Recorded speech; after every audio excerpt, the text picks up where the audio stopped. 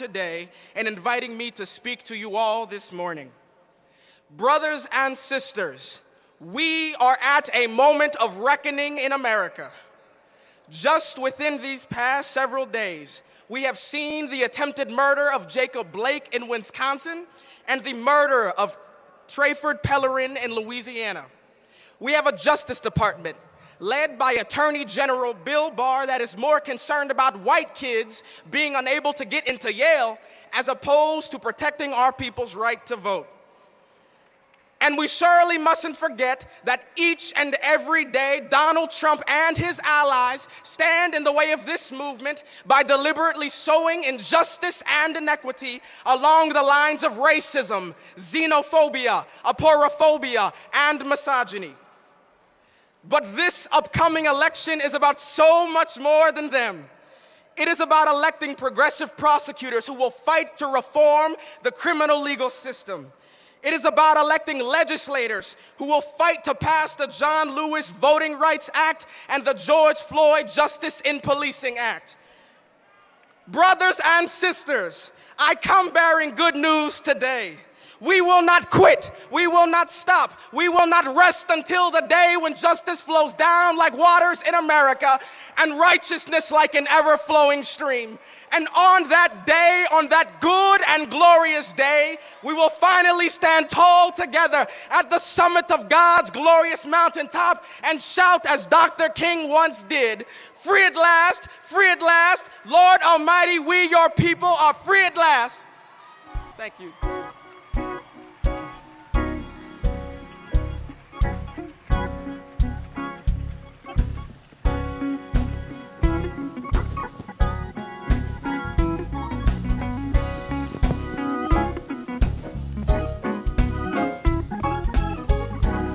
Our next speaker is the president and founder of the Next Generation Action Network and the Kelly Alert Foundation, ordained at Friendship West Baptist Church in Dallas. Shout out to Reverend Freddie Haynes. Our speaker has been labeled a new face of social justice by the Dallas Observer. He's been seen on all the cable networks and has traveled across the country fighting for social change. Please welcome Minister Dominique R. Alexander.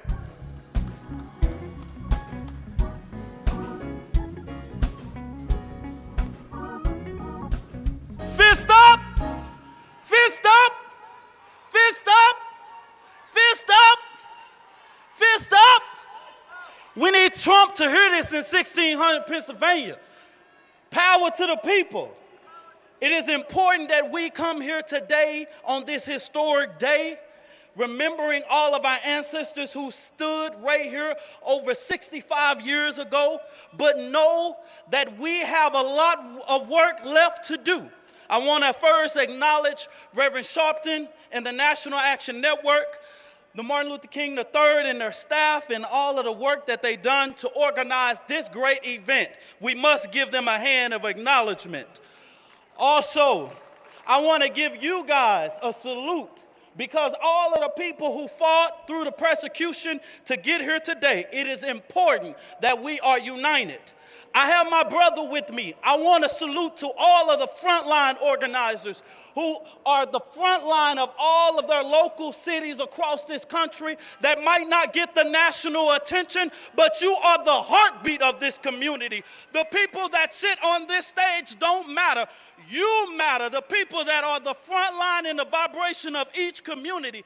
And while I say that, I want to acknowledge my brother Chaz Moore with the Austin Justice Coalition, who successfully defunded $150 million from the Austin Police Department. That's what matters. We must understand in our communities, we have to tell our local communities, if you want to stop urban violence, take your foot off the social economic element of our community. Give us our resources and we will take back our community. You don't have to over-police us because policing in America has to be abolished as what we know right now, because a foundation built on racism can can never change itself. So that foundation has to be ripped off from under it. So I don't want to hear nobody talking about we got good cops, because the foundation that premise sits on my ancestors' impression. And yet at the end of the day, they can't change itself because their foundation tells them what they do. And they target people that look like me. So while we sit here and remember that we have a brother chained to a bed right now as he been shot in the back 7 times, this is the America that we know. And as we talk about voting, this is the America that we know, where Crystal Mason is sentenced to 5 years for illegal voting. Right now, a black sister. Yet we got to be on the front line. Let's continue to say her name. Fist up. Fist up. The people united can never be divided. And qualified immunity.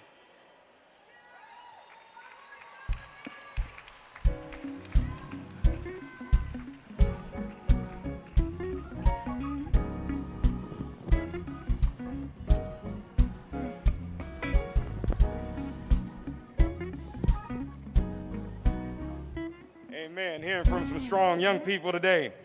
Our next speaker is a native Washingtonian and lifelong community advocate.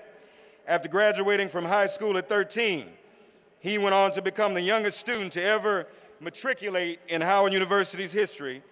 His career in public service began with DC's Department of Employment Services, availing support to some of the district's most disadvantaged residents. Currently, he serves as co-founder and director of policy for Concerned Citizens DC, civic engagement coordinator for UDC, and as a lead organizer with the 51 for 51 DC Statehood Campaign. Please welcome Ty Hobson Powell.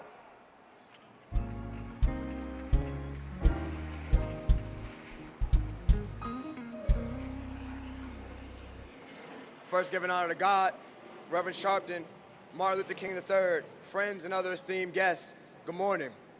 I also want to thank NAN for putting on such a momentous occasion. 4 years ago, the founders brought forth upon this continent a new nation, conceived in oppression and dedicated to the proposition that all men weren't created equal. Now we are engaged in the continuation of a great civil war, testing whether that nation will remain or if this America is to be reimagined in favor of an America that represents justice for all. Justice for Mercy Mack, justice for Jacob Clark, for Marquise Austin, for Breonna Taylor, for George Floyd, and for countless others. In a world of rising inequity and shrinking opportunity, we've watched as a nation of young leaders has emerged on a moral mission to improve the lives of Americans and create a society that we can be proud of. Ready to carry on the legacy of the late, great John Lewis and engage in good trouble for good causes. Causes like reimagining public safety, abolishing the police, and defunding the police to refund the people and the things that will actually make Black lives matter. I'm proud of the activism and the displays of unity that I've seen on a small scale in the streets because they stand as proof that we can do it on a larger scale, both at the polls in November and beyond, in order to create the America that we deserve. In our efforts to renegotiate the social contract, we must never let finite disappointments undermine an infinite hope that exists when we join together in the name of justice. There is a world that needs us. There are over 700,000 mainly Black Washingtonians who deserve statehood and representation in Congress. Let's not forget about them as we push for H.R. 4 and the advancement of voting rights, because they need us. There are felons who have been left out of our democracy by systematically racist policing and a justice system that has effectively stripped them of their citizenship. They need us. There is an LGBTQ community that is dying to exist. They need us. Black trans folk need us. The working poor who are struggling to get by while the wealth gap increases. They need us. This America needs us. It is for us, the living, to be dedicated to the great task remaining before us to ensure that this nation shall have a new birth of freedom and that government of the people, by the people, for the people, shall not perish from the face of the earth. Power to the people. No justice, no peace. Justice for Breonna Taylor. Thank you.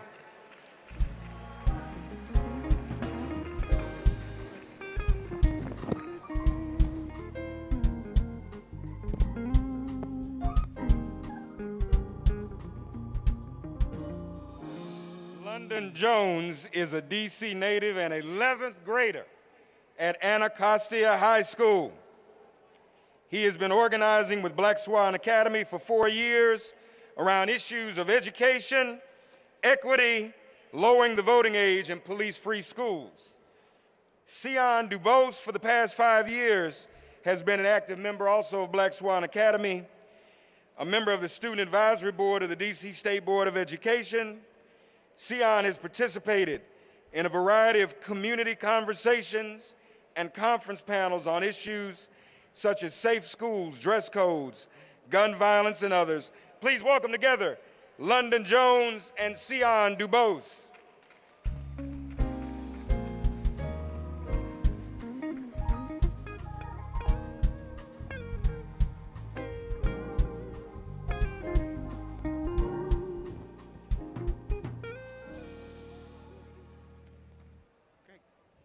Good morning, everyone. My name is Sion, and I am 18 years old.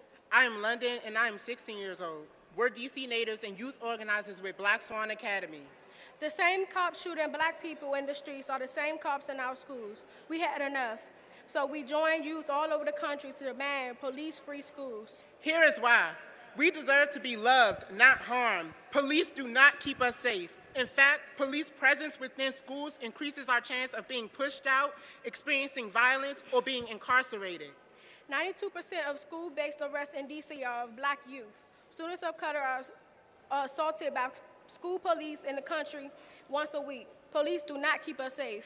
Police participate in the adultification and erasure of the black childhood. They criminalize and severely punish us for normal adolescent behavior and for our trauma. We are not treated humanly. In fact, more like prisoners. Yet white children are treated with care and open arms. Statistically, schools with majority black students population are 3 times more likely than majority white schools to have security staff than mental health personnel. We need to invest in our black youth, invest in the resources that will truly keep us safe. Police-free schools is possible. Minneapolis, Oakland, and others have already done it, and DC needs to be next. The role that young people play in this movement is not just important, it's necessary. We have a voice, we have power. The torches are being passed down to us to eradicate these oppressive systems and stand up to injustices. The future of defeating racism, patriarchy, xenophobia, homophobia, ageism, and more relies on us. So educate yourself, build each other up, follow the leadership of black youth, and we will win. In the words of Angela Davis, we have no intention of stopping this fight until we have eradicated every single remnant of racism in this country. So again, we demand police-free schools now. Chant with us, police-free schools. Police-free schools. Police-free schools. Police-free schools. Police-free schools. Thank you.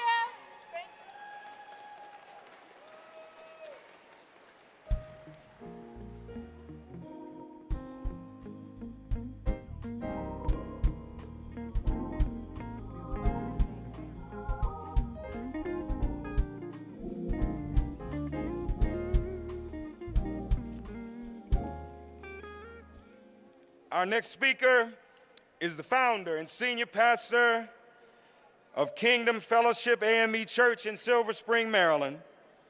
He is chair of the Black Idea Coalition, whose mission is to fulfill the promise of diversity and inclusion by empowering organizations and institutions to achieve black parity in employment, investment, and contracting. A third-generation preacher, author, businessman, lecturer, and professor, he is a nationally and globally recognized for his extensive work in ministry and his experience in leadership development.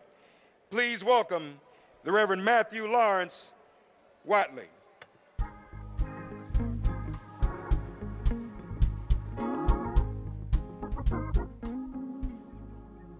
Brothers and sisters, I've only got 2 minutes to tell you to follow the money. Our fight for justice cannot merely focus on the legal system. It must deal with the economic system that it protects. Marches and movements only have meaning when they lead to structural change in the economic system. That's why Dr. King went from marching for civil rights to marching for living wages because he understood that in America, racial segregation and economic segregation are one and the same. America's color problem has never been just black and white. It's always been about the green. And so if you want to understand where we are today, just follow the money and see how economic segregation produces inferior education, which leads to mass incarceration. Follow the money and see how economic oppression causes health disparities that we're experiencing right now in this COVID pandemic, and also contributes to predatory policing, which is designed to keep black folks in our place.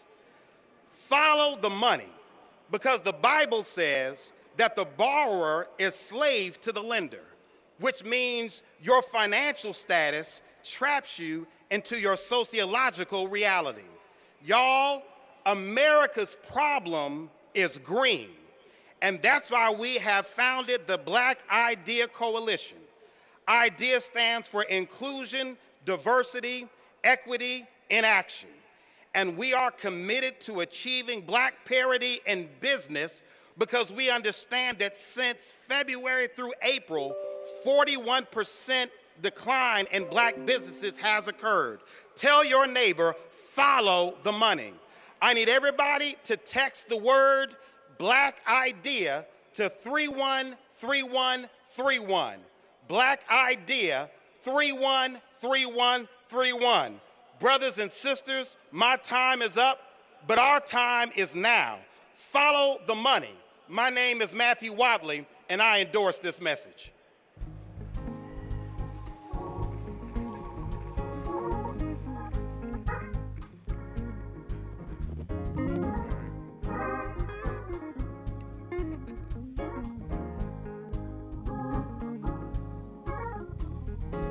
We're going to hear now from some of the mothers. The mother of Marquise and Anthony Alston, and grandmother to Lyric Marche, Kenethia Alston will come first. Of course, she's a dedicated advocate seeking truth and transparency for the killing of her son, Marquise Alston, by the D.C. Police Department in 2018. Following her, Marion Gray Hopkins, a D.C. native, a PG County resident.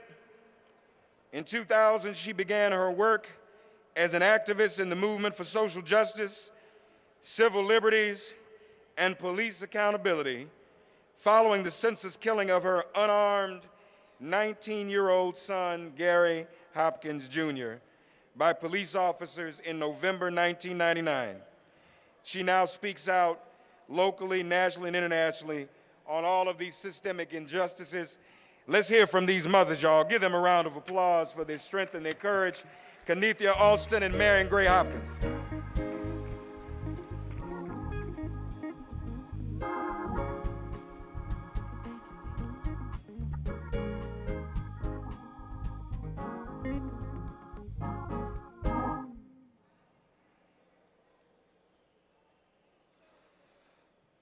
Shot 15 to 18 times is what the community says. And because the autopsy DC provided me stated they would not repeat the gunshot wounds, I don't know how many times my child was shot. We're here, Miss Alston, to notify you of an incident of your son was involved in on yesterday. Call this number right here on this Google printout, and you can find out where your son is. Unfortunately, that has been the only formal communication the Metropolitan Police Department has shared with me in regards to my son. My name is Kenethia Alston, and I am the heart-stricken, agonized mother of Marquise Alston. And here we are, after 2 years of advocating for DC's body camera footage legislation to be amended, the mayor of DC publicly released body cam footage that was edited. The lack of transparency in my case is just one example of MPD's widely practiced secrecy that has been criticized by DC residents. As a traumatized, grieving mother, know this: I demand truth and transparency for Marquise' daughter. Thank you to the National Action Network and to the Reverend Al Sharpton for this opportunity.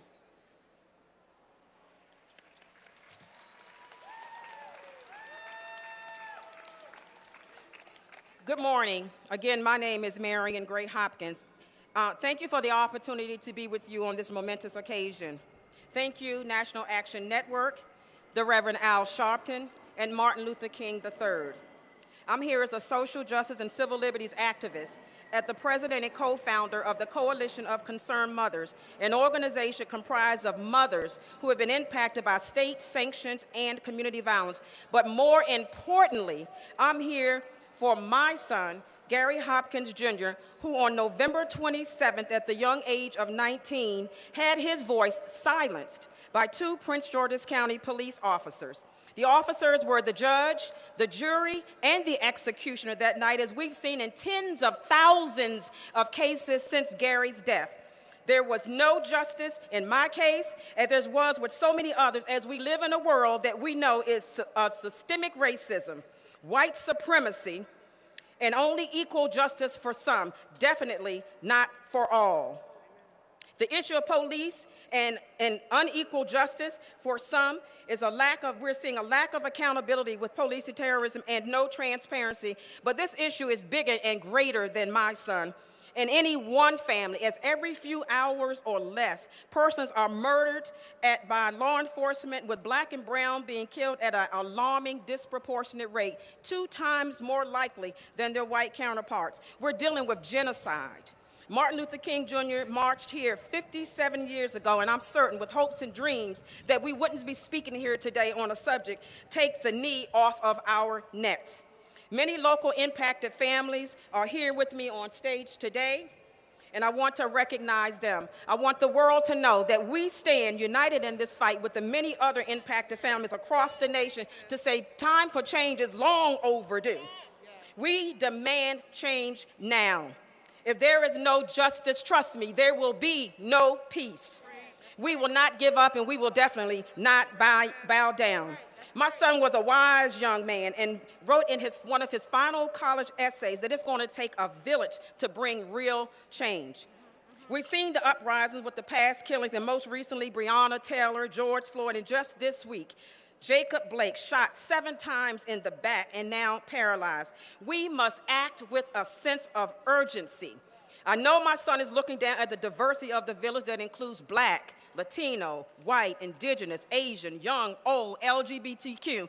And I know he's saying, do as John Lewis has asked us to do, and that is to let's get into some good trouble. To honor the Congressman's legacy, I would ask that you support the John Lewis Voting Act. We must implement comprehensive and concrete legislative reforms, both locally and internationally. We ask that you support the George Floyd Justice and Policing Act. And lastly, please remember to vote. Our future and our lives depend on it. Thank you.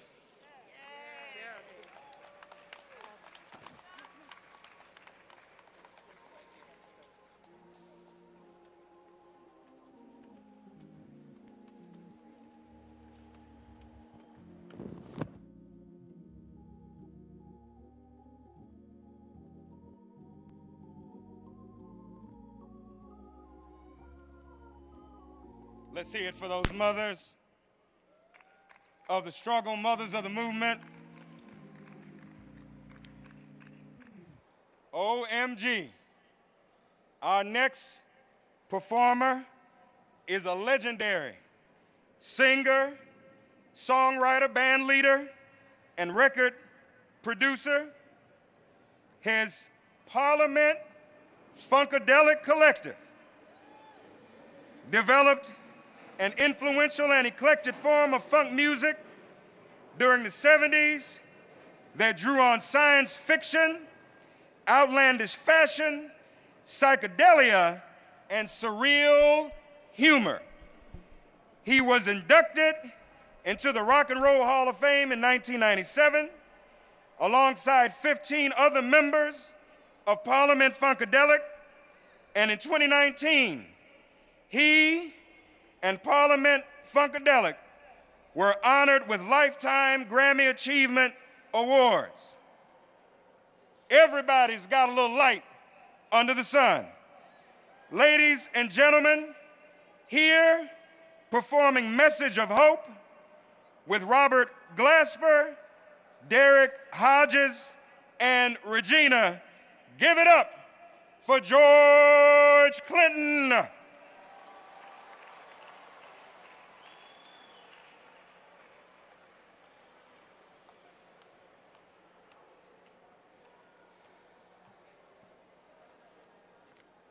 Lift every voice and sing till earth and heaven ring, ring with the harmonies of liberty. Let our rejoicing rise high as the listening skies. Let it resound out as the rolling sea. Sing a song full of the faith that the dark past has taught us. Sing a song full of the hope that the present has brought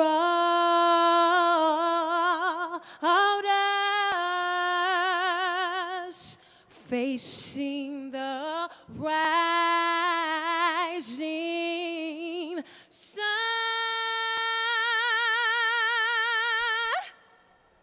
of our new day begun. Let us march on till victory is won.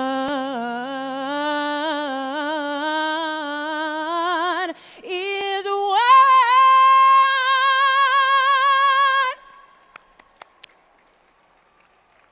What's happening, CC? My name is George Clinton. I'm an entertainer.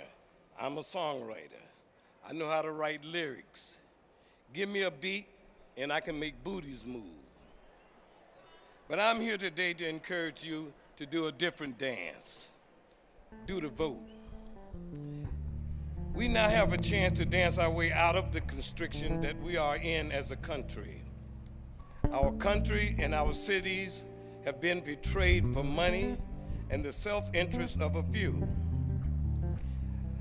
And I believe that somehow we the people can and will make a change. Though I know that law and order must prevail, but if and when the laws of man are not just, equal, and fair, then the laws of nature will come and do her thing. There's not a doubt in my mind, if we let our hunger and our anger place the blame, there won't be a country left to change. We've got to learn from the mistakes that were made in the past. Oh, we got some cleaning up to do. But in order to get it together, we've got to get our hearts and heads together. If we do that, everybody's gonna make it this time. There's a lot of work to be done. But if all of us do some of the work, none of us have to do all of it. Our work does not start and end with our march today displaying our unified mind, nor does it end November 3rd at the ballot box, understanding that our vote is just an indication that we are willing and committed from November 4th on to build our country back better, build it back green, build it back with equal justice, build it back of the people, by the people, and for the people. Build it back better. We saw just a while ago that we could make a change. We got happy. We got satisfied. Then we had to learn how easy it was for that change to be changed back and taken away. So this time, we have to be more engaged. We still need to make a change, but it's got to be a strong commitment on the part of each and every one of us.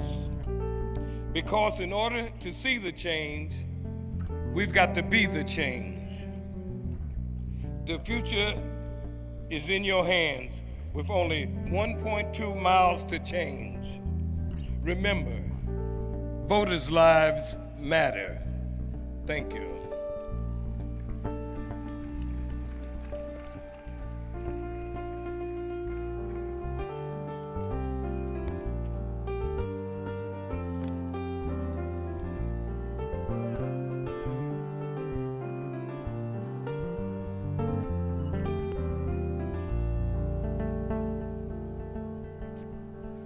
It was the music that gave us the sense that we had to make it, and that we would make it, make it, make it, make it, make it, make it. The time to build is upon us, upon us, upon us, upon us, upon us.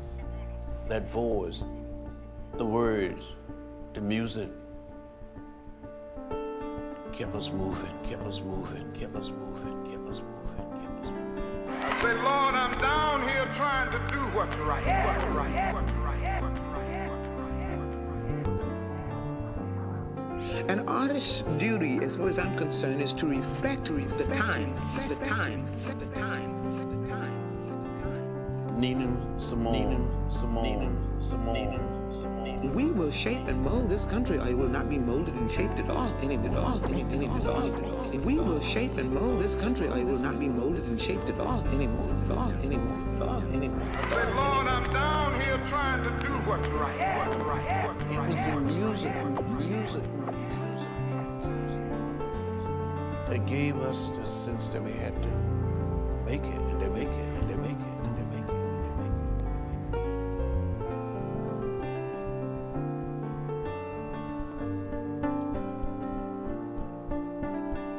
it. We pledge ourselves.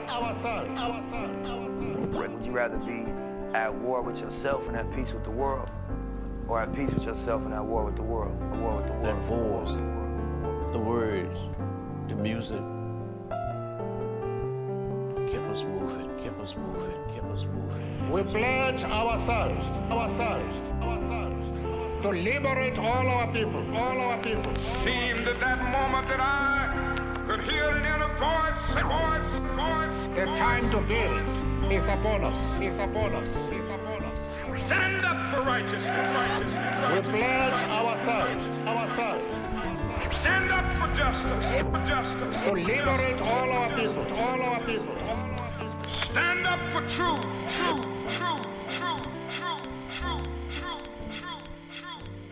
Make That some noise voice, for Robert Glasper the and words, Derek Hodges. the music kept us moving, kept us moving, kept us moving, kept us moving, kept us moving.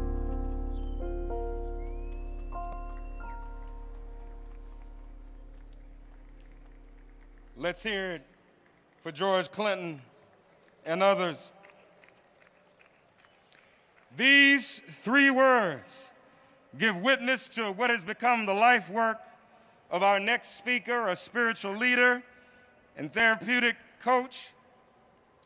She is in a category of her own. She earned her BA in psychology from Spelman, her Master of Social Work from Catholic University, and recently her Doctor of Philosophy from Loyola University, Maryland.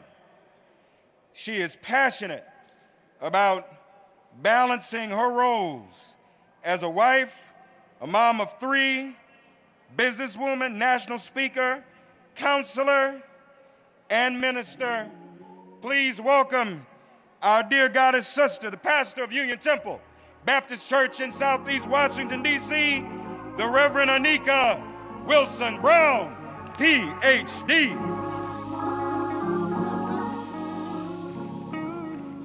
God bless you, my brother. Hello, my brothers and sisters. It is a blessing to be here today. And I just want to get this refrain going. No justice? No justice? I want to give thanks to Reverend Al Sharpton and the National Action Network and Martin Luther King III for giving us this opportunity.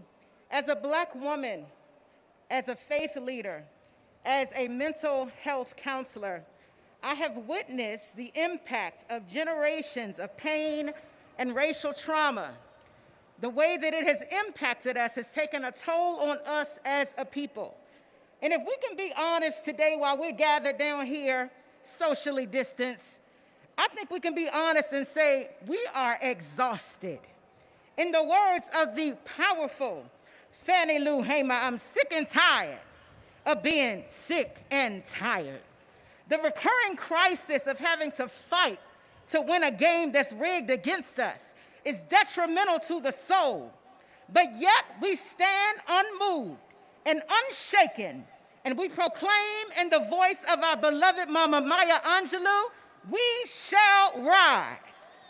We are at a kairotic moment of history, my people, where we are being called to creatively imagine what Black life can look like without systemic oppression, without police brutality, without gentrification and displacement. I came to declare today that we stand together in freedom, and we stand against every system that seeks to keep us down. I believe that God is moving us from a place of limitation to a place of liberation. And guess what? The revolution will be televised. This is our moment. And so today we dance, we protest, we're gonna press our way to the polls, because together we will win. Power to the people.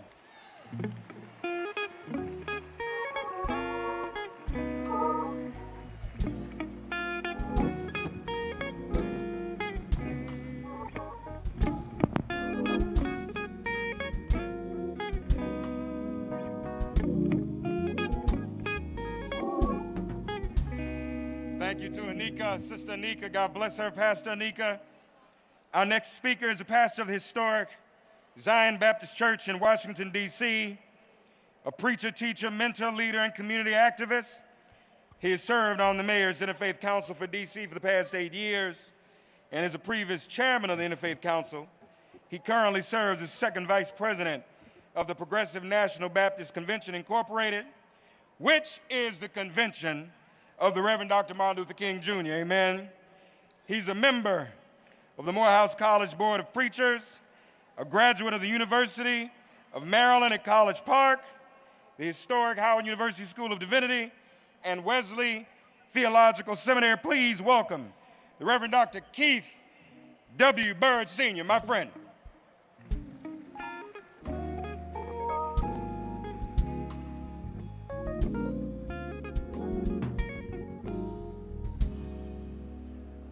Good morning, my brothers and sisters. First, let me thank the National Action Network, the Reverend Al Sharpton and Martin Luther King III for calling us all together on this most crucial day and most crucial time in our history.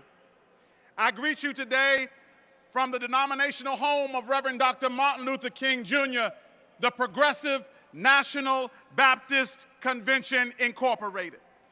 We stand here today in the shadow of President Abraham Lincoln, who 157 years ago wrote about freedom in the Emancipation Proclamation. We also stand here under the gaze of our Black Moses, the Reverend Dr. Martin Luther King Jr., who 57 years ago spoke about freedom in a dream. Yet, despite the writing of freedom by Lincoln and the speaking of freedom by Dr. King, we are still still not free from the rusty yet resilient shackles of systemic racism.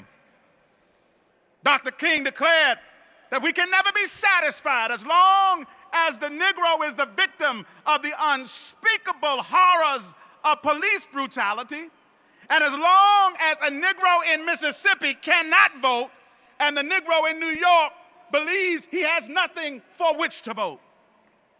And so we've come here today in the name of the God of justice. We've come here today to honor Breonna Taylor, Ahmaud Arbery, George Floyd, Jacob Blake, and countless others. We've come here today to declare that we still are not satisfied. 57 years ago, from this very spot, Dr. King encouraged a generation to let freedom ring. And while we thank Almighty God for the Let Freedom Ring generation, we've come committed today to make freedom ring, not to let it ring, but we are the Make Freedom Ring generation. And how do we make freedom ring? We make freedom ring by raising our collective voices of protest against police brutality and militarized police departments in every community, every city, every state in this country. We make freedom ring by demanding respect, justice, and fairness for ourselves, our families, and our communities until Black lives truly matter. We make freedom ring by supporting legislation like the George Floyd Justice in Policing Act and the John Lewis Voting Rights Advancement Act. Finally, we can make freedom ring on November 3rd by casting our ballots, whether by mail or in person, so that we can end this evil empire and dump Trump for good. I leave you in the words of the Honorable John Lewis. Come on, y'all. Let's get into some good trouble. Let's make freedom ring. Amen.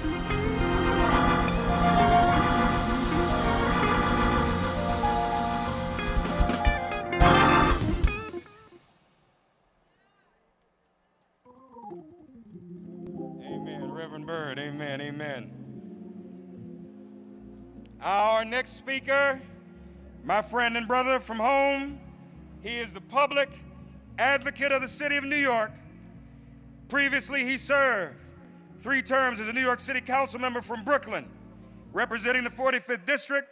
He has proven to be an effective activist elected official, by passing landmark legislation in the City Council, including the Community Safety Act, which created the Office of Inspector General for the NYPD, the Fair Chance Act to combat employment discrimination, and he served as co-chair on a task force that created New York's crisis management system and funded Cure Violence groups to combat gun violence. He's doing great revolutionary work for our community and all communities. Please welcome the public advocate from New York City, Jumaane Williams.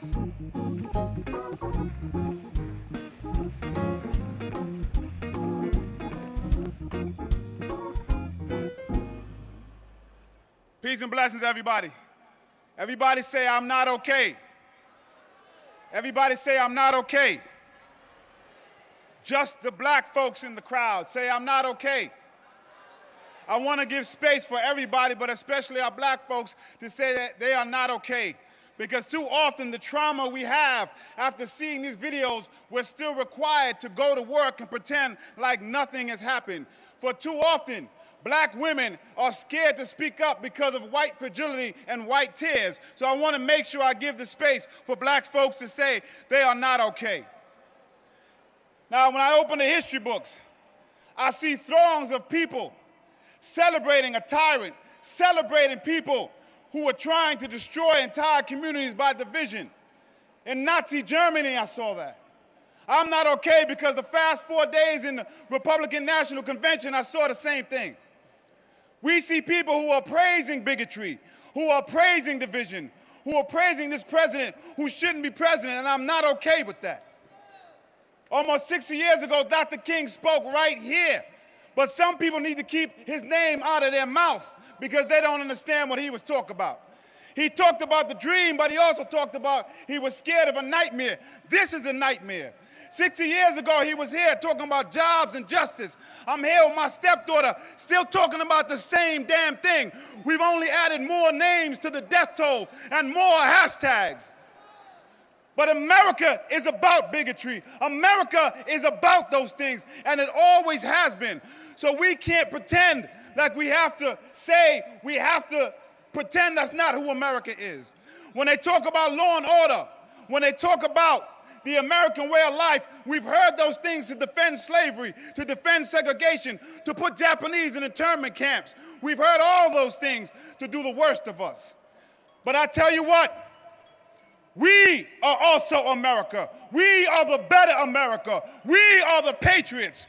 We are like Sophie Troll and the White Rose in Germany. We are like Dr. King and Malcolm X. We are like the nameless grandmothers who got in the street and said, we will force America to be who she says she is. So be proud that you are here.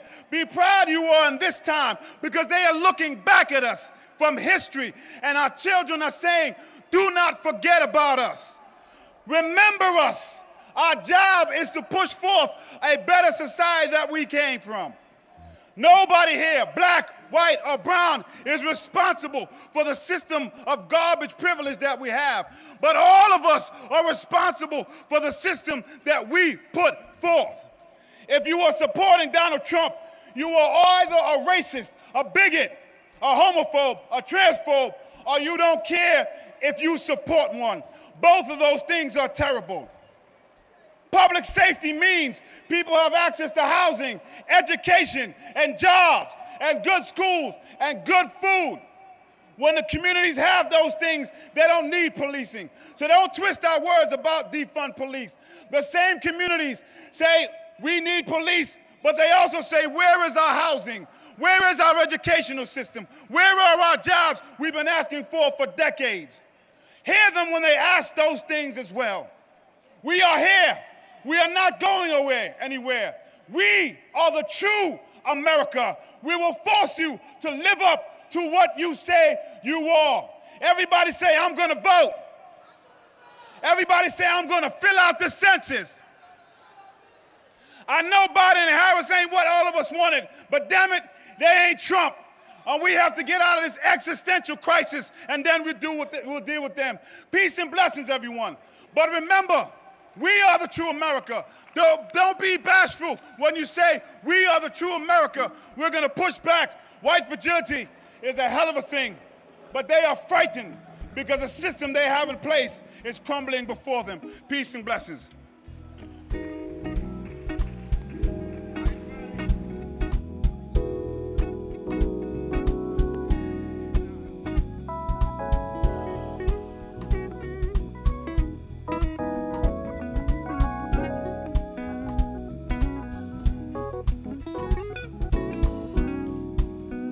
Let's hear it for Jumaane Williams.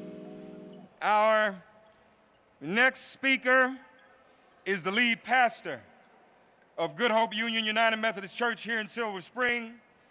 Her doctorate in ministry project is entitled The Power of Mourning, Creating Spaces of Vulnerability for Black Clergy Women to Lament and Holler. She believes that grief has a sound teaching others to lament, cry out to God, and expect God to respond in their circumstances. She believes if we tap into the power of lament, we can all be spiritually and emotionally free. Amen. Please welcome the pastor, the Reverend Dr. Torrey C. Butler.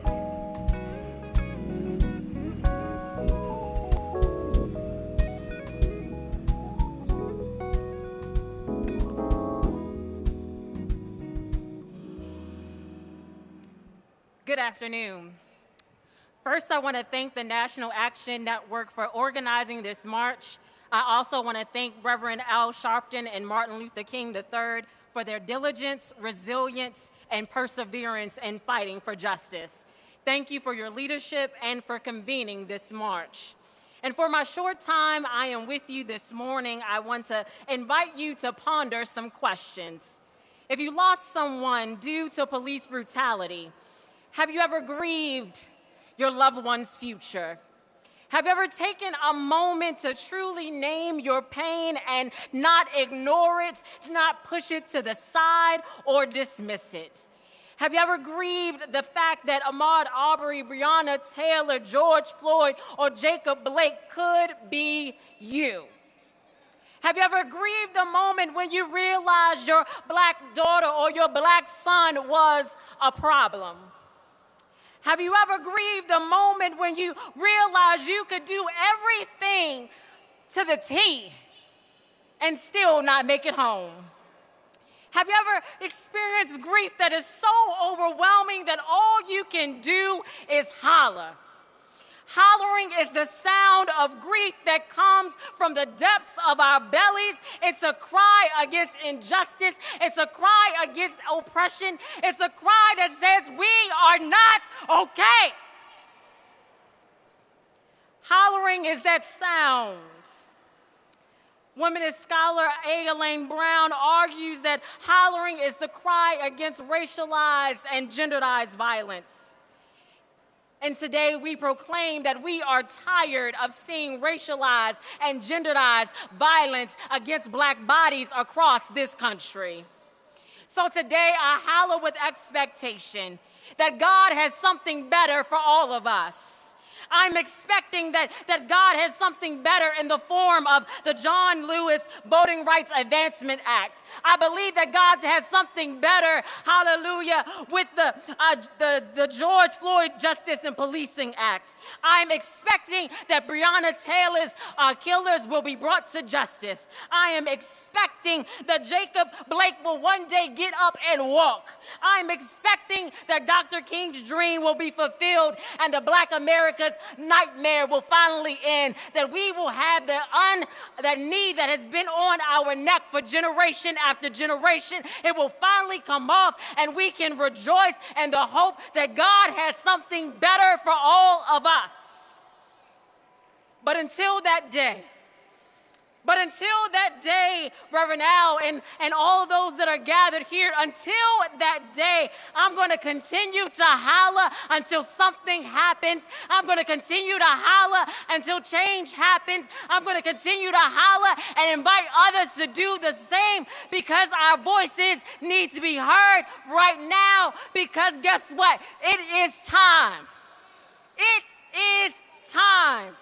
Black lives do matter. Not yesterday, not yesterday, not in the past. It matters today.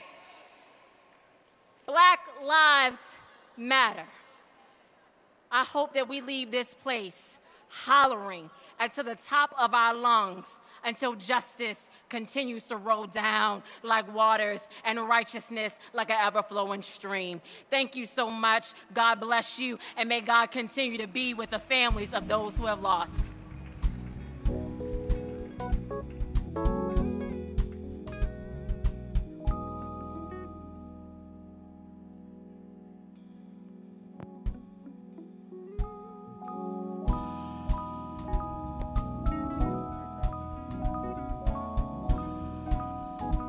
Our next speaker, born in College Park, Georgia, he owns and operates several businesses, including Ray Mills Enterprises and the Mills Academy, which aims to provide a safe, peaceful, and nurturing learning environment for children located in his hometown, College Park.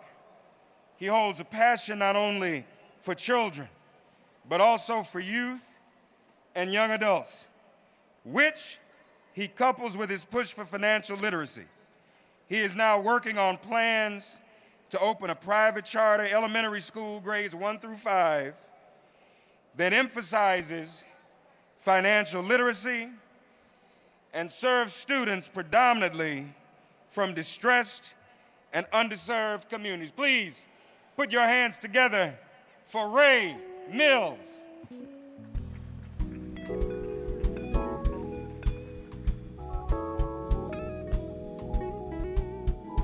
morning, DC. I'm from Atlanta, and I thought it was hot there, but Lord have mercy. My name is Ray Mills. I am the owner and operator of Ray Mills Academies. As a black businessman and co-founder of the Ferguson Run for Justice campaign a few years ago, many people say I am both a business and social entrepreneur. The truth is, I am just a young African-American male, not much older than Jacob Blake, or Breonna Taylor, or Trayvon Martin, or Sandra Bland, or my dear friend Mike Brown. Today, we will hear those and the names of too many other African Americans whose humanity has been extinguished at the hands of those who swore to protect them and their communities.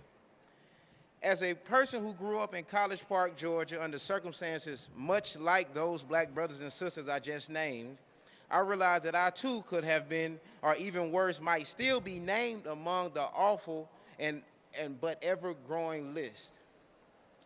I also recognize that young lives that I touch in my work at the Ray Mills Academies, those little black boys and black girls with the hope of tomorrow and the promise of a future. In their innocent eyes and the sparkles of their laughter and their youthful play may also fall victim of the same fate of Tamir Rice. Even more, I recognize that my own 3 children, Kingston, Prince, and Kaylee, one day could find themselves asking the same question that Jacob Blake kids are asking today. Why did the police shoot my daddy? Not long after August 9, 2014, the shooting of Mike Brown, Londrell Hall and I ran 540 miles from Atlanta, Georgia to Ferguson, Missouri to raise attention and support of the Mike Brown family in his tragic and unnecessary death. Through that experience, I learned much about myself, my community, my country, and that young black lives matter. Black lives contribute so much to our society, economically, culturally, politically, scientifically, and yes, spiritually. Young black lives can help make America the greatest nation in the world. Their lives must not be cut short by the same individuals we entrust to protect them. This is why I started the Ray Mills Academy, to give young kids that look just like me a chance at a better future. I leave you with this. Ladies and gentlemen, please join me today in giving our children a chance they deserve by supporting our local schools, bringing back our Boys and Girls Club, our child care centers, and yes, as my good friend, the late John Lewis would say, get into some good trouble if we have to. Today we stand together and we demand change because it could be any one of us or our children next. Thank you for your time. God bless.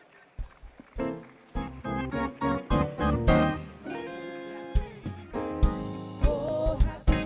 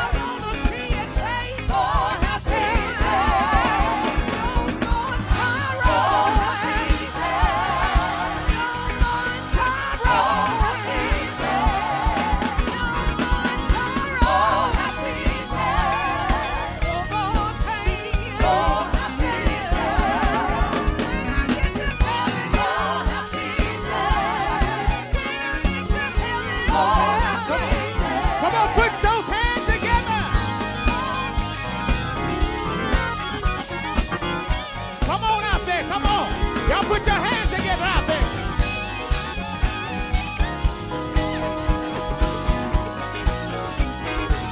Come on, say, oh, happy day. Oh, happy day. Oh, happy day. Oh, happy day. Oh, happy day. Oh, happy day. Oh, happy day. We gonna get to heaven. Oh, happy day. I'm gonna scream and shout. Ain't nobody over there. Oh, happy day. Gonna put me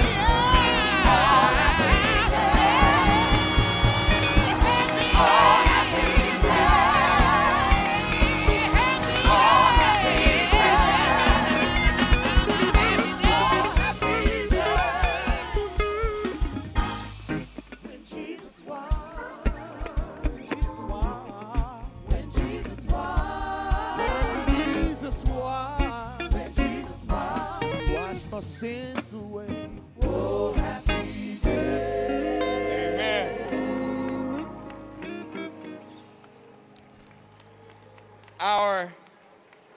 Thank you. Let's hear it for the March on Washington Band, amen? Sounds so beautiful, don't you agree? Our next speaker is known for his passion, public policy acumen, and fierce advocacy for youth. A recognized thought leader and social justice champion, his career has focused on improving life outcomes and opportunities for Black people. He has been featured as an influential politico and advocate by numerous publications and television outlets. Please welcome David J. Johns.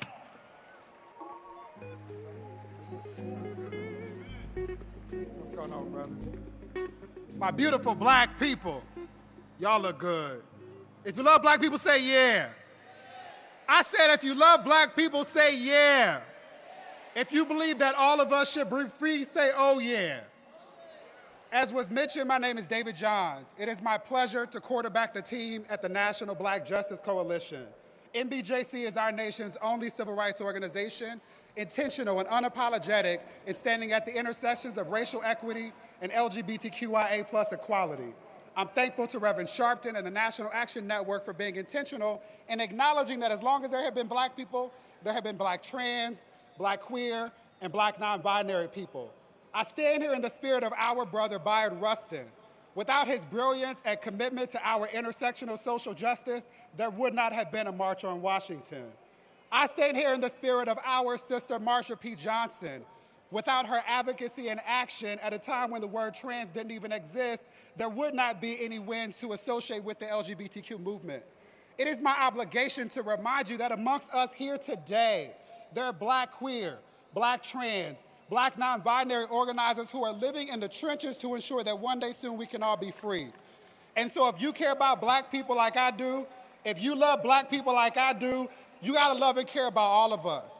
Fannie Lou Hamer said a long time ago that unless and until all of us are free, none of us are free. And so I hope that we all commit to getting free together because we have nothing to lose but our chains. Peace.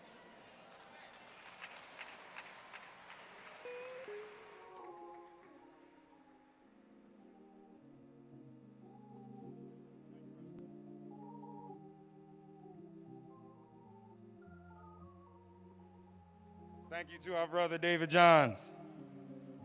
Our next speaker is the CEO of Spirit of a Woman Initiative, Spirit of a Woman Leadership Development Institute, a boutique consulting firm whose mission is to educate, elevate, and effect positive and sustainable transformation in the lives of individuals, groups, families, and communities.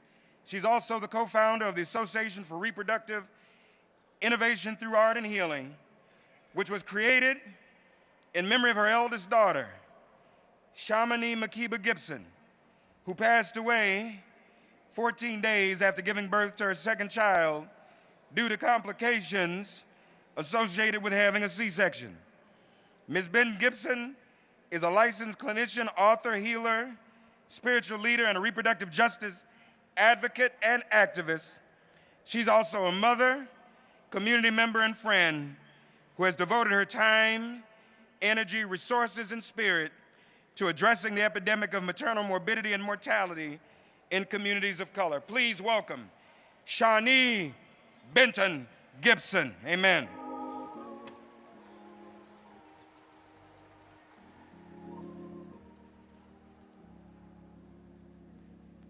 Greetings, family. I don't hear anything. Greetings, family. Ashe, ashe. As was said, on October 6, 2019, my eldest daughter, who I held in my womb for 9 months, transitioned after giving birth to her child that she held in her womb, her womb for 9 months.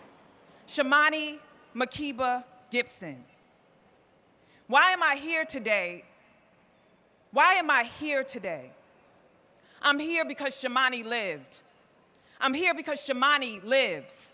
She lived 11,229 days before she transitioned on October 6th. 11,229 days. She died one day, and that one day catapulted me into a life that already existed as an advocate and an activist for reproductive justice, but has been amplified. Her spirit is a command and a demand for me to keep standing up for wombs that create worlds. Black wombs create worlds. Black lives matter, but black wombs create black lives. And when we forget that, we forget our humanity. So I'm here today to speak the names of women who unselfishly gave of themselves by utilizing their bodies for vessels to bring new life. And when you are a little girl and you think about being married or to have a child, you don't think like, wow, I might not survive giving birth. But that's a reality for Black and brown women, specifically African American women and Latinx women in this country. We are 3 times more likely to die from giving birth than our white counterparts. Pulmonary embolism, hemorrhages, infection, cardiomyopathy. And it can happen even 12 months after you give birth. So I think about Erica Gardner, who died of a heart attack 6 weeks after she gave birth, correlated to racism, correlated to oppression, correlated to inequity, correlated to injustice in the birthing process. When we medicalized birth and took it away from the granny midwives, our aunties who were with us holding our backs, rocking with us as we cried and catching our babies, when we made it a hospital issue instead of a home birth issue, we started to kill off Black women and brown women. We are alive because of Black wombs. We are here because a Black woman pushed us out, and we landed because she gave that sacrifice. We want to make sure that our grandbabies, our children, have mothers to raise them, and that fathers are not left to figure it out on their own. My grandchildren, 3 years old and 11 months old, are left without their mother. We must stop this. So before I leave this stage, I'm going to call on the names of the women who gave sacrificially their lives so that we can stop the scourge of maternal mortality and near-death experiences when we give birth. So I call on the name of Erica Scott. She lives. Shamani Makiba Gibson. She lives. Tiana James. She lives. Amber Isaacs. She lives. Yolanda Shifra Kadima. She lives. Dr. Shalon Irving. She lives. Erica Trim. She lives. Shayasia Washington. She lives. Nicole Thea. She lives. Black lives matter because Black wombs matter. Black lives matter because Black wombs matter. Black lives matter because Black wombs matter, and a Black womb created you. So remember to stand for maternal mortality and the abolishment for anything that looks unlike it. Birthing centers are needed. Home births are needed. More Black midwives are needed. Let's stand for life. Ashe.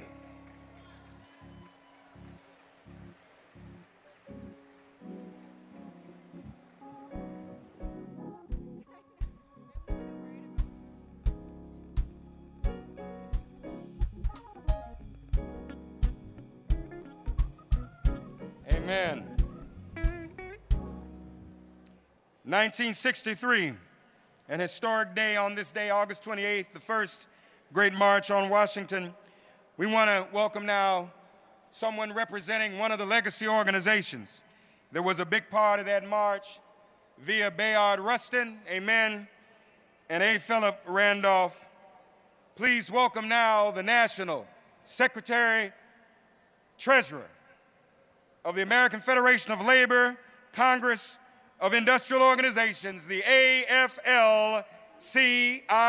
Please welcome Liz Shuler.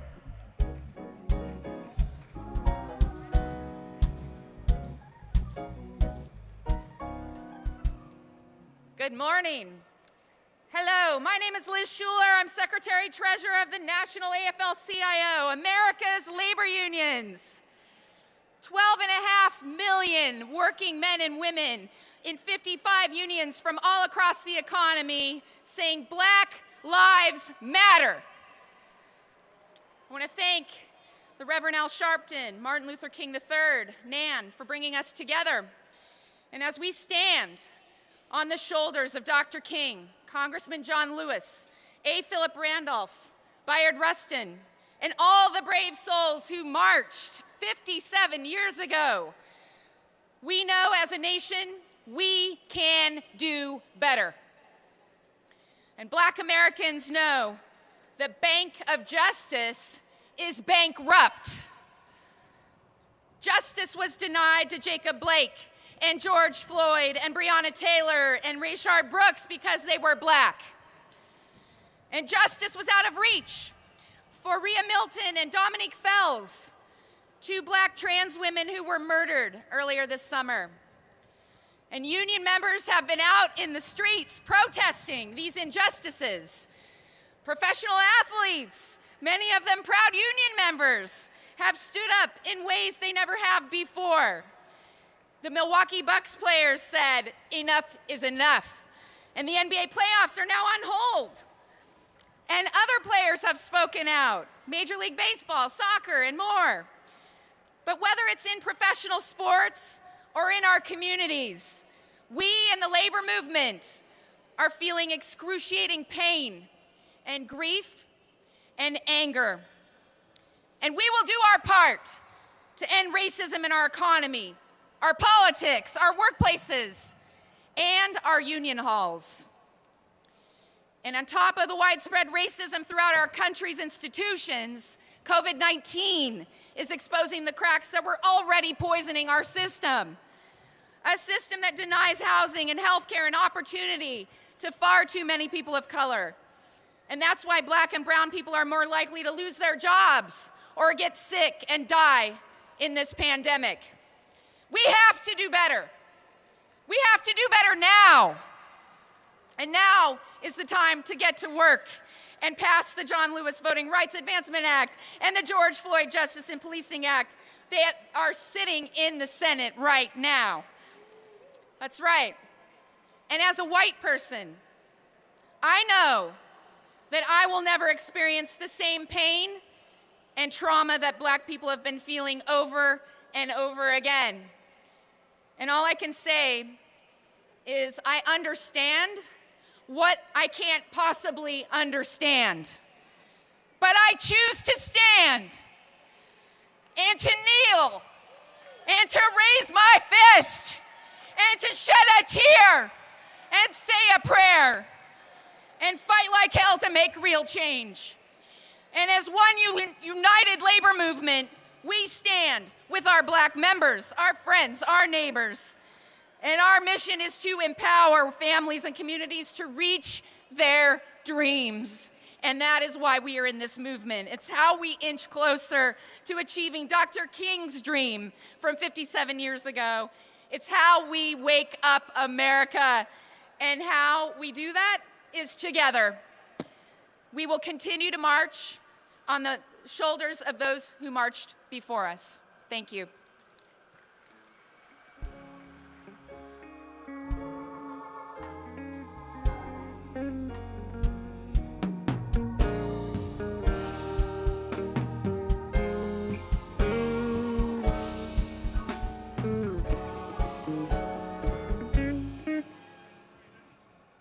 Thank you to one of our legacy organizations, the AFL-CIO. Our next speaker is a Brooklyn native and true son of the movement for over 20 years of service, at the National Action Network. He serves as an associate minister and chief financial officer at the Freedom Church of Brooklyn and liaison to the Reverend Al Sharpton. He lives by this scripture, but as it is written, eye hath not seen, nor ear heard, neither have entered into the heart of man the things which God hath prepared for them that love him. Amen. Please welcome our brother, Minister Stephen Marshall.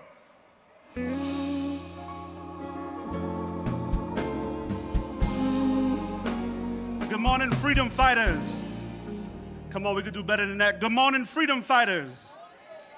Brothers and sisters, many of you boarded buses, some rode trains all night long for this moment. 57 years later, we are here by the thousands, not just for a bus ride, not just for a march, not just for a gathering. But brothers and sisters, I submit to you, we are all here on a divine assignment. Brothers and sisters, there's a demonic spirit in America that has infiltrated our government. Some have even put on blue uniforms with a badge and a gun. Brothers and sisters, it was a demonic spirit that broke into the home of Breonna Taylor and shot her in her sleep. It was a demonic spirit that shot Jacob Blake 7 times in the back in front of his children. I further submit it was a demonic spirit that the government gives tax breaks and bailouts to the rich and overlook the poor. It was a demonic spirit that watched thousands of Americans, majority victims of color, shot in the streets but refused to pass gun laws. Brothers and sisters, it's a demonic spirit that would cause police officers to put his knee on the neck of George Floyd for 8 minutes and 46 seconds, killing him in broad daylight. But brothers and sisters, as the gospel teaches us, the good news is that now that's not how the story ends. We are descendants of those who refuse to bow to the music of Nebuchadnezzar, and we won't bow now. We are the demon chasers. We are the demon chasers. We are the demon chasers. No justice, no peace.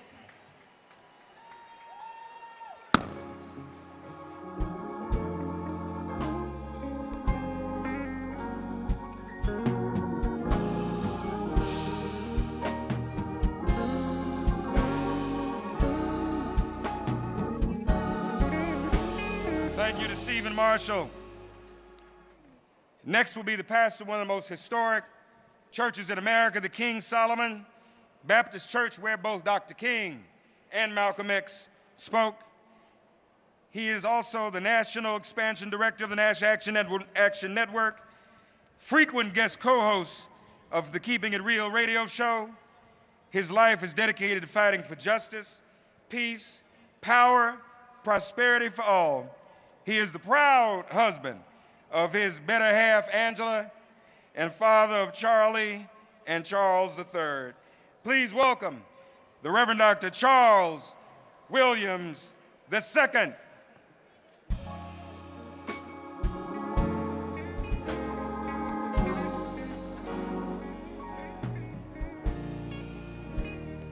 Let me hear you say, no justice. No justice. Let me hear you way back there. No justice. All right. Look, you're going to hear a lot of speeches today. Let me give honor to our president, Reverend Al Sharpton, Chairman W. Franklin Richardson, and Martin Luther King III for the convening of this auspicious occasion where we have the opportunity to rehabilitate, recommit, refocus, regenerate the dream that Dr. King had right here on this stage just 57 years ago. We don't do it by speeches. We do it by work. And so my hope is that all of you all who have come to this space today, come ready to go back to our communities and go to work.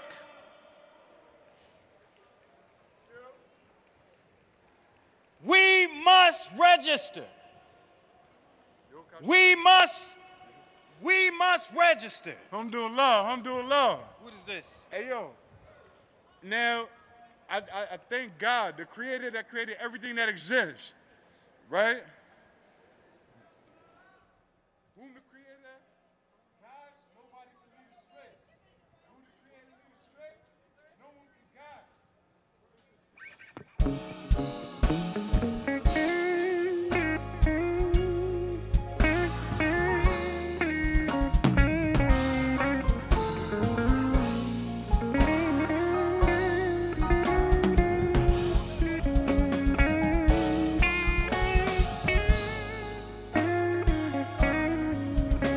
All right. See, I'm trying to tell you something. The enemy wants to step in and get in the way.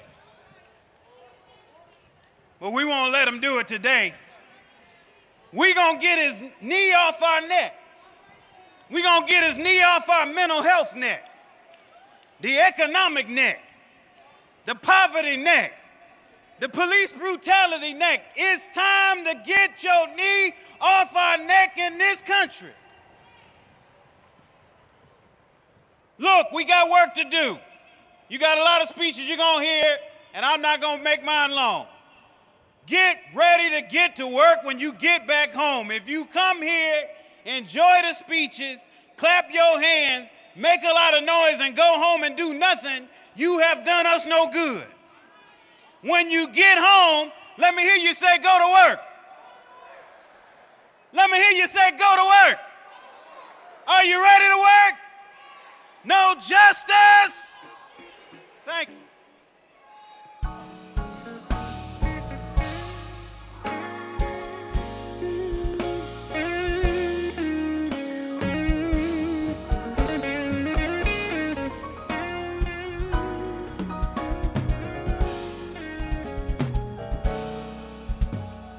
Our next speaker is a social activist, co-founder, executive director of Vote.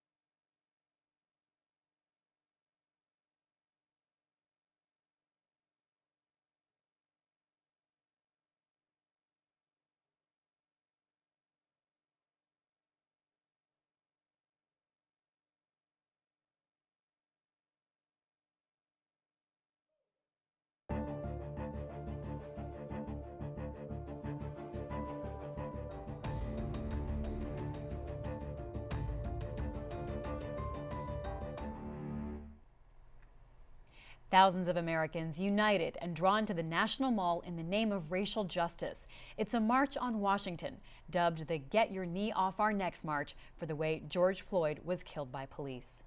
I'm Libby Casey, and this is a special report from the Washington Post on the 57th anniversary of one of the most iconic speeches in American history. In 1963, Reverend Martin Luther King Jr. told America about his dream. And today, Americans are convening on the steps of the Lincoln Memorial to say that America has not done enough to make that dream come true. Let's go now to my colleague Nicole Ellis, who joins us from the National Mall with a special guest. Nicole.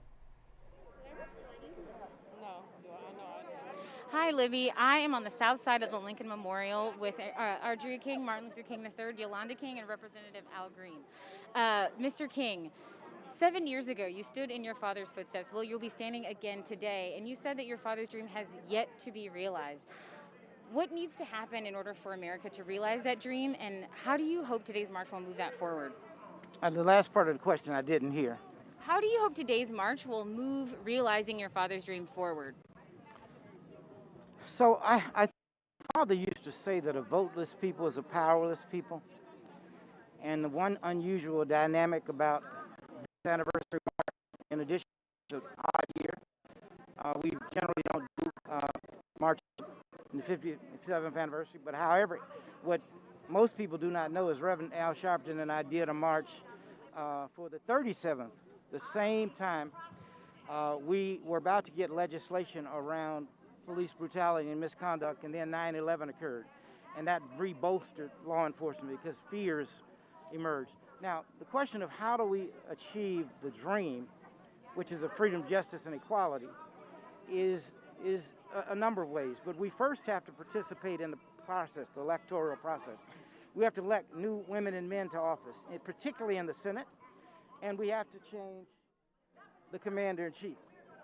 The second thing we have to do is we got to find ways to get the Senate to vote on the George Floyd Act that Congress has passed, but the Senate has not, and the John Lewis Voter Restoration Act that the Congress has passed and the Senate has not. Then we've got to find ways to create the climate for our nation to be reemployed, because over 30 million people have lost their jobs in this pandemic. Ironically, in 1963, the tone was jobs and freedom. Today we're saying, get your foot off my neck. That's very graphic. And there are millions of Americans who support what we're doing.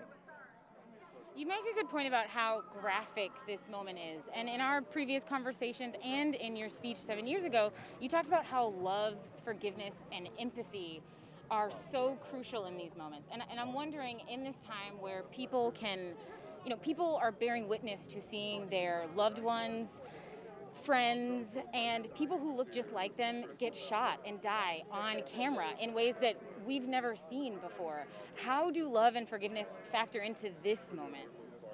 So, every now and then, God shows us what love is. Not just every now and then, really it's shown every day, but every now and then it reveres its head.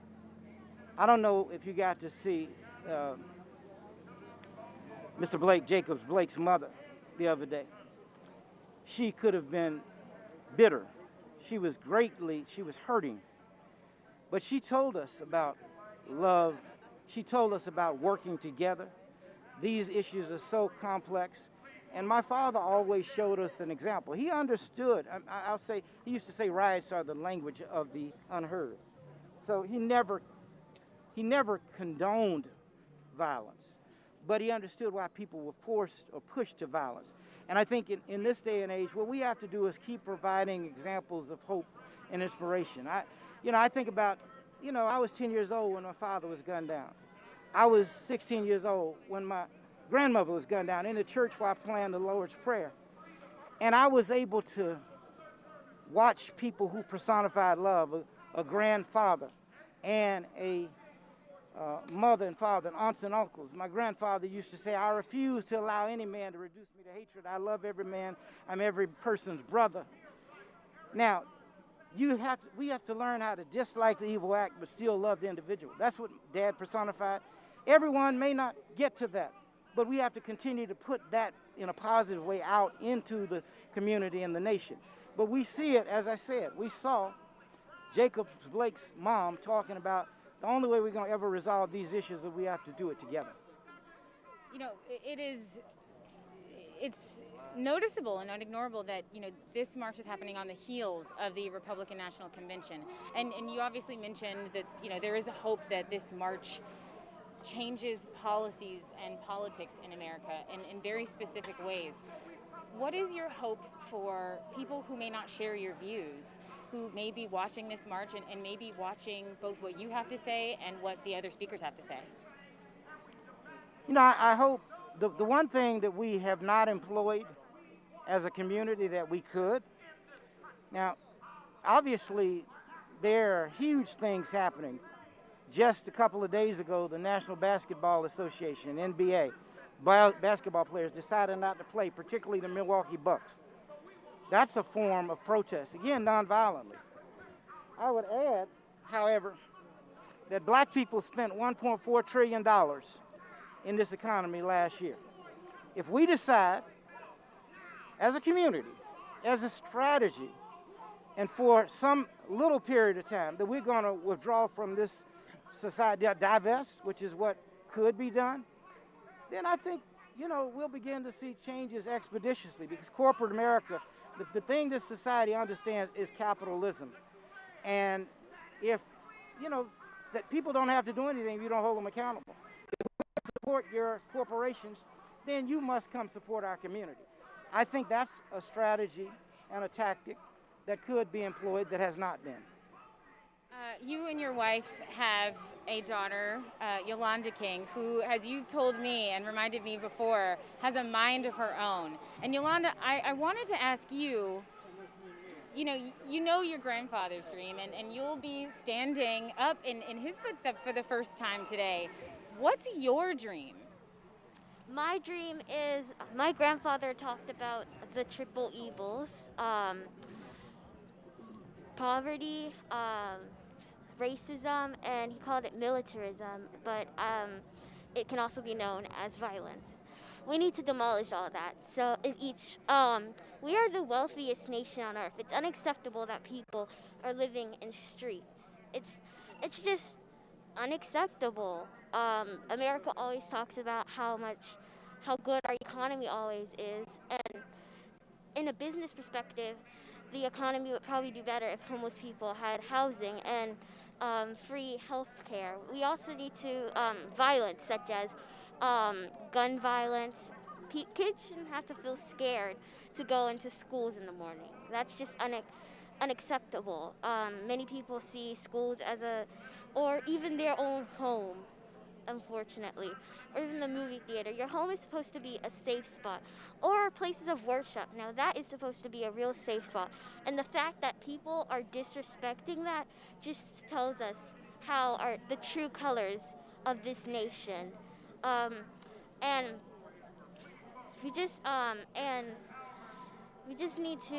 we need to really do better, and we need to teach this to kids at a young age. So if they see the role model of certain people, like even the grown-ups or the older you are supposed to be role models, so children can be role models at this point, because the people managing our country have shown that they can't take on the responsibility. So we need a new way of management. We need a whole new plan, a whole new generation with fresh ideas. So what I'm saying is we need to teach this in our school curriculum, because this is just as important as language, math, literature skills, and so on.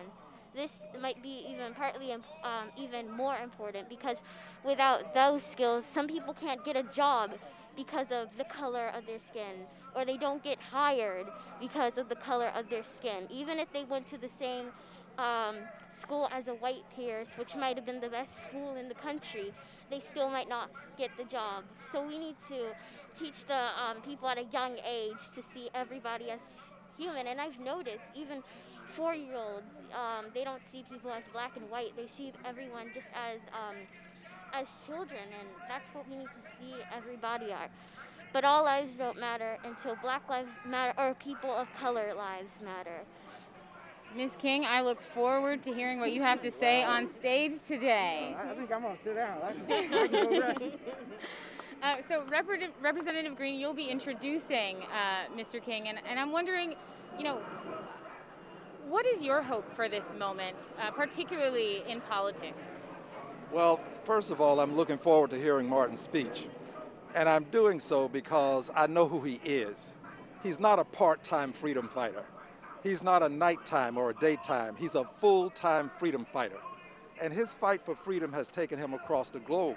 He's been to India, where he traced his father's footsteps, who was tracing Gandhi's footsteps. He has made a difference. And I want to let the world know that his being here today is helping to galvanize the support that we need to continue the fight. The struggle isn't over, it will continue. He mentioned losing his father at the age of 10. He could have given up. He could have walked away, but he decided to stay.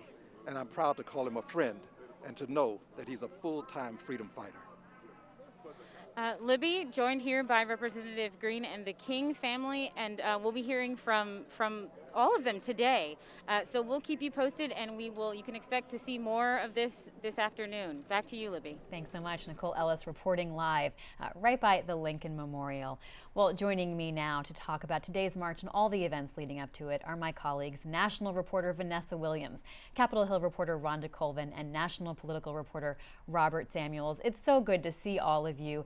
Rhonda Colvin, quick pivot for those of us who've been covering politics all week from these conventions to this moment, but it really does create this sort of historic collision of events. We'll talk politics later, but right now, just take us through what people are expecting today, what we're going to see. Yeah, that's right, Libby. So today's march comes after the protests over the George Floyd killing. In fact, Al Sharpton, at one of the memorial services for George Floyd, announced that this march would be happening on the date to commemorate the original Martin Luther King I Have a Dream speech. So this has been in the works over the last few months of the summer. Al Sharpton's National Action Network is spearheading this, but other civil rights organizations are a part of this as well, including the NAACP. The NAACP is going to be offering a virtual march to go along with this. So people who want to watch and follow along and also have other programming associated with this march, they will be able to log on the NAACP's website and be a part of things. Today, the speaker list is going to include elected officials, also include members of Martin Luther King Jr.'s family. As we just heard, his son and granddaughter are going to speak. You're going to have members of Congress who have been pretty active in legislation dealing with racial injustice. Sheila Jackson Lee will be among them. She's been a part of efforts to have a reparations panel get started in Congress to look at ways reparations to Black Americans could be provided. Also, you're going to hear from Karen Bass, who leads the Congressional Black Caucus. She's been spearheading a bill that would deal with police reform. So you're going to hear from them. You're also going to hear from the chairman of the Democratic National Convention. So there is going to be a little bit of politics, or maybe a lot of politics, involved in this.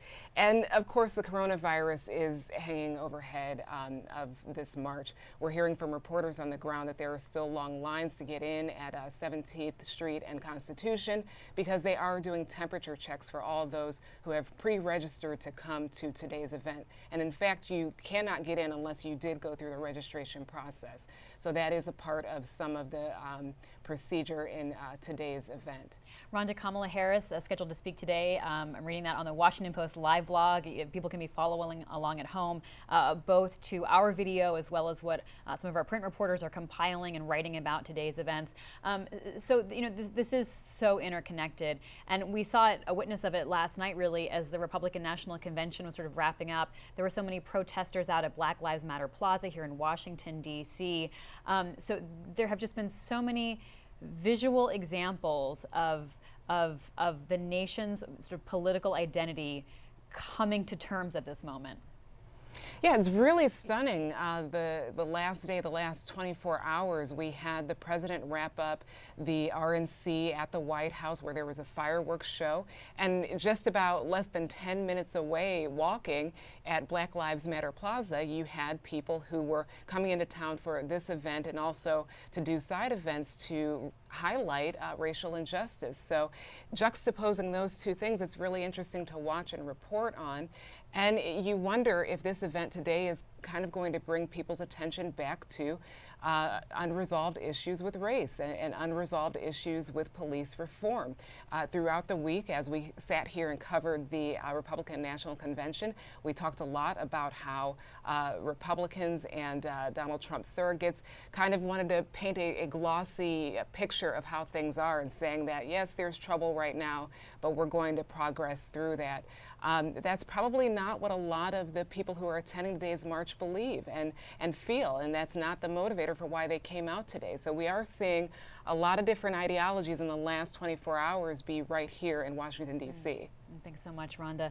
Robert Samuels, let's go to you. You know, we just heard Martin Luther King III talk about the NBA and that strike that players waged this week, and then so many other athletes stepping up and saying they were also not going to play.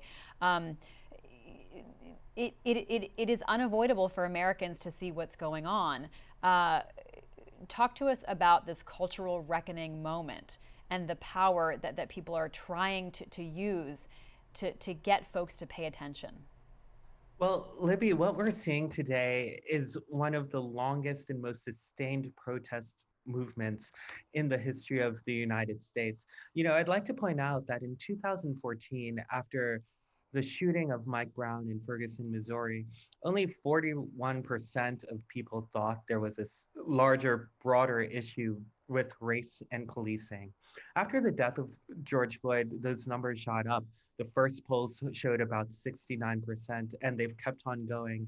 Over the past few years, what we've seen is the steady growth of a movement powered by camera footage, cultural moments on Twitter, powered by movies like The 13th and shows like Blackish that have gone to try to educate larger swaths of America about some of the injustices that we've been seeing. And then, of course, this summer, we saw a battery of those injustices continuing. And that really raised people's attention while they were isolating at home. First, they saw the disproportionate numbers of Black Americans dying of COVID-19, the disproportionate ways it affected people's employment and business, and then again, people breathing their last breaths at the hand of the police. All these things have convalesced to this moment in a year when people are already turned to the mood of the country because of politics, for this really prescient and long-standing tradition of marching in hopes to continue the momentum and to actually make some change. Vanessa Williams, let's talk to you and bring you into the conversation. You know, we did see a 50th anniversary march back in 2013, and some of the greats of the civil rights movement were able to be there and still participate in it. What do you see as having changed in the 7 years, or not changed, since that 50th anniversary march and today? Hi, Libby. Well, you're correct. There were people, historical figures who were there. Certainly one that everybody will remember is Representative John Lewis, who died last month. And many people saw that as sort of the end of an era. But others are continuing to carry on his legacy, his fights.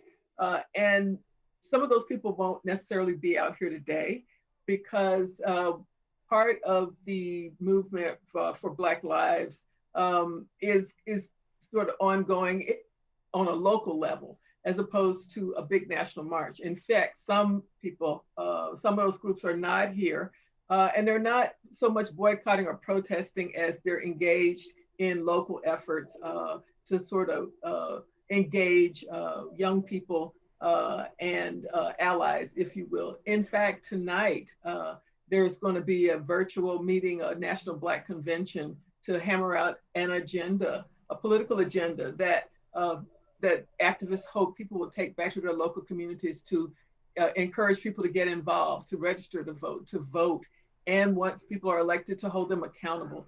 So if anything has changed, I would say the movement for Black Lives has matured and has and continues to be this movement that's dispersed, that's locally focused, and that is energizing young people, and it has seen a resurgence, as Robert pointed out, past summer with so many incidents of violence against Black people, either by the police or vigilantes. Vanessa mentioned the late Congressman John Lewis. Let's listen to tape of him 7 years ago at the 50th anniversary of the March on Washington. Now, a reminder that he was the youngest speaker at the original march. Let's listen. 50 years later, we can ride anywhere we want to ride. We can stay where we want to stay. Those signs that said white and color are gone. And you won't see them anymore. Except in a museum, in a book, on a video. But there's still invisible signs, barriers in the hearts of humankind that form a gulf between us. Too many of us still believe our differences define us instead of the divine spark that runs through all of human creation. The scars and stains of racism still remain deeply embedded in American society. Whether it is stop and frisk in New York or injustice in the Trayvon Martin case in Florida. The mass incarceration of millions of American immigrants hiding in fear in the shadow of our society, unemployment, homelessness, poverty, hunger, or the renewed struggle for voting rights. So I said to each one of us today, we must never ever give up. We must never ever give in. We must keep the faith and keep our eyes on the prize. The late Congressman John Lewis speaking 7 years ago at the 50th anniversary of the March on Washington. This is live coverage in the Washington Post. You can see speakers there. We will be going to the event shortly, and we'll bring you that programming. On the back end of things, we'll come back for analysis and talk to our reporters who are out speaking with marchers today.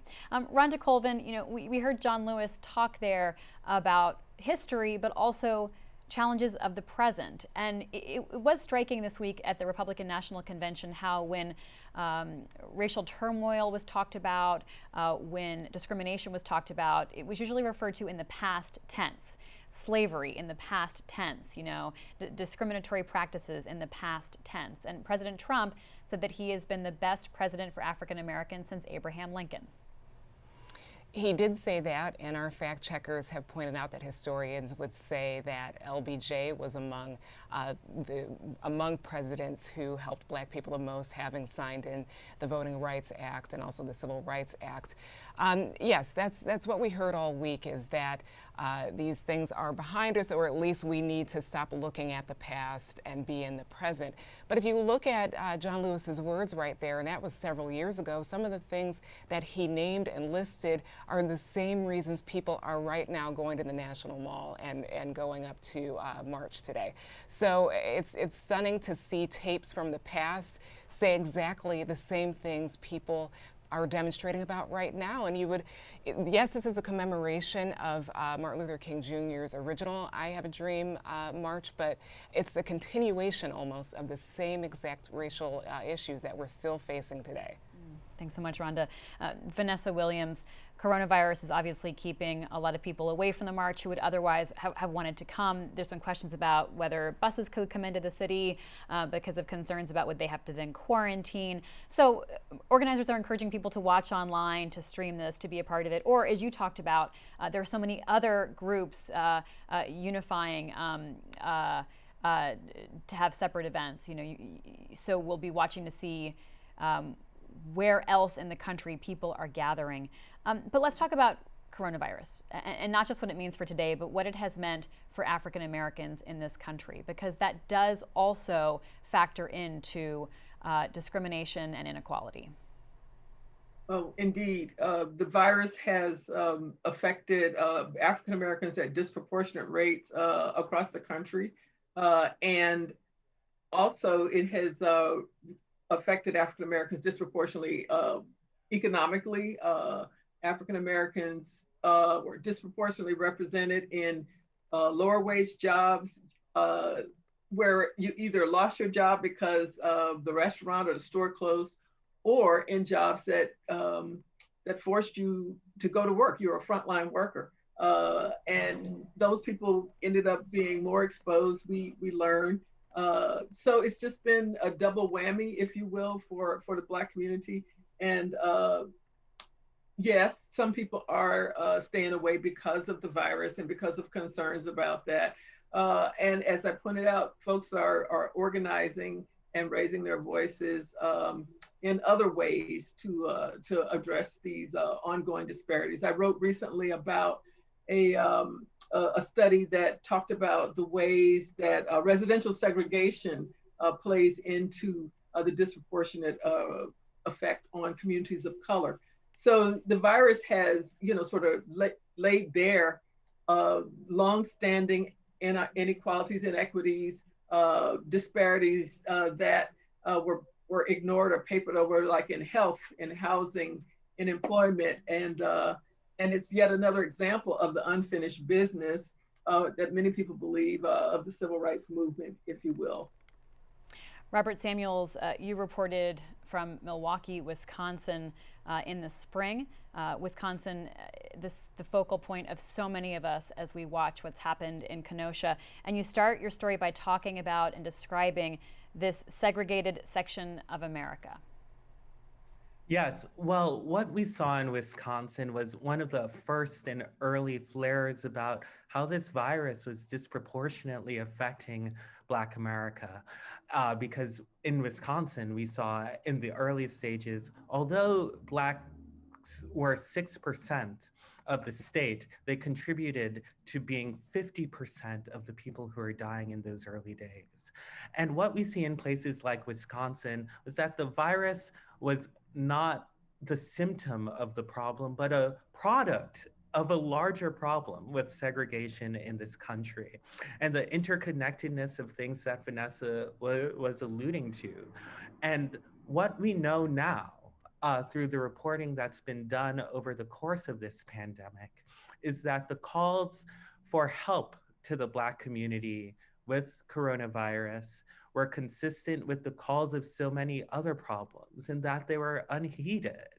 And so when you saw Jacob Blake die in Kenosha, it once again highlighted this dual system that many Black Americans feel we're living in today, in which that even with everything going on, their concerns that their lives are less valued, there's more of a suspicion, and that when it comes to identifying some of the issues that make life harder for Black Americans in this country, the first questions are always, why is it your fault? Why aren't you doing better? When there's such a strong movement nowadays to try to understand some of the systemic and structural barriers that prevent Black Americans from living full, unfiltered lives in this country. Rhonda Colvin, one thing we may hear today is a call to participate politically, a call to vote. We certainly heard it a lot from Democrats during their convention last week. Let's talk about efforts to expand voter registration and also combat efforts to suppress voting by mail and absentee voting. Yeah, voting access is really part of the crux of the civil rights movement. We've already heard Martin Luther King III there already start talking about voting rights when he did his interview with Nicole a little bit ago. It will probably be a part of today's event. Kristen Clark, who is from the Lawyers Committee on Civil Rights, she has been an advocate for access to the polls and talking about suppression tactics a lot in the last few months. I interviewed her for a piece I did a few weeks ago on voter registration and what it looks like in the age of the pandemic. And she talked about how groups like hers are watching carefully because they are very nervous that suppression tactics will be a part of the November election.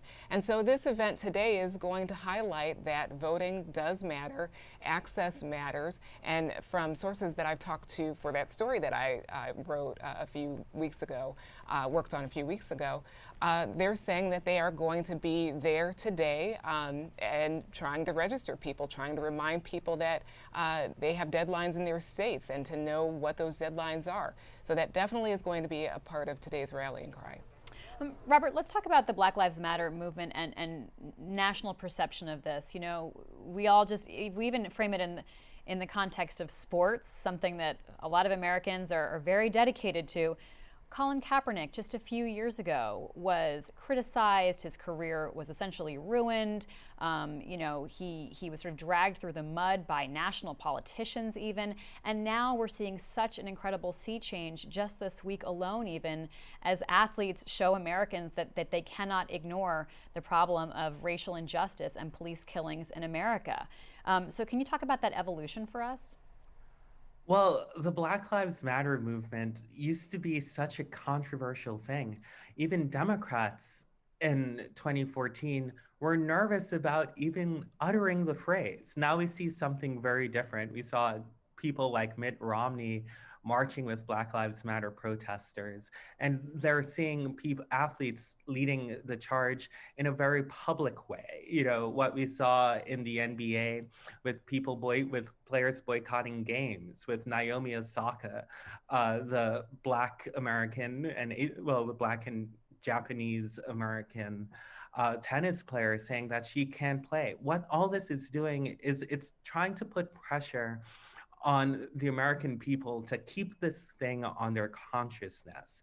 What people saw happening originally after the death of George Floyd was an outburst of interest and also an incredible amount of anguish, guilt, and shame that came from white Americans who were not taking the calls that Black lives had valued as seriously.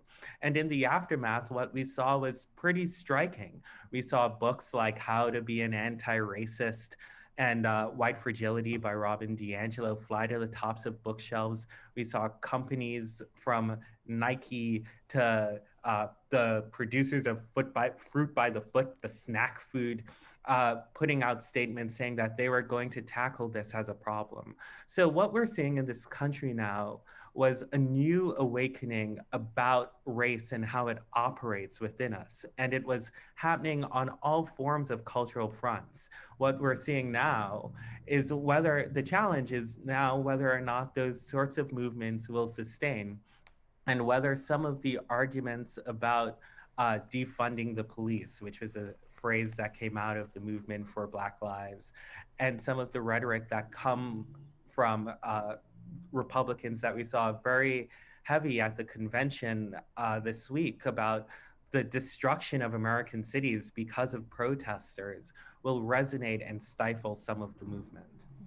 Well, this march was planned, as Rhonda Colvin shared with us months ago. We heard, as she said, it discussed at one of the memorials for George Floyd by Reverend Al Sharpton. But just this week, another example of a Black man in America shot by police, hurt by police.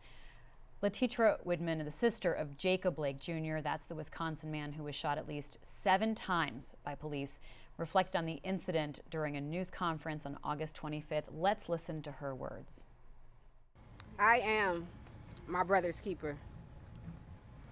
And when you say the name Jacob Blake, make sure you say father, make sure you say cousin, make sure you say son, make sure you say uncle, but most importantly, make sure you say human.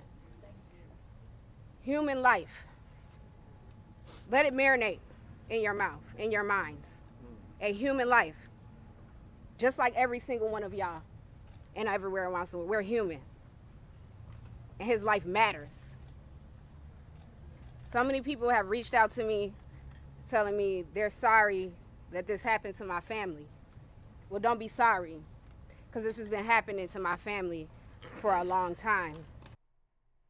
Latitra Widman, that's the sister of Jacob Blake. He is now, we have been told, paralyzed. He's in the hospital, shot at least 7 times by police on Sunday in Wisconsin.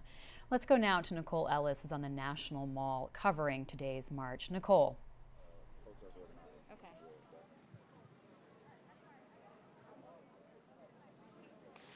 Hi, Libby. I am with Antonio Amigo, who's been organizing protests here in D.C. and was in a protest last night.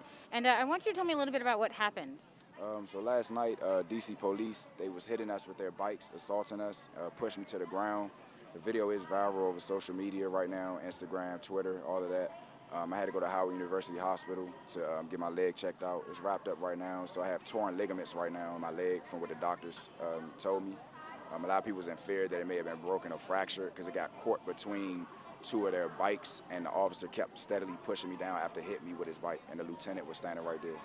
So you've been organizing protests for 2 months. What was the motivating factor for you? You can leave your mask on. The motivating factor was it's just off of spirit. I have 2 kids as well, and I just don't want to see them grow up in this chaos. You know, if I had to check up out of here today, this is what they have to be faced with. So that's my motivation.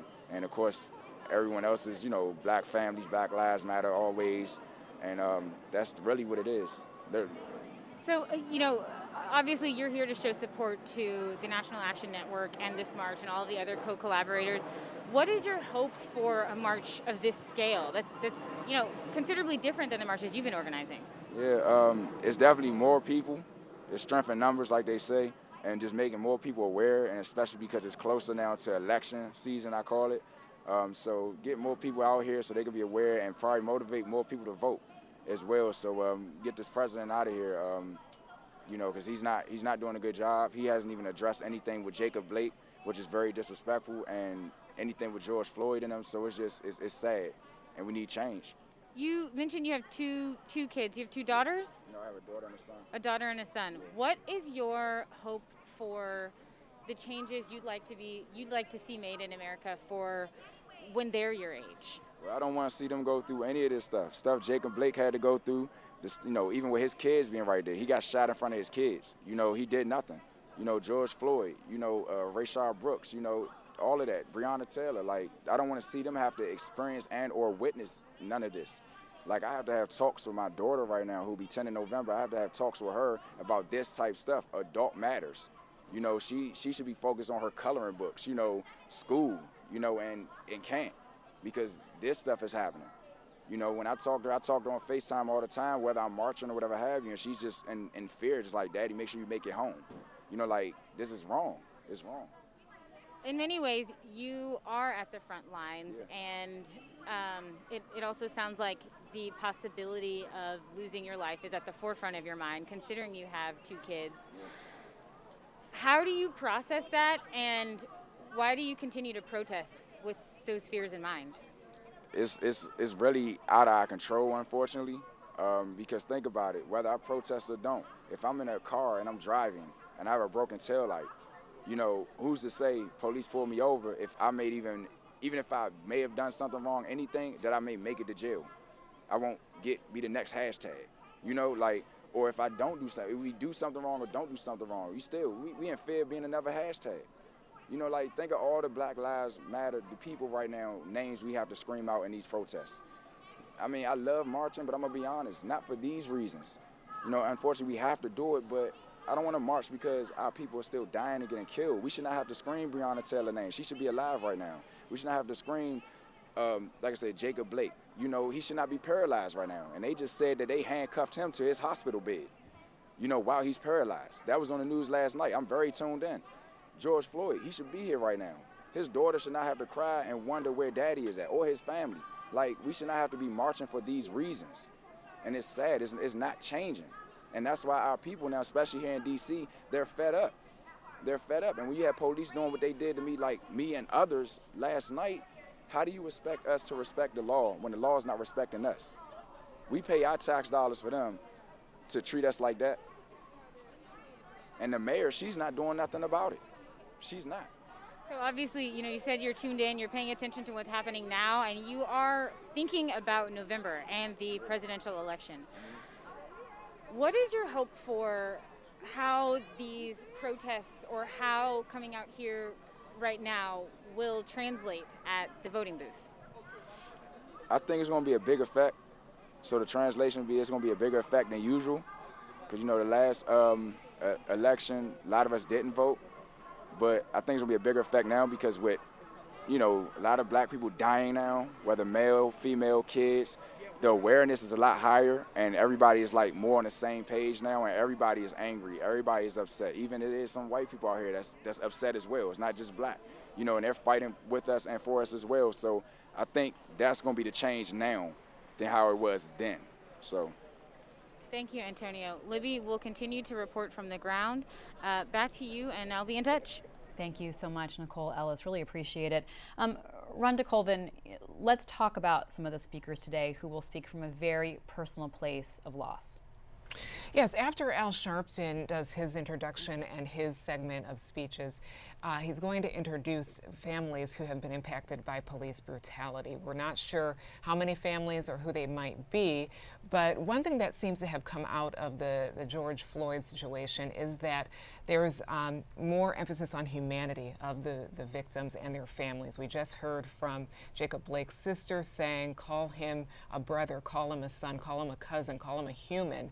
And that's something that seems to have additionally added to the movement, is that people are now seeing these videos, the victims as people, and it's resonating. So that is going to be something that's highlighted in today's programming. These family members are going to close out the speaking portion of today's march. Okay. Robert Samuels, let's get you back in the program here before we let you go. I'm interested in what you'll be watching for in terms of next steps. You know, we heard the gentleman who Nicole was interviewing talk about how he hopes this translates to people being more motivated to vote and get involved politically. What will you be watching sort of at the grassroots level as well as the national level for you know, what the takeaway is from a day like this? Well, this is a really interesting time in American history. You know, how do you have a movement when there are limitations to how we move because of the virus? And so there are a few things that we're really interested in figuring out. One is whether or not the diversity and the broad support of the movement continues, particularly as the political season becomes more and more heated. How that is affected and how that happens will really be telling. The second thing that I think is really interesting to note is how this affects voting numbers. There's been a large movement ever since the election of Donald Trump to hearken and home in on the importance of African Americans joining and more of them voting in numbers that would match or exceed the Obama elections in 2008 and 2012. But the third thing that I think is really important and can often be obscured with all of this shouting is whether or not there are actual arrests and convictions for cops who have been involved in the shootings of George Floyd and Breonna Taylor and the shooting of Jacob Blake.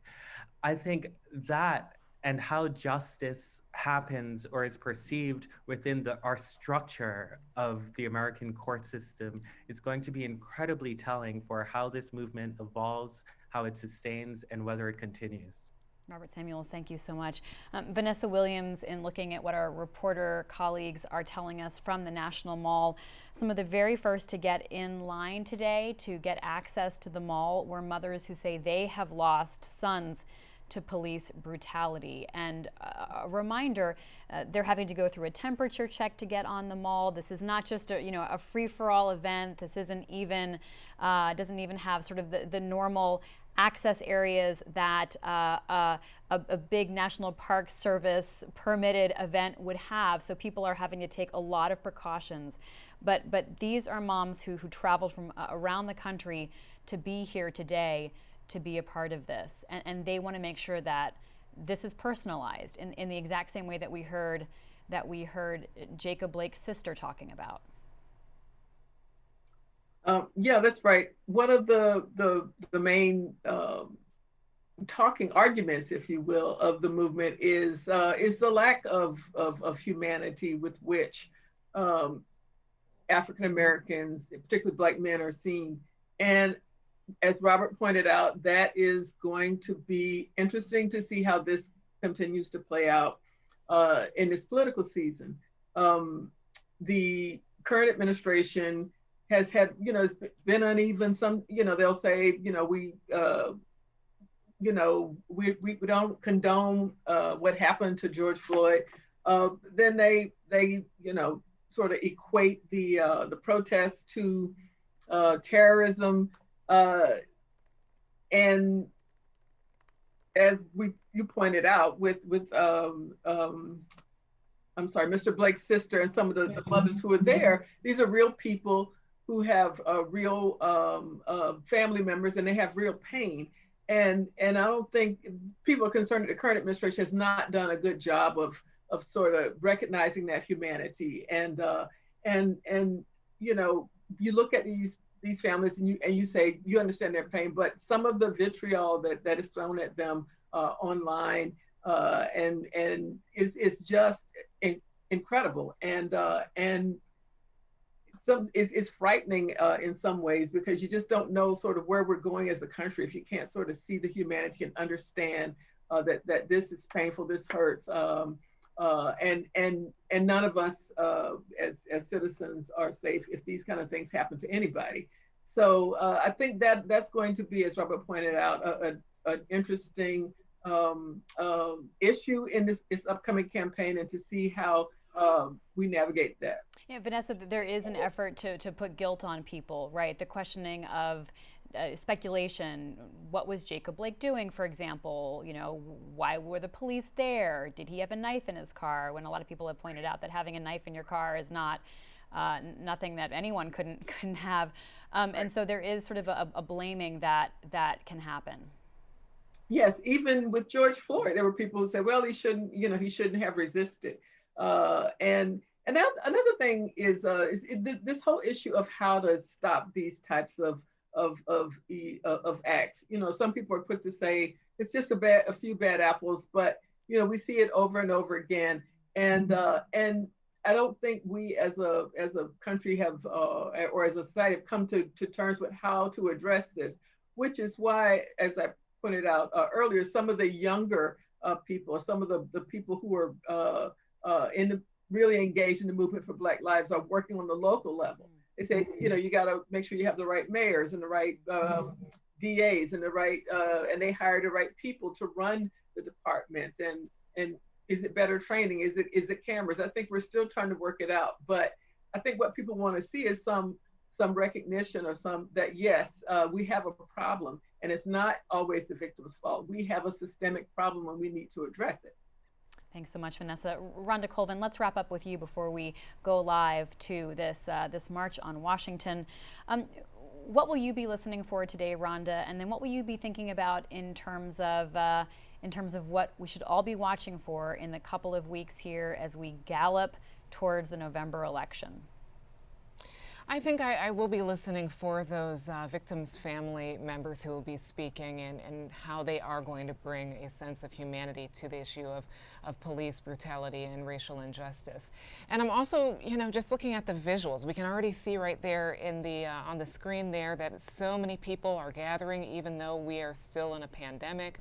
When you see this many people coalesce around a cause, there is a sense of unity, even though this is the issues that they are marching for are pretty somber and you know, dark, and a continuation of many, many years of struggle. But to see many people come here today on a very hot, I will add, the temperature outside is going to be very hot and humid today, but they're there for this common cause. And I think that this does redirect attention back to this unfinished business, that people are still looking for a police reform bill coming out of Congress that appears to be stalled, and people are looking for their local legislators to do something.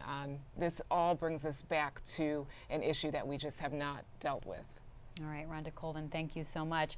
And a reminder for people who are watching the scenes, they're making efforts at social distancing. They're doing temperature checks upon entry. And while this was originally permitted for 100,000 people, they're expecting about half that right now. And so there are efforts being made to try to keep people safe. Well, this program is underway, so I'll take a moment and thank my guests for being with us this morning. Vanessa Williams, Rhonda Colvin, Robert Samuels, and of course, Nicole Ellis, live on the National Mall. Thank you to those of you watching at home. Please take a moment to subscribe to the Washington Post, whether you're on YouTube or our homepage, so we can keep you updated on this important issue. We'll be back with you After the speeches this afternoon, we're estimating around 1 o'clock today, but we'll see exactly when they wrap up the speaker portion of the event. After speakers, there will be a march segment, and we'll come back with our reporters to talk about all the day's events. So let's go now to this 57th anniversary March on Washington, happening now in the National Mall. Black Lives Matter protester, activist, and lead organizer for the 2020 Walk from Milwaukee to Washington, D.C. Okay? To stand in solidarity with the National March on Washington, please welcome Frank Nitti-Senspar. Hello, I'm Sandy Solo from Milwaukee, Wisconsin. I'm here with activists Frank Nitti and Tori Lowe. We took a 750-mile trek across the country to get here. I'll let Frank speak on the journeys, some of the things we face during this journey. But I'd like to thank all our Facebook friends who cash-apped us. I'd like to thank our photographers. I'd like to thank our videographers. I'd like to thank all the marchers who marched with us and all the caravan and the medic crews who came along with us. I love you and God bless you. How y'all doing out there? My name is Frank Nitti, all right? They only gave me 2 minutes, so I'm not gonna talk about my journey. I'm gonna talk about what I came here to talk about, all right? Now check it out. As activists around the country, we need to get organized. Every 3 months when a black person get killed, that shouldn't be the only time we find out about black people getting killed by the police. We need to get organized together as a nation of activists so we can call on each other whenever we need help. We need to demand change, not ask for change. They think this is a negotiation. This is not a negotiation. I came here to demand change. I'm tired. Are y'all tired? Because I'm tired. My grandsons ain't gonna be marching for the same stuff my granddaddy marched for. This is a revolution, all right? We just marched 750 miles from Milwaukee, Wisconsin, 24 days to get here because we not gonna stop until we get change. That's what we need in this country. All of y'all that came today, I know y'all been marching in y'all cities. I know y'all been marching. Don't stop marching. We gonna organize because they don't expect that. We gonna come together because they don't expect that. We gonna demand change because they don't expect that. We not gonna have our kids marching. This is it. We've been marching for the same stuff for 60 years. Black people shouldn't be marching for the same stuff Martin Luther King was marching for. I'm tired. I'm tired. And I'm tired of asking for justice. I just want it to stop. We don't want justice. That's after a racist police do something to us. We need them out of the police. We need all these racist people gone. We need change, and we can get that by voting. Now, while we marched this 750 miles, everybody that came and chastised us, everybody that came with shotguns, everybody that came messing with us had Trump signs. Trump 2020.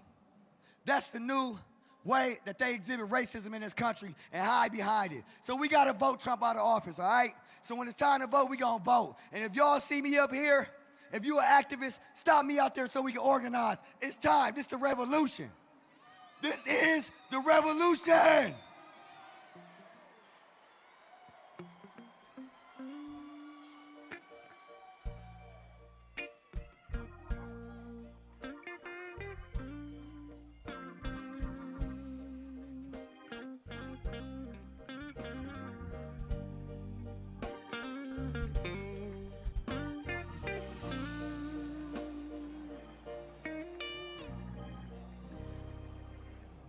Our next speaker is David Clooney. He's the executive director of the Black Economic Alliance, the nation's only coalition of business leaders and aligned advocates committed to economic progress and prosperity in the black community, with a specific focus on work, wages, and wealth.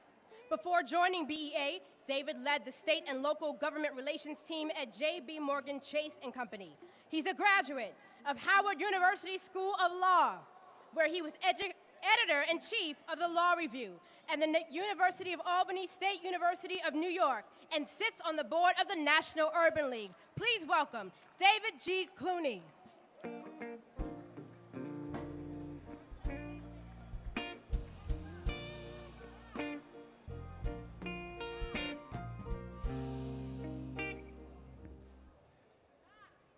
I'm David Clooney. I lead the Black Economic Alliance, a group of black business leaders and allies dedicated to improving work, wages, and wealth for black people. We know the 1963 March on Washington was a march for jobs and freedom. In over 50 years, the wealth gap between black and white Americans has not changed significantly. In fact, by some measures, it's even wider today. But we're at an inflection point. It may have taken 400 years plus 8 minutes and 46 seconds to get here, but there is an increasing recognition that systemic racism continues to oppress black people in every part of American life. So what do we do with this moment? Of course we need to continue to fight for social justice, but we also need to fight for economic justice from our elected leaders and in the business community. We need to fight for better work, wages, and wealth for black people. That's skills training for the future of work, closing the black-white pay gap, and building generational wealth for black families. Right now, we absolutely have to vote. Congress should pass the John Lewis Voting Rights Act to ensure free and fair elections, and just like we're showing up to march across America, we have to show up and vote. Over 40 states will allow early voting this year, so vote early if you can. Make a plan and make sure your vote is counted well before Election Day. We owe it to the civil rights giants who marched, bled, and died for us. We owe it to the families of countless black people lost to unchecked institutional racism. We owe it to America to help her keep her promise to all of us. I am so inspired by the demand for justice that's emanating from every corner of America right now. We have to continue this march on every platform we have, in the streets, in the halls of Congress, in the corporate boardrooms, and with our vote, so we can finally achieve social and economic justice. Thank you.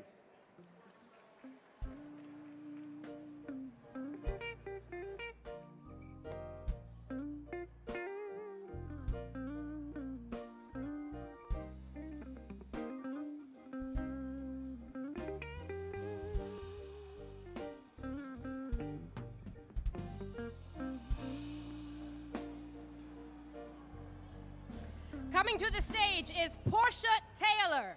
She's a brand builder, music lover, sport bike rider. Portia Taylor is the founder of Black Girls Ride, a magazine and community originally launched as a place for women of color who ride, which has since grown to include all women. What inspired her to launch Black Girls Ride was the lack of representation that she saw when she started riding, especially long distance.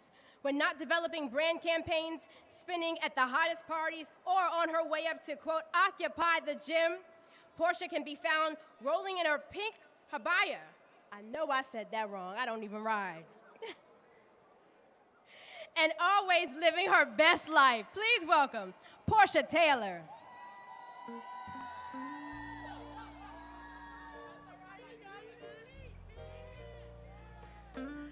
Good afternoon. I'm Portia Taylor, and I'm here as a representative of Black Girls Ride. More than a magazine, we are a movement of women passionate about motorsports. Over 100 women rode across America to be with you here today. We are our ancestors' wildest dreams. Women of color on ground, traveling across the land of the free. We are your mothers, your grandmothers, your aunts, your sisters, and your daughters. Our ride started Monday in Long Beach, California. As we rode through Texas, I thought about my soror, Sandra Bland, and how a simple traffic stop ended in her death. We all witnessed George Floyd's death as he cried for help, the heartbreaking death of Breonna Taylor as she slept in her home. And less than a week ago, Jacob Blake was shot 7 times in the back and paralyzed. With each act of senseless violence, we feel a stirring in our collective soul. When a call to march was issued, we knew it was time to mount up. We packed up our bikes and rode thousands of miles in protest against police brutality. We ride unapologetically for Black lives, and we raise our throttle hand in support of those on the front line of our struggle. We ride to ensure the freedom of our future leaders. We've come a long way, but our journey is not over. In November, Black Girls Ride will rev our engines. We will lead the ride to the polls and fuel the ballot boxes of this nation to choose a leader that will provide the unity our country desperately needs. We invite you to join in this and vote like your life depends on it. Thank you.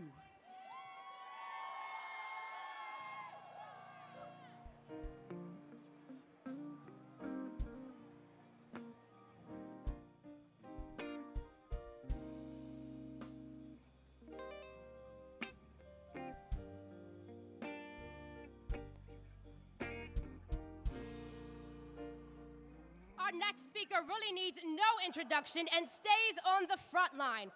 Congresswoman Ayanna Pressley. She's an activist, a legislator, a survivor, and the first woman of color to be elected to Congress from the Commonwealth of Massachusetts. Throughout her career as a public servant, Congresswoman Pressley has fought to ensure that those closest to the pain are closest to the power, driving and informing policymaking. Prior to her being elected to Congress, she served on the Boston City Council for 8 years and was the first woman of color elected to the council in its 100-year history. Please welcome Congresswoman Ayanna Pressley.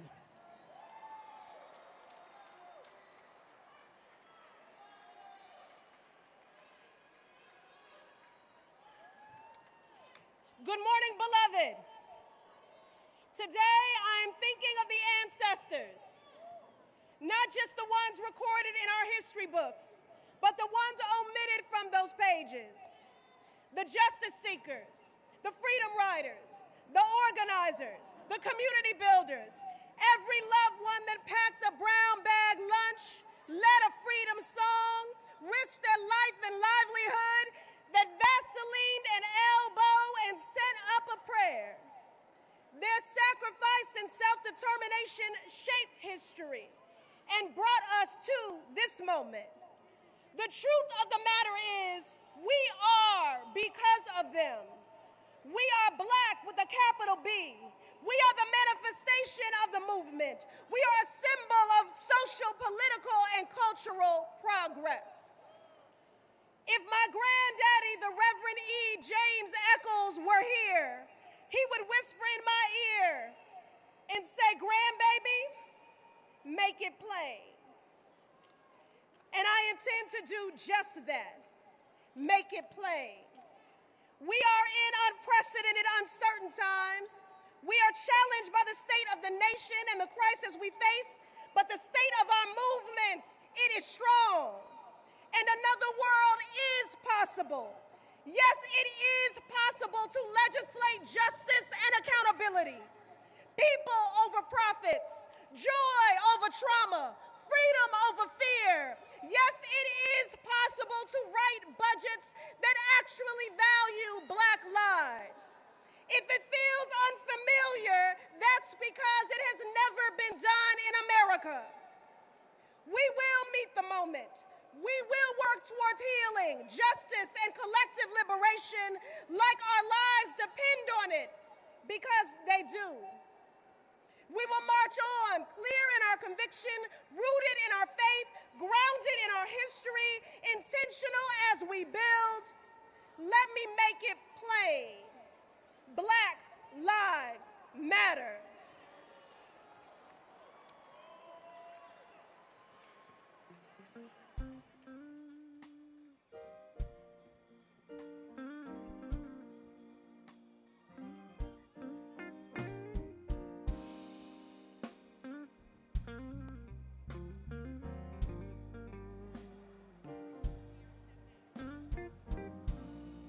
Our next speaker is Representative Adriano Espaillat. Espaillat proudly represents New York's 13th Congressional District, first elected to Congress in 2016. Espaillat is serving his second term in Congress, where he serves as a member of the influential U.S. House Foreign Affairs Committee, the House Committee on Transportation and Infrastructure, and the House Small Businesses Committee. Throughout his 10-year career in public service, the congressman has been a vocal advocate for protecting tenants, improving schools, and making serious, smart investments in economic development, job creation, environmental protection. Prior to coming to Congress, he served as a New York State Senator, during which he represented the neighborhoods of Marble Hill, Inwood, Washington Heights, Hamilton Heights, West Harlem, Upper West Side, Hell's Kitchen, Clinton, and Chelsea. Please welcome U.S. Representative Adriano Espaillat.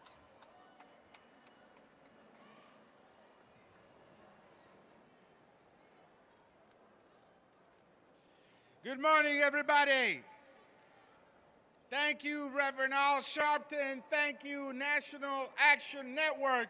Thank you all for being here on this great morning.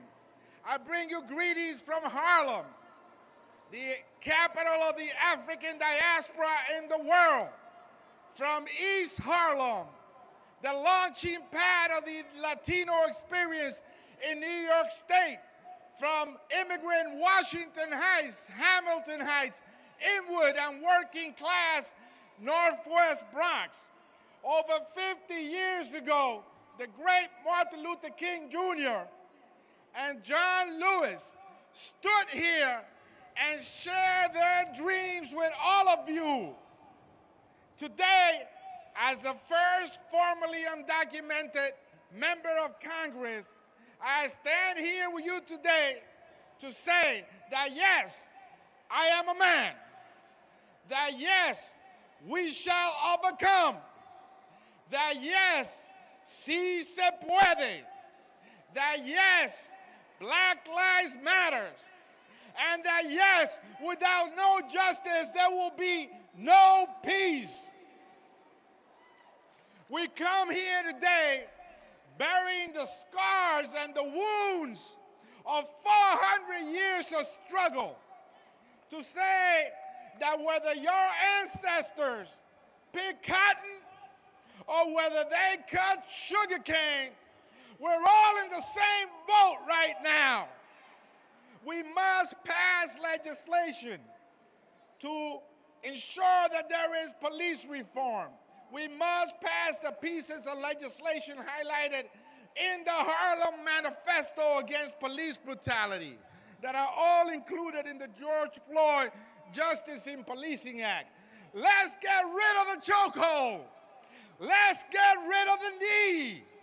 We also must pass the John Lewis Voters' Rights Advancement Act to ensure that we all be able to vote.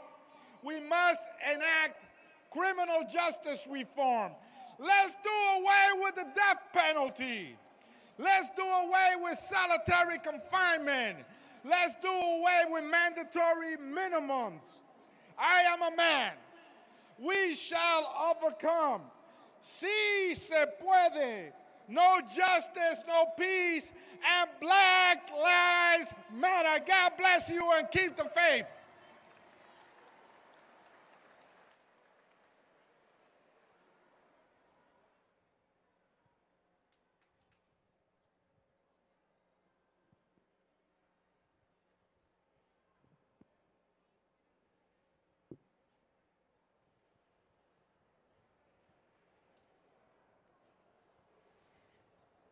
Up next is Representative Charles Booker, a 36-year-old state legislator born in Louisville, Kentucky. He successfully ran for State House in Kentucky in 2018, becoming the youngest African-American in the House in more than 90 years, where he fought for common-sense gun safety reform, prescription drug cost relief, voter protection and restoration in support of labor unions, for economic justice, against racial injustice, and more. Representative Booker recently founded Hood to the Holler, a 501c4 to capture the energy and infrastructure he built in his run to continue to build power, work on voter registration, and more, and to help positively transform our future. Please welcome Representative Charles Booker.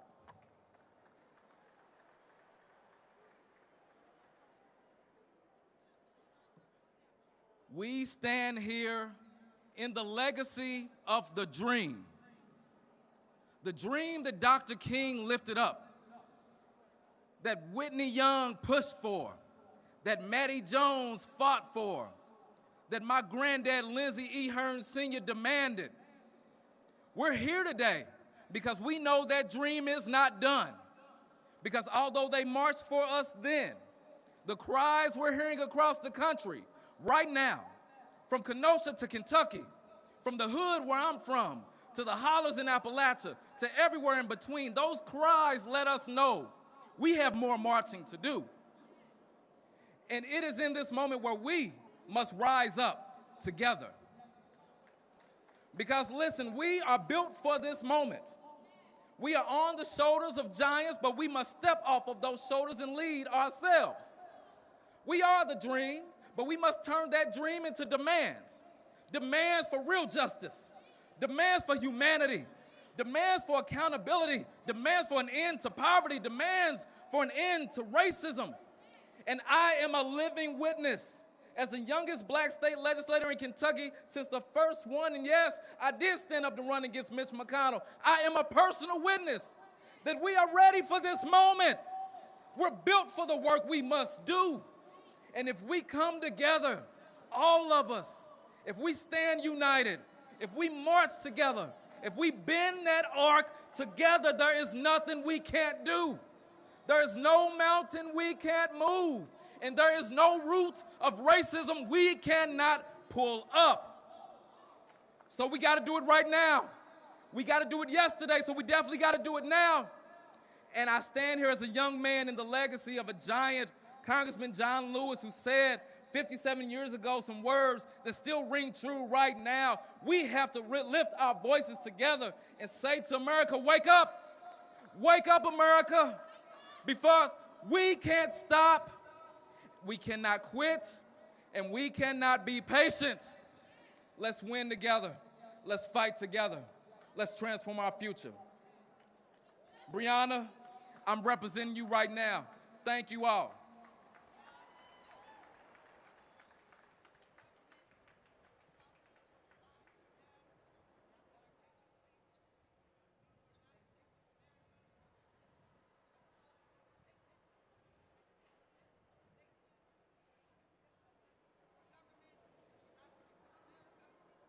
Next, we have Tyleek McMillan. He serves as the National Director of Youth and College Engagement and is a policy advisor for the National Action Network. A recent graduate of North Carolina A&T State University, Tyleek is a proud member of Phi Beta Sigma fraternity, the Eta chapter, and hopes to one day serve as a legislator on the Hill. Please welcome Tyleek McMillan.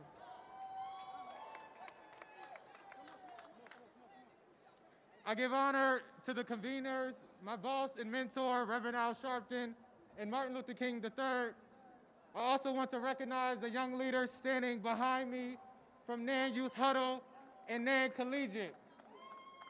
We find ourselves here in the spirit of John Lewis, making good trouble, necessary trouble, because the soul of our democracy is depending on it. We're not here to ask for justice.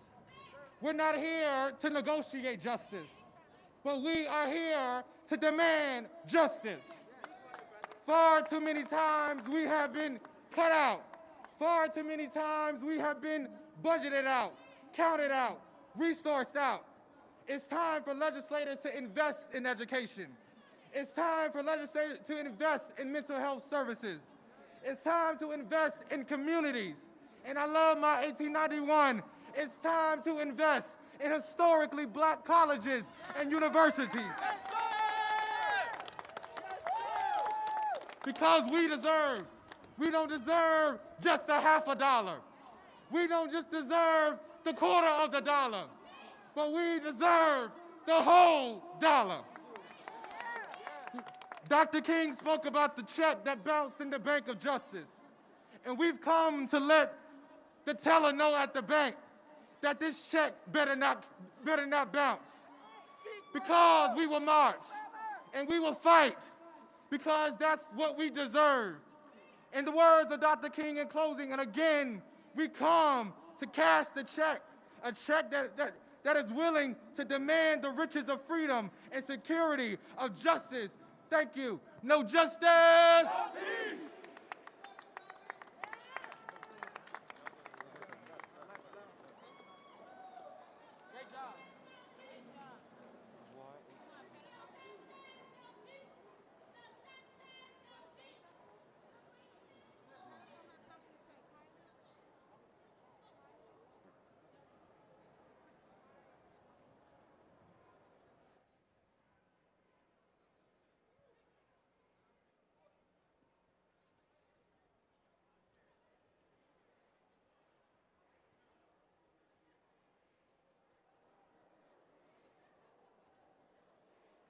I hear you back there. No justice, No justice!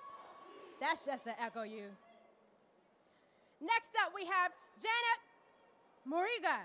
As someone who has experienced the promise of the American dream firsthand, Janet has devoted her career in public service to opening the door to that dream to millions of American families. As a key figure in the Latino community, she continues this mission as president and CEO of Unidos US, a large national Hispanic civil rights and advocacy organization in the US. Welcome her to the stage.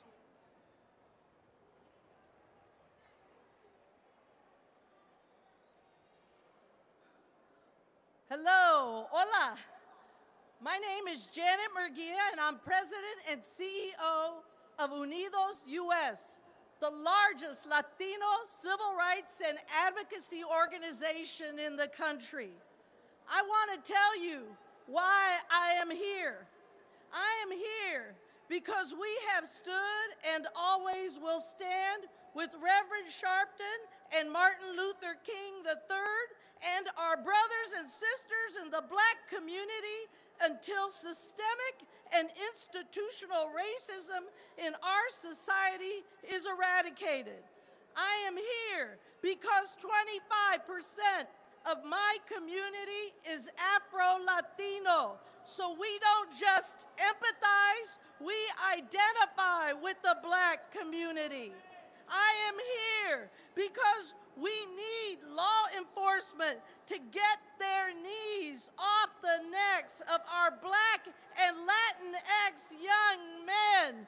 I am here because what we have seen in Kenosha, Wisconsin this week, a man shot in the back and paralyzed, peaceful protesters shot and killed by white nationalist vigilantes as the police have turned a blind eye, and silence from the man who holds the highest office in the land. That is immoral and unacceptable. I am here because our communities are bearing the brunt of a pandemic, both in lives and livelihoods, that is only getting worse yet. I am here because we have in common, what we have in common is far greater than what divides us. As Dr. Martin Luther King Jr. wrote to Cesar Chavez in 1966, our separate struggles are really one, a struggle for freedom, for dignity, and humanity. I am here because we must support the young people of every background here as they rise up, make their voices heard, and tell those of their generation about the America that they want to see. Because we must reject bigotry and hate and insist that our country live up to its ideals and the values that we share.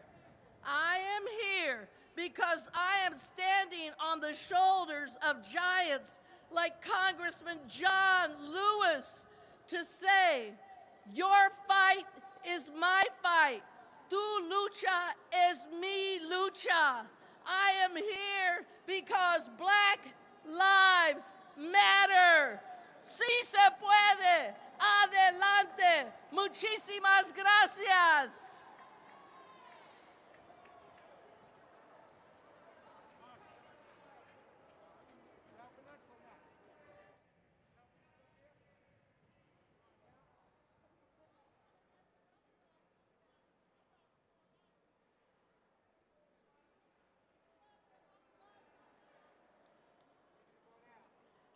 Up next, we have Reverend Dr. Richardson, who serves on the board of several corporations and national organizations and is currently chairman of the board for the National Action Network. Reverend Dr. W. Franklin Richardson is pastor of the historic Grace Baptist Church in Mount Vernon, New York. He leads the largest African-American church in Westchester County, with a membership base of over 3,000 parishioners. Despite the interaction with U.S. presidents and heads of states, he has made sure to use the power of the pulpit to lift up local issues in the Mount Vernon area and nationwide. Dr. Richardson believes that grace must be at the vanguard of liberation and empowerment of African American people through our Christian faith. Please welcome Reverend Dr. W. Franklin Richardson.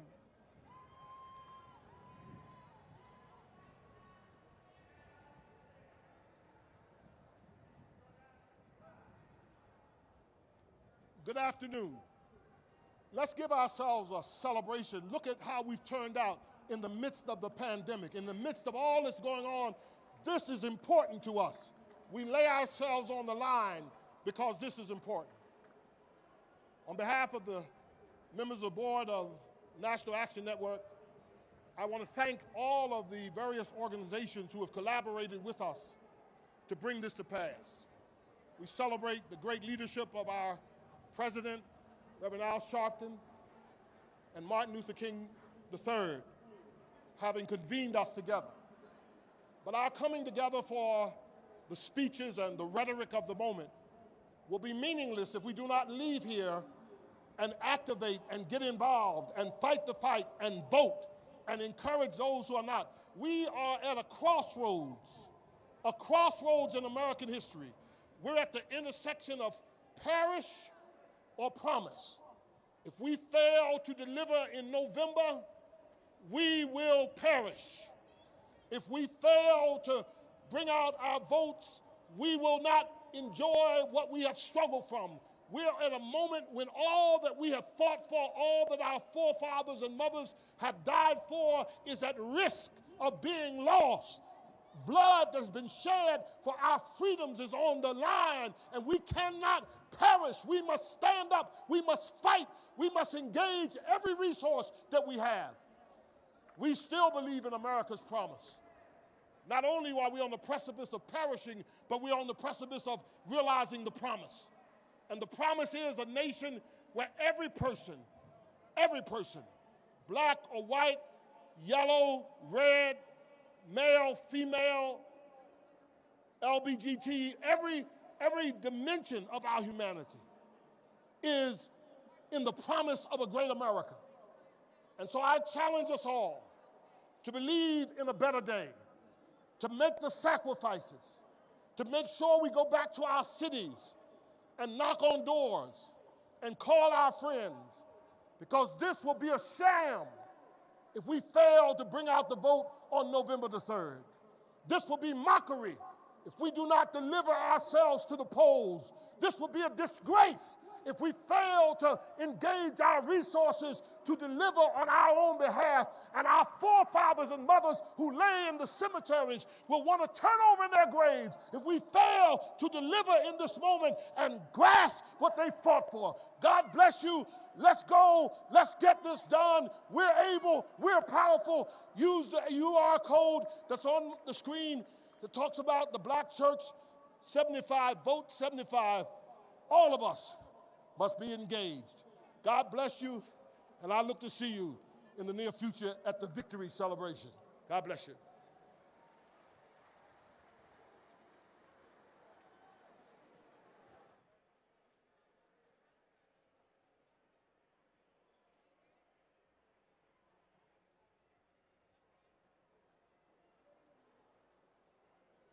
Next up, please welcome civil rights activist Maya Berry. She's the executive director of the Arab American Institute.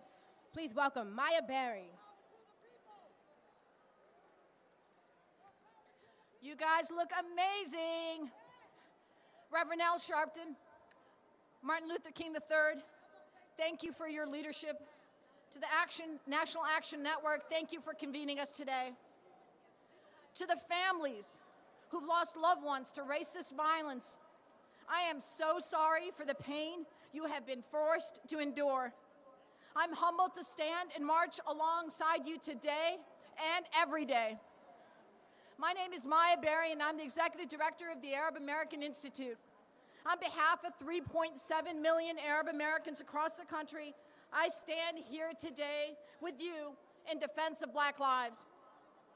We do so because it is right, and regrettably, because it is necessary to declare that Black Lives Matter.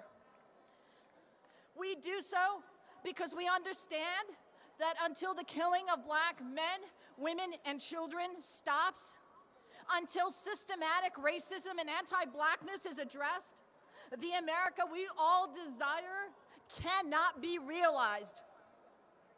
For each life taken, each family destroyed, each neighborhood brutally patrolled, and for each protester taking to the streets to demand that all this stop, targeted by the same system of policing, justice will not be served by reforming tactics or trainings.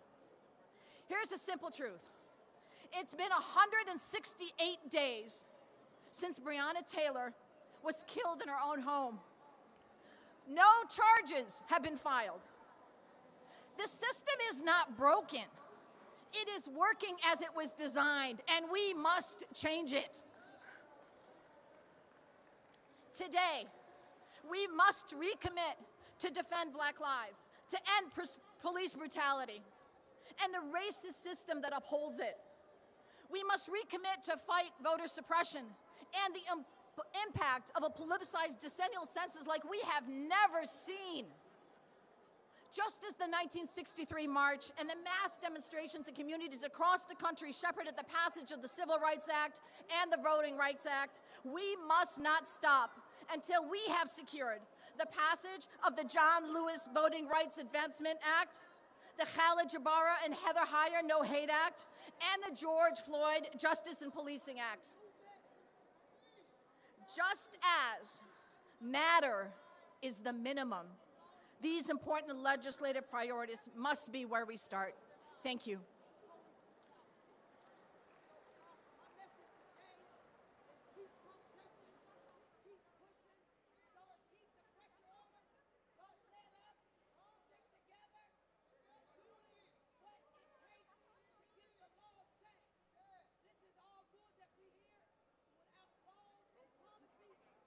Please welcome to the stage Dr. Jamal Bryant.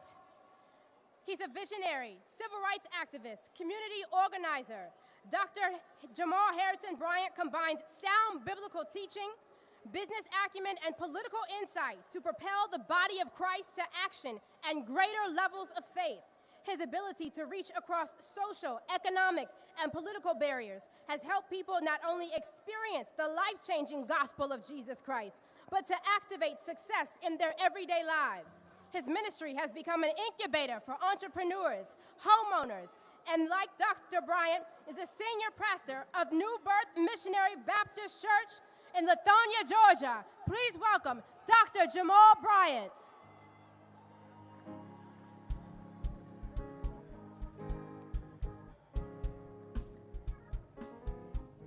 To our convener, organizer, and visionary, the man who God has anointed for this hour, Reverend Al Sharpton, we thank him for his courage and for his faith and for his distinction, as well as his commitment to civil rights down through the years.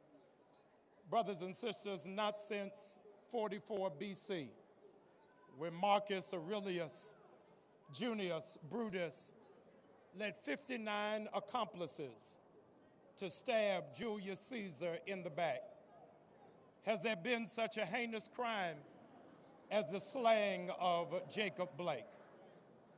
7 times they shot him in the back. And today, while it is that you stand, Jacob finds himself paralyzed from the waist down. Not from these steps, but Dr. King said that we as a people should not find ourselves caught in the paralysis of analysis. In other words, our coming together is in vain if we just talk about the problems, but don't chart a course towards the solution. It's Harriet Tubman, who said, "I freed thousands of slaves, but I would have freed hundreds more had they known they were slaves." I only thought about that when I saw the slaves on TV this week endorsing Donald Trump. I said, if only they knew they were slaves, they could have been rendered free. We cannot remain paralyzed.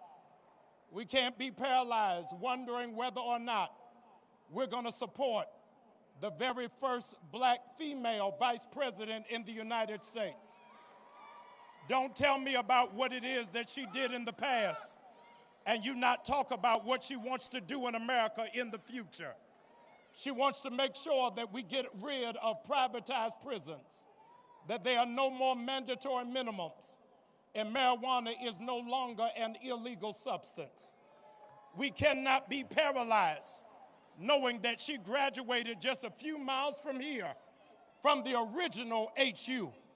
And those of us who are products of HBCUs, you ought to be making some noise right now, knowing what it can develop and what it can deliver.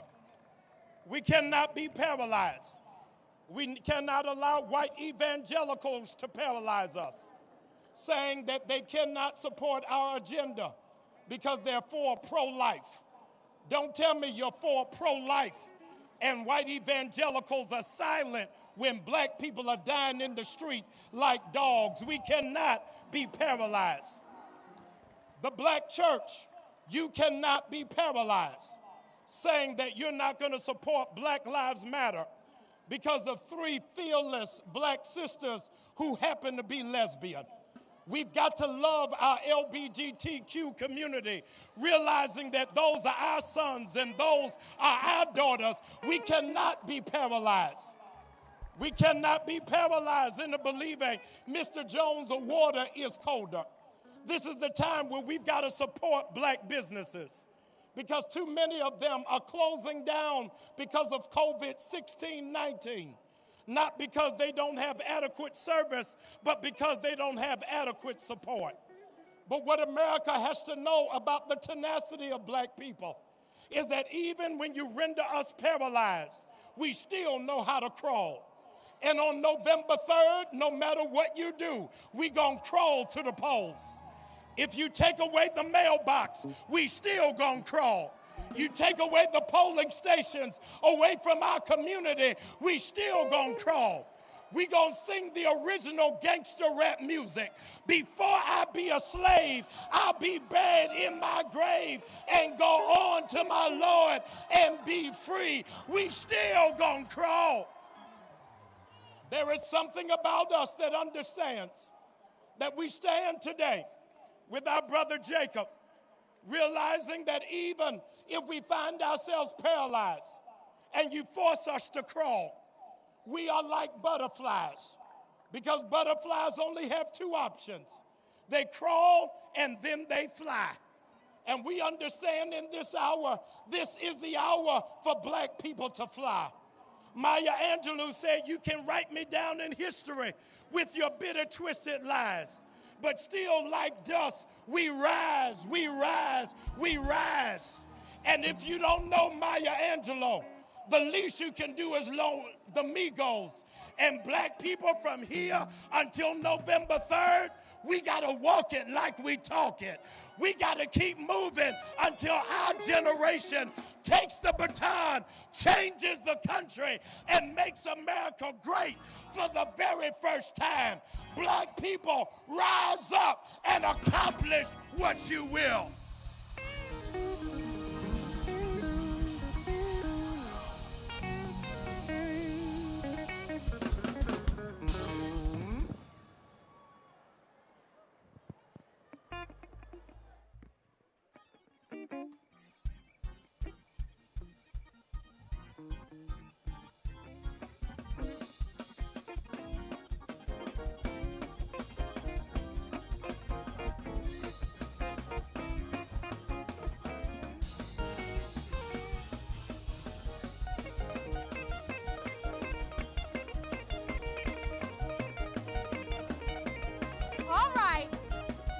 Just told that we have a big group of mothers from Georgia. Are you in the house?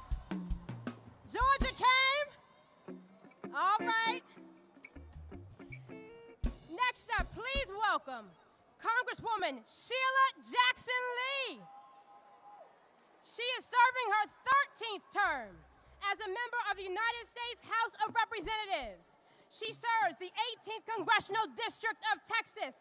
centered in Houston, the energy capital of the world, and sits on 3 congressional committees: the House Committee, the Judiciary and Homeland Security Committee, and the crucial Budget Committee. She's the author of the Emancipation National Historic Trail Study Act and the lead sponsor for H.R. 40, the commission to study and develop reparation proposals for African Americans. Please welcome Congresswoman Sheila Jackson Lee.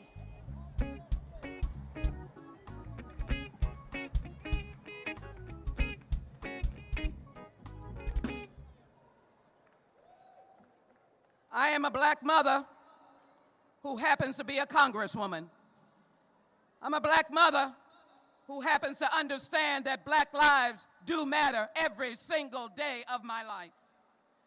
Standing on these historic steps, grabbing on to the history of what the Lincoln Monument means to all of us who have a birthright in this nation to be able to live in dignity, I understand the words of Dr. Martin Luther King, who said that the Negro people have been given a bad check, a check which has come to be marked insufficient funds. Today we stop the insufficient funds and we put money in the bank because we've got to heal this nation.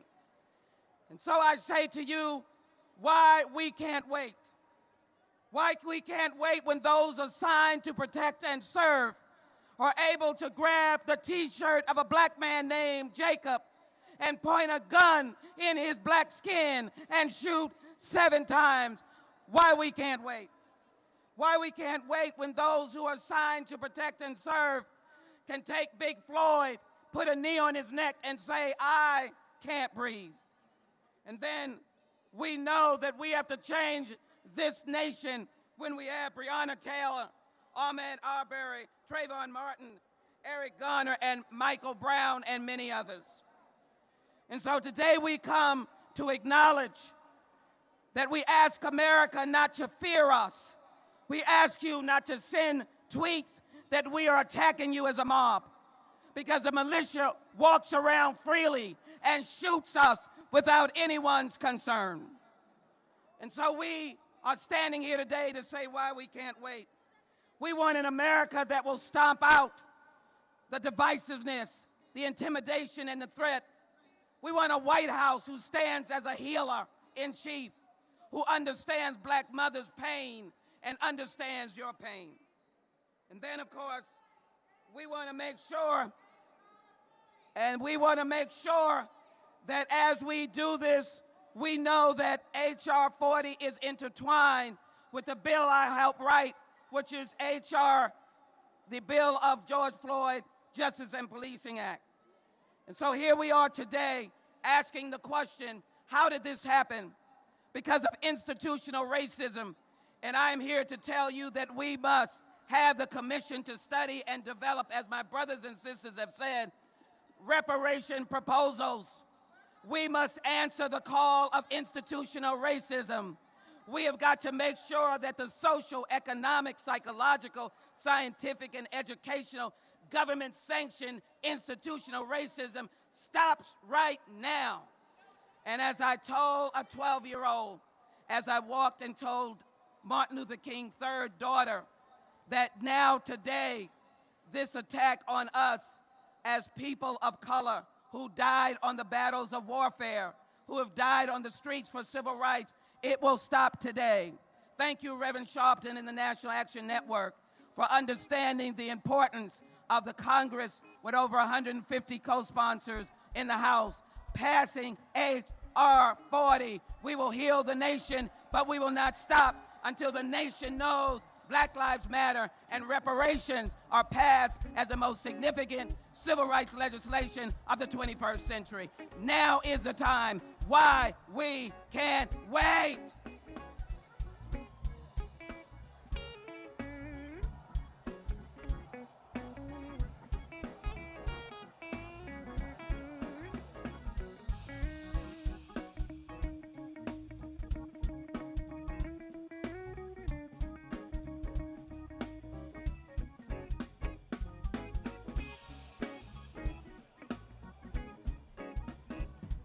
Reparations now. Let's hear it for Congresswoman Sheila Jackson Lee. Reparations now.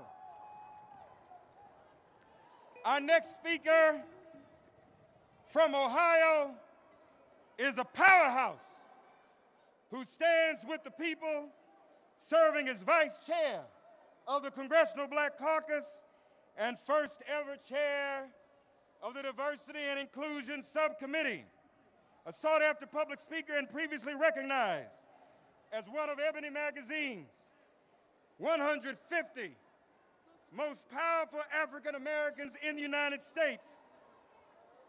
She has written 93 pieces of legislation and co-sponsored over 1,600 bills. She is calling on Congress to recognize racism as a national crisis. And we got a Delta up here now, Delta Sigma Theta sorority. We have a lot of AKAs. Any Deltas here? And she's also a member of the Lynx. Please welcome Congresswoman Joyce Beatty. Thank you, thank you. I am joined by members of the powerful Congressional Black Caucus. We are here today because people died and were denied civil and economic rights. We are here today because 57 years ago, people marched for jobs and freedom and stood here with members of Congress and Martin Luther King. We are here today because George Floyd had a knee on his neck. 8 minutes, 46 seconds. Black Lives Matter. We are here, and I stand representing the Congressional Black Caucus, 54 members strong, who understand silence is not an option because Black people face a symbolic chokehold every time we walk, speak up, shop, jog, drive, and yes, breathe. So we must tear down the walls of injustice. I am standing here and saying, as Martin Luther King Jr. said, in America, a riot is the language of unheard people. And what is it that America has failed to hear? Promises and freedom and justice for all. Say their names: Ahmaud, Breonna, George, Jacob, and the list goes on. Black Lives Matter. So let us pass the George Ford Justice in Policing Act. No more immunity for officers who looked boldly into cell phone cameras as they kill our brothers and sisters. Mandatory databases. Tamar Rice would have lived to see his 18th birthday. A ban on chokeholds and no-knock warrants. Eric Garner and Breonna Taylor would still be alive today. We are pushing to recognize racism as a national crisis. We are fighting for jobs, housing relief, access to capital, and a reparations bill. No, it was the Black men, the brothers of the Congressional Black Caucus, who wrote the First Step Act. Know that it is a powerful Black man in leadership who leads the John Lewis voting rights legislation. Demand, demand, demand the Senate to pass the John Lewis Voting Rights Act that restores justice, dignity, and equal access to the ballot box. I say to you, stand with us and stand with the Reverend Al Sharpton and the National Action Network for this march and demanding that we get people registered to vote and that we vote, that we complete our census. Say it with me. Go vote, go vote, go vote, go vote. And let me say, tell them to get their knees off of our necks. Thank you, thank you, thank you. And yes, I'm Congresswoman Joyce Beatty, and I approve this message.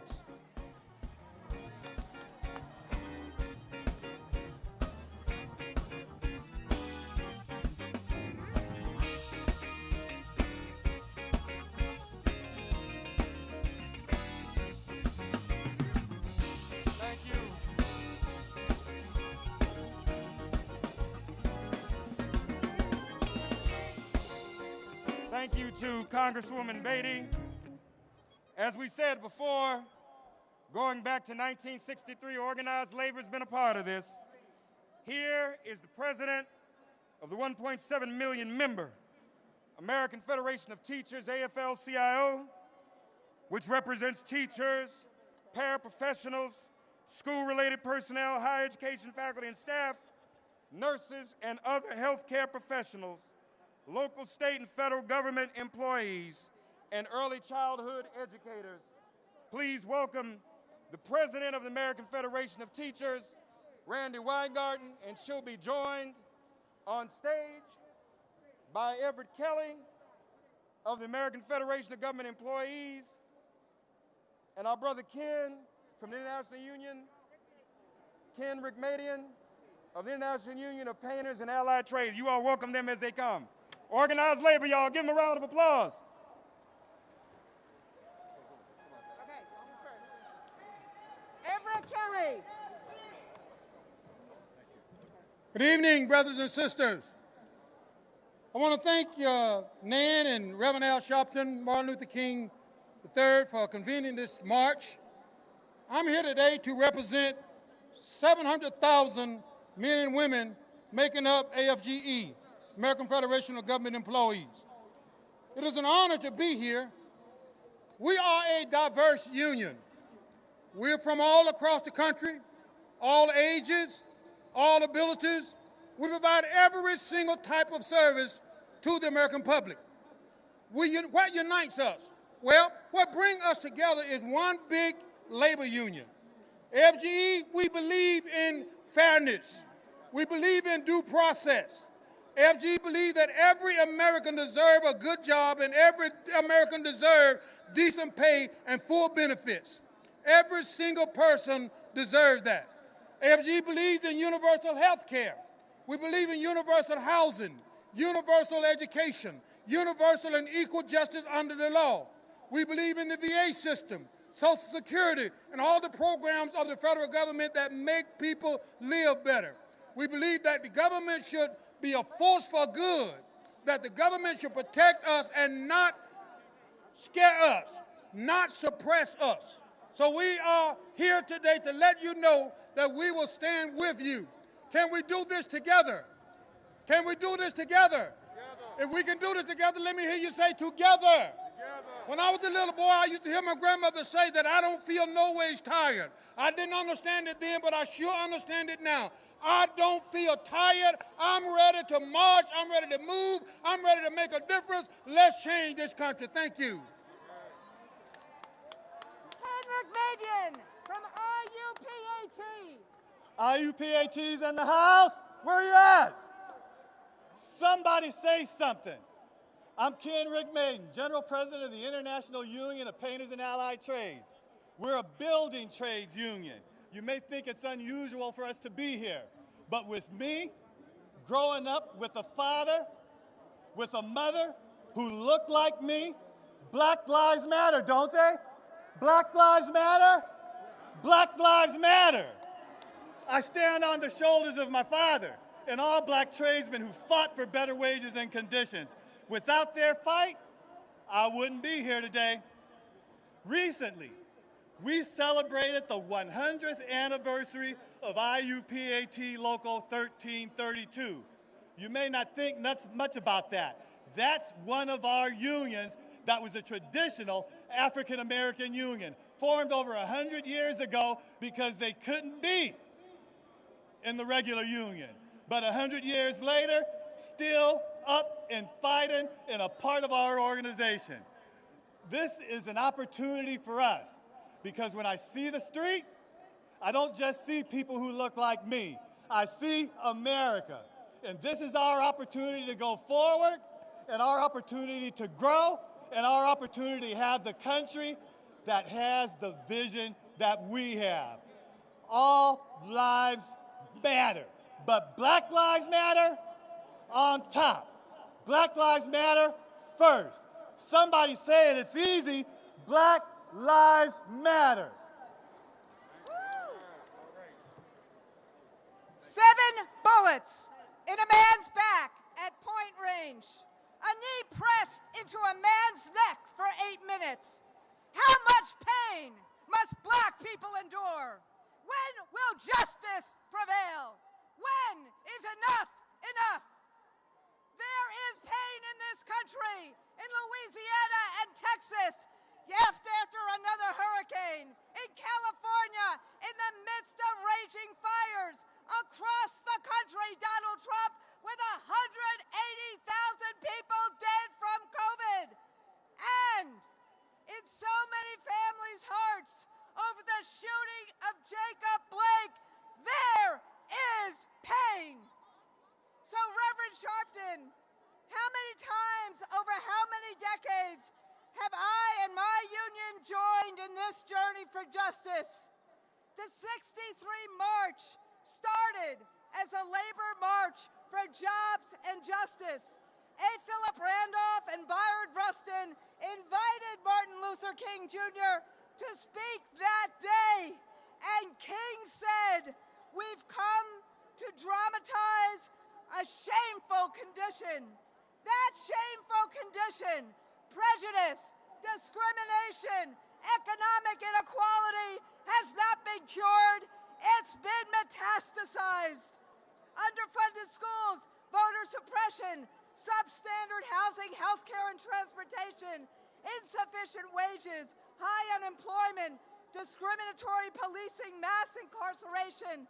Black Americans who, whether from their higher rate of deaths from asthma or from COVID, have been struggling to breathe long before Eric Garner and George Floyd were suffocated at the hands of authorities. Justice and freedom must apply to all. The fight for opportunity and freedom must be all of our fights.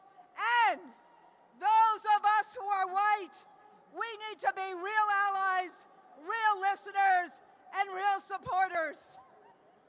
My synagogue's credo is the Psalm, and I quote, that the stone which the builders rejected has become the cornerstone. There is room for all of us, but we must call out those who cling so tightly to their privilege that is an oppressive tool against equality. So, my friends, my colleagues, November 3rd is coming. We need to get in good trouble. We need to vote. We need to have hope. We need a president who will sign the bills that the House has passed to make this country more fair, more just, more equal. That is our job this day and every day. Thank you. And then I also, as you all know, need to recognize the Postal Workers Union. All right. No time. Thank you. All right. Cheers for organized labor. Let's hear it for organized labor. Give them a round of applause. No time for them to speak, but the Postal Workers Union is in the house. Pray for our postal workers. Our next speaker in the Obama administration served as Assistant Attorney General for Civil Rights, Secretary of Labor, and now today, he is the chair of the Democratic National Committee. Our friend and brother, please welcome Tom Perez. All right. Good afternoon. Thank you, Reverend Sharpton and Martin Luther King III, for your extraordinary leadership. Thank you to the National Action Network. Folks, I live in Maryland. We lost a remarkable person last year when my fellow Marylander and mentor Elijah Cummings passed away.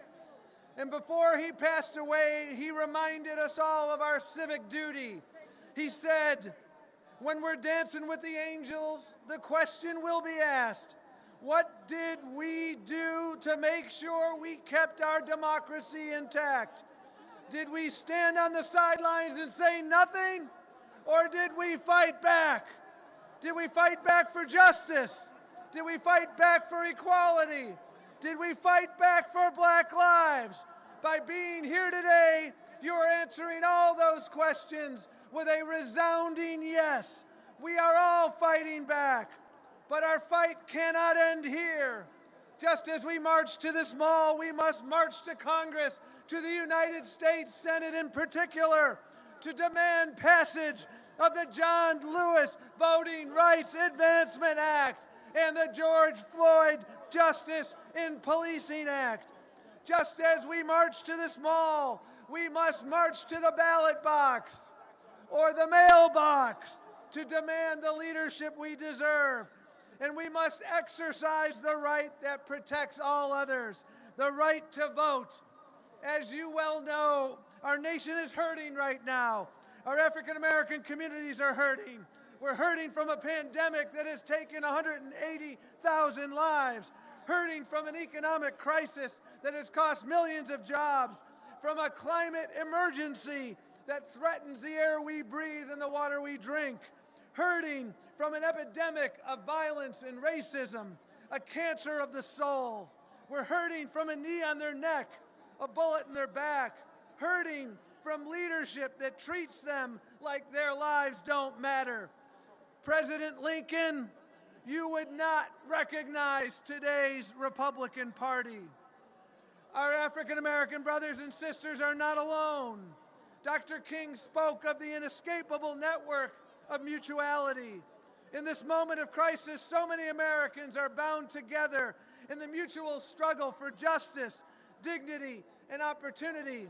From the Native American tribes confronting the scourge of COVID and the delay of their stimulus funding, to Latinx children being separated from their parents at the border, to Asian Americans facing hate-fueled attacks, to working families across this country struggling with poverty. We can change all of this. With the right leadership, we can heal our wounds. We can turn hardship into hope, despair into dreams. We can advance racial equality and restore the soul of our nation. But only if we do it together. Movements are built by the many, not the few. They're built by the hard and unglamorous work of grassroots organizing. They're built, in the words of the late, great Julian Bond, by the marchers whose feet have grown tired, whose voices have gone hoarse, whose shirts have stained with sweat and dirt and blood. John Lewis, as you know, left us with these marching orders. So go to iwillvote.com, iwillvote.com. Check your registration status. Tell your friends, family, and neighbors to make a plan to vote. Remember, November 3rd is the last day to vote, but it's not the first day to vote. Make a plan. Get out there. Do not let your voice go unheard. Do not let your voice go uncounted. This is the most important election of our lifetime. And make no mistake, you have the power to decide the outcome. Thank you very much. Today, we commemorate the 57th anniversary of the historic March on Washington for Jobs and Freedom. I was born into an activist family with my parents, my aunts and uncles pushing me in a stroller through Bay Area streets marching for justice in the years following the March on Washington. This moment is a reminder that we must always honor the sacrifice of the leaders who made that march happen. From the names we know, like Randolph and Farmer, Young and King, to everyone who worked behind the scenes and sacrificed quietly but profoundly, far from the lights of history.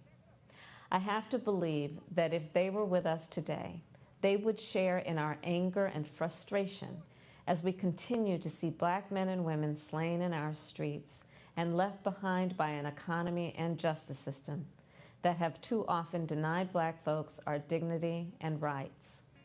They would share our anger and pain, but no doubt they would turn it into fuel.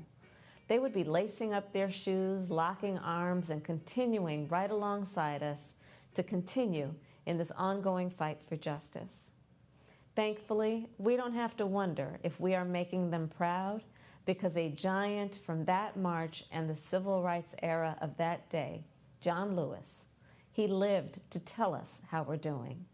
In his parting essay, he wrote to all of us who hope to carry his legacy, quote, "In the last days and hours of my life, you inspired me. You filled me with hope about the next chapter of the great American story when you used your power to make a difference in our society." For Congressman Lewis, the brutal murder of Emmett Till is what shook loose the activist inside him.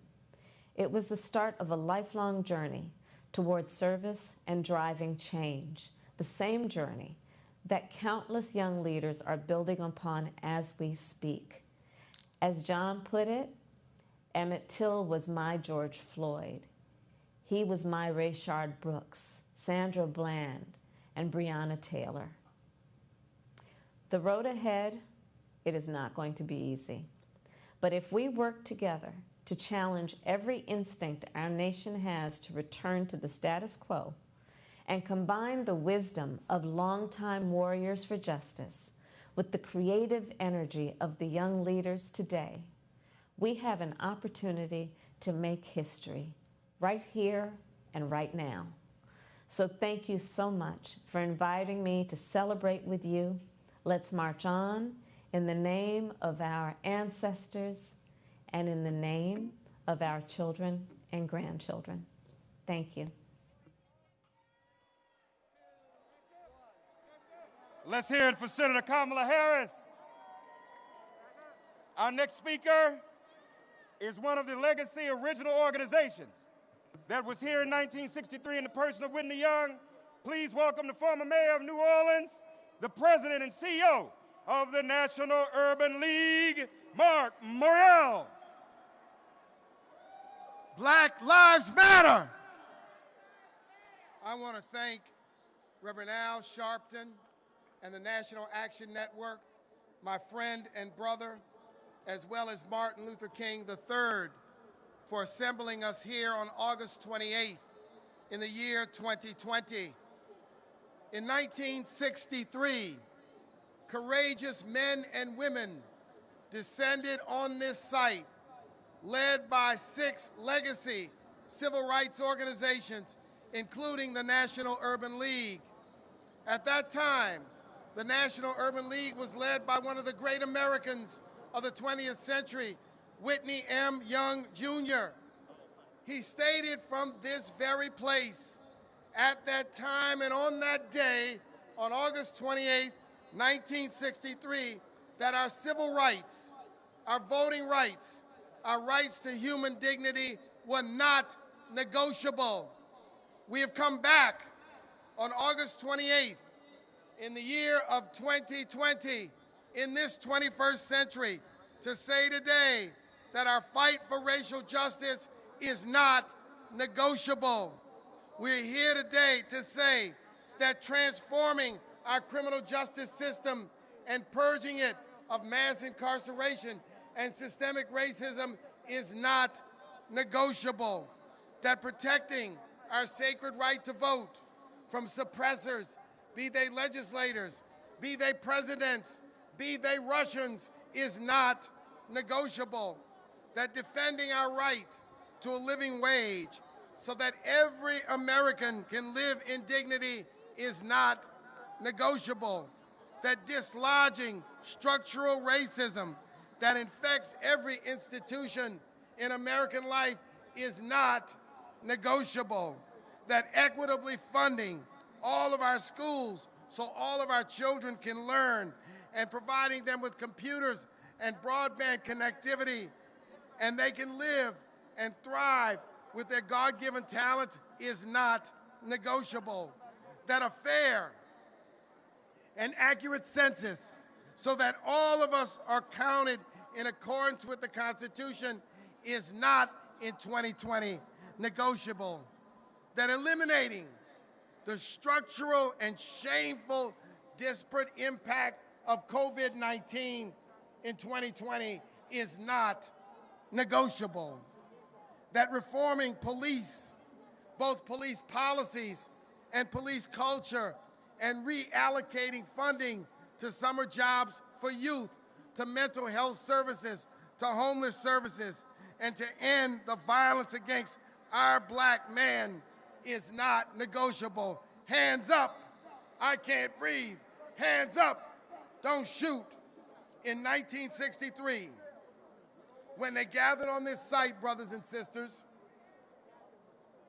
just a few weeks before they gathered, that great civil rights leader, Medgar Evers, was assassinated on the front lawn of his home in Jackson, Mississippi.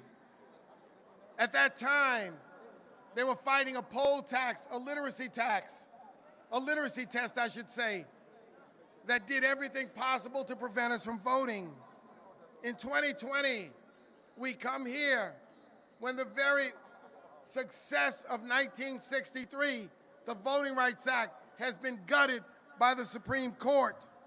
We come in 2020 where Jacob Blake and George Floyd and Eric Garner and Tamir Rice and Trayvon Martin and Sandra Bland and too many black men and women, Breonna Taylor, have died or been disabled at the hands of the police.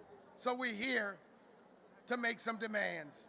Number one, we want the George Floyd Justice and Policing Act to pass now, not tomorrow, not next week, not next year. Say it, pass the George Floyd Justice and Policing Act. Number two, we want to pass the HEROES Act. Number three, we want to pass the John Lewis Voting Rights Advancement Act. And number four, we want to pass H.R. 40 to look at reparations in this country. November 3rd, we will vote. So we're going to vote. If we have to go by bike or train or unicycle, if we have to walk, if we have to run, if we have to, we will vote.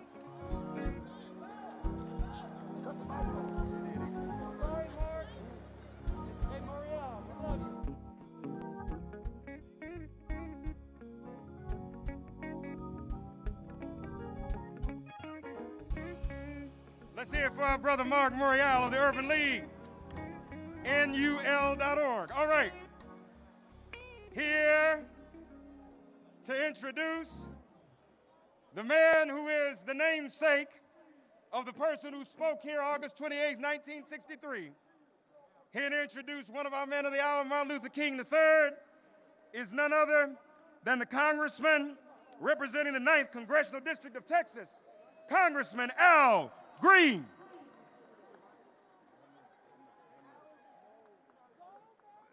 Thank you, everyone. It is now my honor to introduce a man whose name is synonymous with the civil rights, human rights movement. A man whose father stood here 57 years ago. A man who followed his father's footsteps, and I was there with him to India where he traced the steps of Gandhi. A man who understands that this is a full-time job. He's not a part-time freedom fighter. He's not an everyday freedom fighter. He's an all-the-time freedom fighter. I'm here to introduce a man who's a Morehouse graduate, a man who knows what it feels like to suffer the pains associated with the human rights movement. When he lost his father at the age of 10, he could have given up, but he didn't. He stayed in and he has fought the good fight. I'm here to introduce the Honorable Martin Luther King III. Would you show him some love, please? If you believe in liberty and justice for all, stand up and show him some love. If you believe in government of the people, by the people, stand up and show him some love. Show Martin some love. Show his father some love, his mother some love, his wife Andrea some love, his daughter Yolanda some love. Show them some love. God bless you. God bless the King family.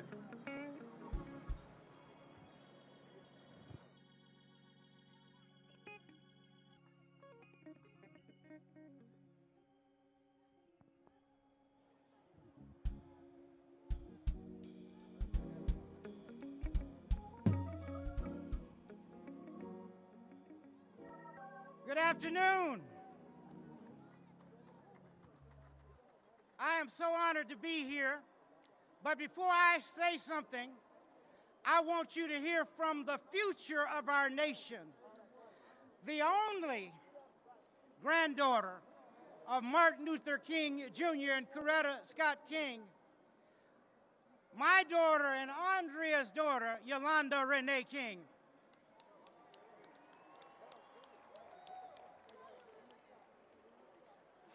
Should I relay this? Okay. Some of you may remember that 2 years at the March for Our Lives, I said, spread the word. Have you heard? All across the nation, we are going to be a great generation.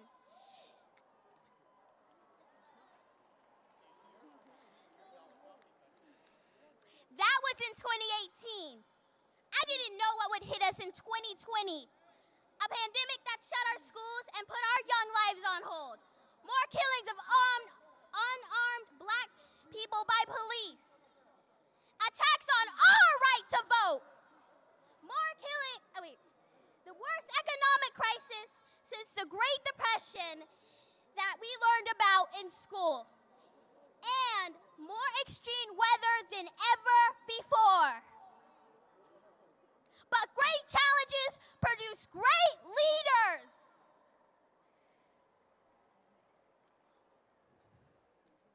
We have mastered the selfie and TikToks. Now we must master ourselves. Less than a year before he was assassinated, my grandfather predicted this very moment. He said that we were moving into a new phase of the struggle. The first phase was the civil rights, and the new phase is genuine equality. Genuine equality is why we are here today and why people are coming together all across the world, from New Zealand to New Jersey. He said that we must not forget the days of Montgomery. We must not forget the sit-ins movements. We must not forget the freedom rides, the Birmingham movement, and Selma. Papa King, we won't!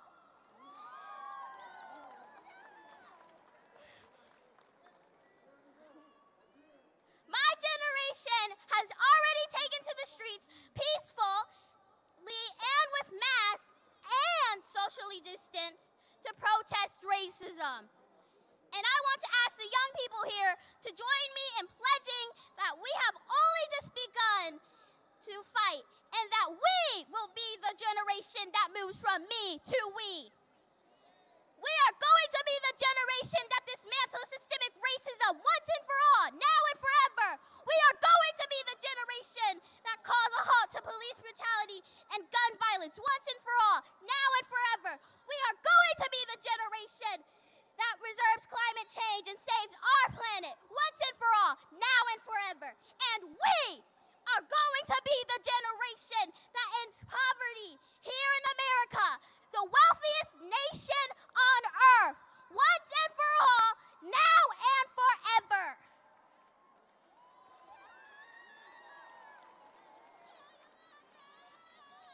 We are the great dreams of our grandparents, great-grandparents, and all our ancestors. We stand and march for love, and we will fulfill my grandfather's dream. So, show me what democracy looks like. This is what democracy looks like. Show me what democracy looks like. This is what democracy looks like. Show me what democracy looks like. This is what democracy looks like. One last time. Show me what democracy looks like. This is what democracy looks like. Okay, then let's show them.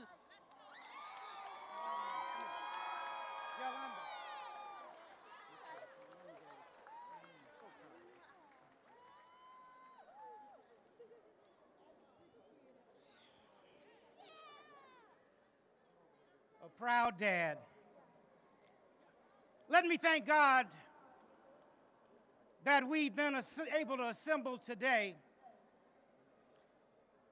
and to thank Reverend Sharpton and the National Action Network and all of the conveners that actually are here today, and most of all, these families that have been impacted by police brutality and misconduct. So we've come to bear witness, to remain awake, to remember from where we've come, and to carefully consider where we're going. Whether you're here in person, online, or watching on MSNBC and other networks, thank you for joining us for this March on Washington. Together, we are taking a stand, and we're taking a giant step forward. Let me also thank Al Green for the very, very warm introduction, my dear friend. But we're taking a step forward on America's rocky but righteous journey towards justice.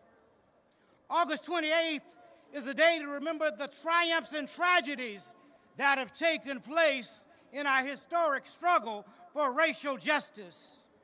Today, we commemorate the March on Washington to Jobs and Freedom in 1963, where my father declared his dream.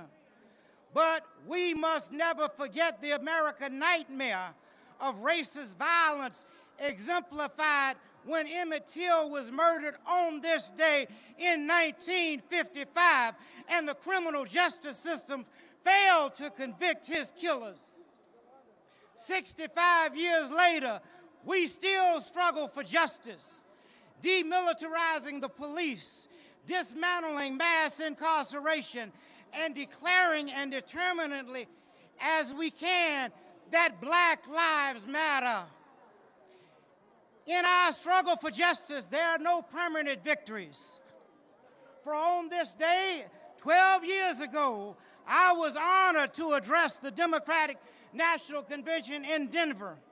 And on that night, on that evening in the Mile High City, our spirits were soaring as the Democrats nominated Barack Obama, who would go on to become the first African-American president of these United States. But the progress we celebrated then is imperiled yet again. And now we must march to the ballot box and the mailboxes to defend the freedoms that earlier generations worked so hard to win. In so many ways, we stand together today in the symbolic shadow of history. But we are making history together right now. We're marching with the largest and most active multi-generational, multiracial movement for civil rights since the 1960s. From high school students to senior citizens, Black as well as white, Latino, Asian American, Native American, Pacific Islanders, Americans are marching together, many for the first time, and we're demanding real, lasting, structural change. We are marching together for time-honored goals and in timely ways. We are courageous, but conscious of our health. We are socially distant, but spiritually united. We are masking our faces, but not our faith in freedom. And we are taking our struggle to the streets and to social media. The nation has never seen such a mighty movement, a modern-day incarnation of what my father called the coalition of conscience. And if we move forward with purpose and passion, we will complete the work so boldly began in the 1960s.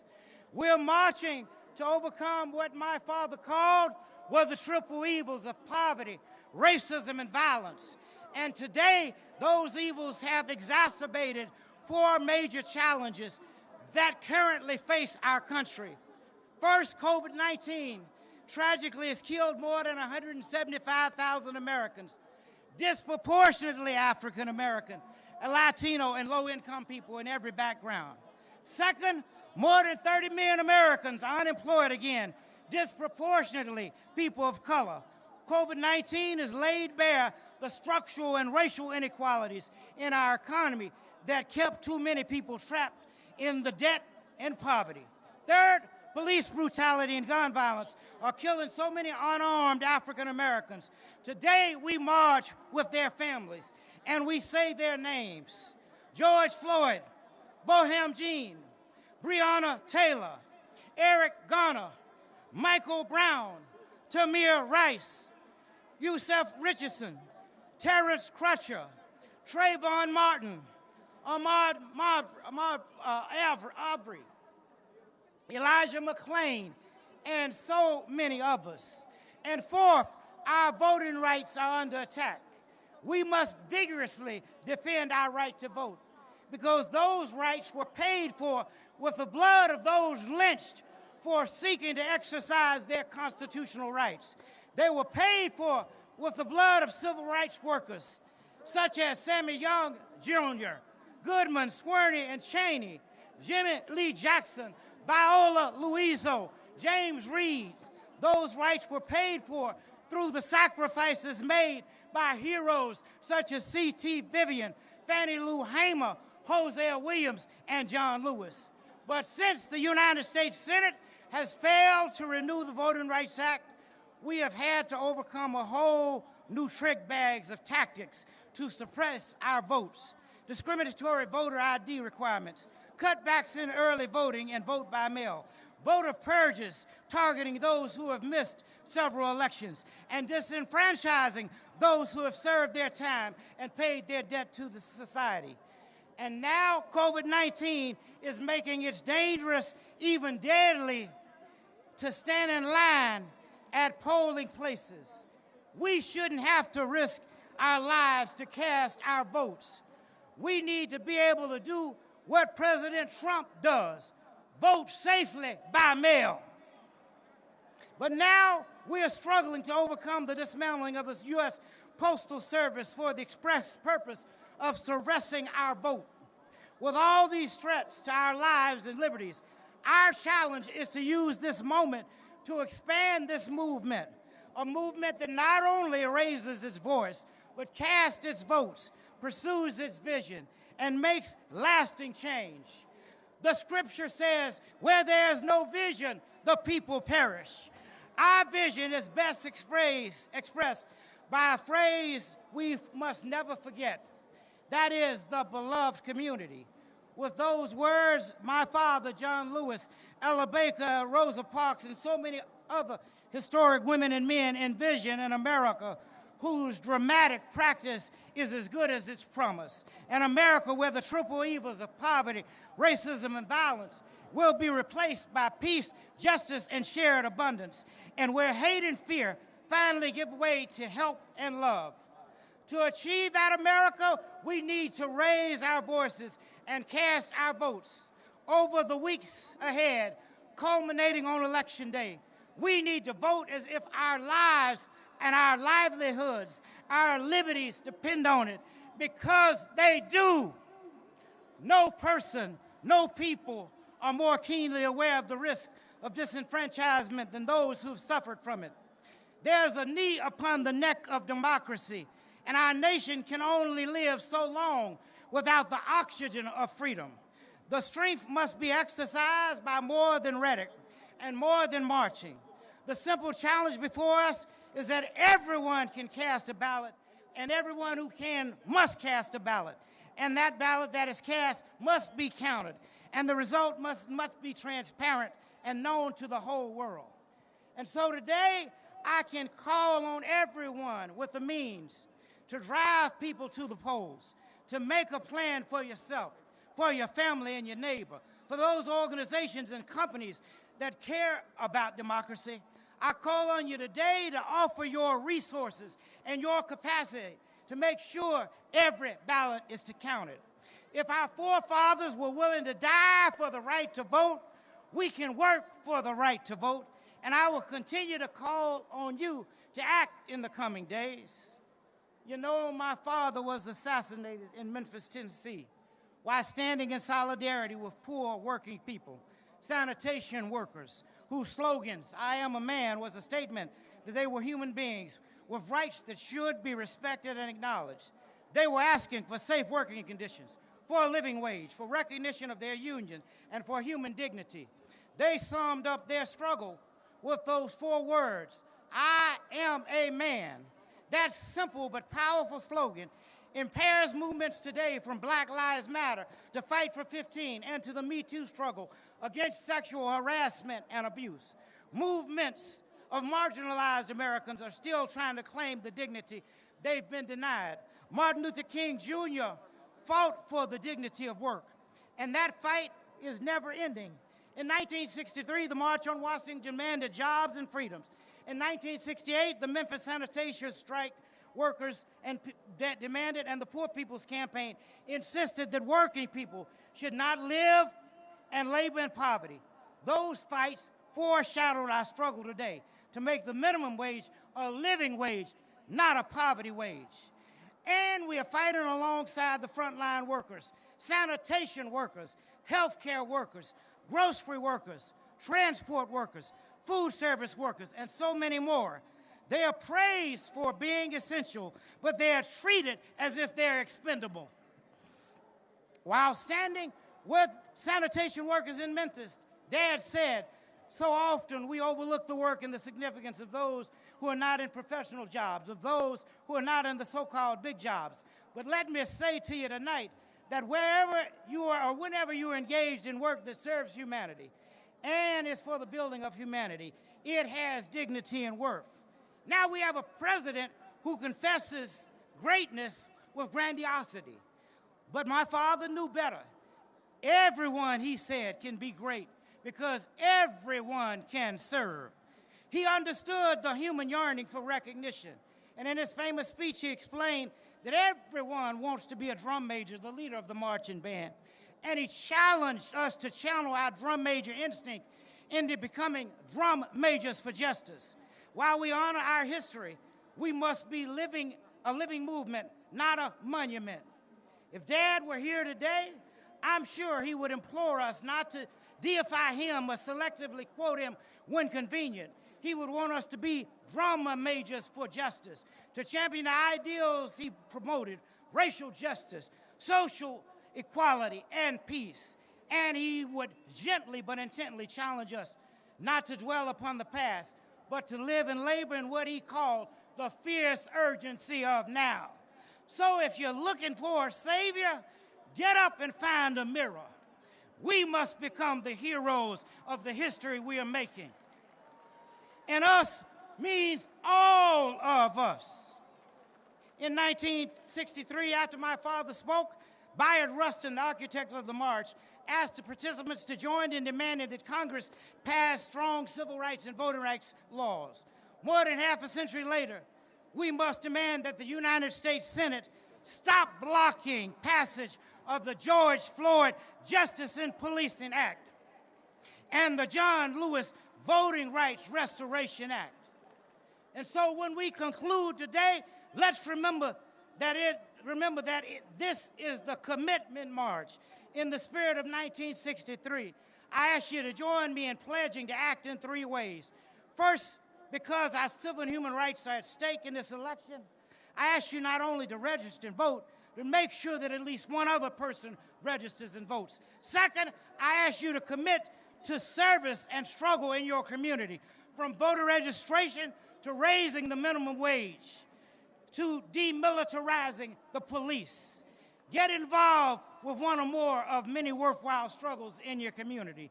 And third, I ask you to pledge, as my father and John Lewis did, to get into good trouble and do it nonviolently. Remember that in the fight against injustice, nonviolence doesn't mean passive acceptance. It means peaceful resistance. We must come together and join with the Black Lives Movement to raise our voices and say enough is enough. We must come with the Poor People's Campaign, the Climate Change and Environmental Justice Movement, the Women's March and Me Too movement, the Parkland students and March for Our Lives, and say enough is enough. Martin Luther King Jr. famously said that the moral arc of the universe is long but bends toward justice. but he was also the first to say that it doesn't bend on its own. We must do some work ourselves. In the final year of his life, he wrote in his last book, "Where do we go from here, chaos or community?"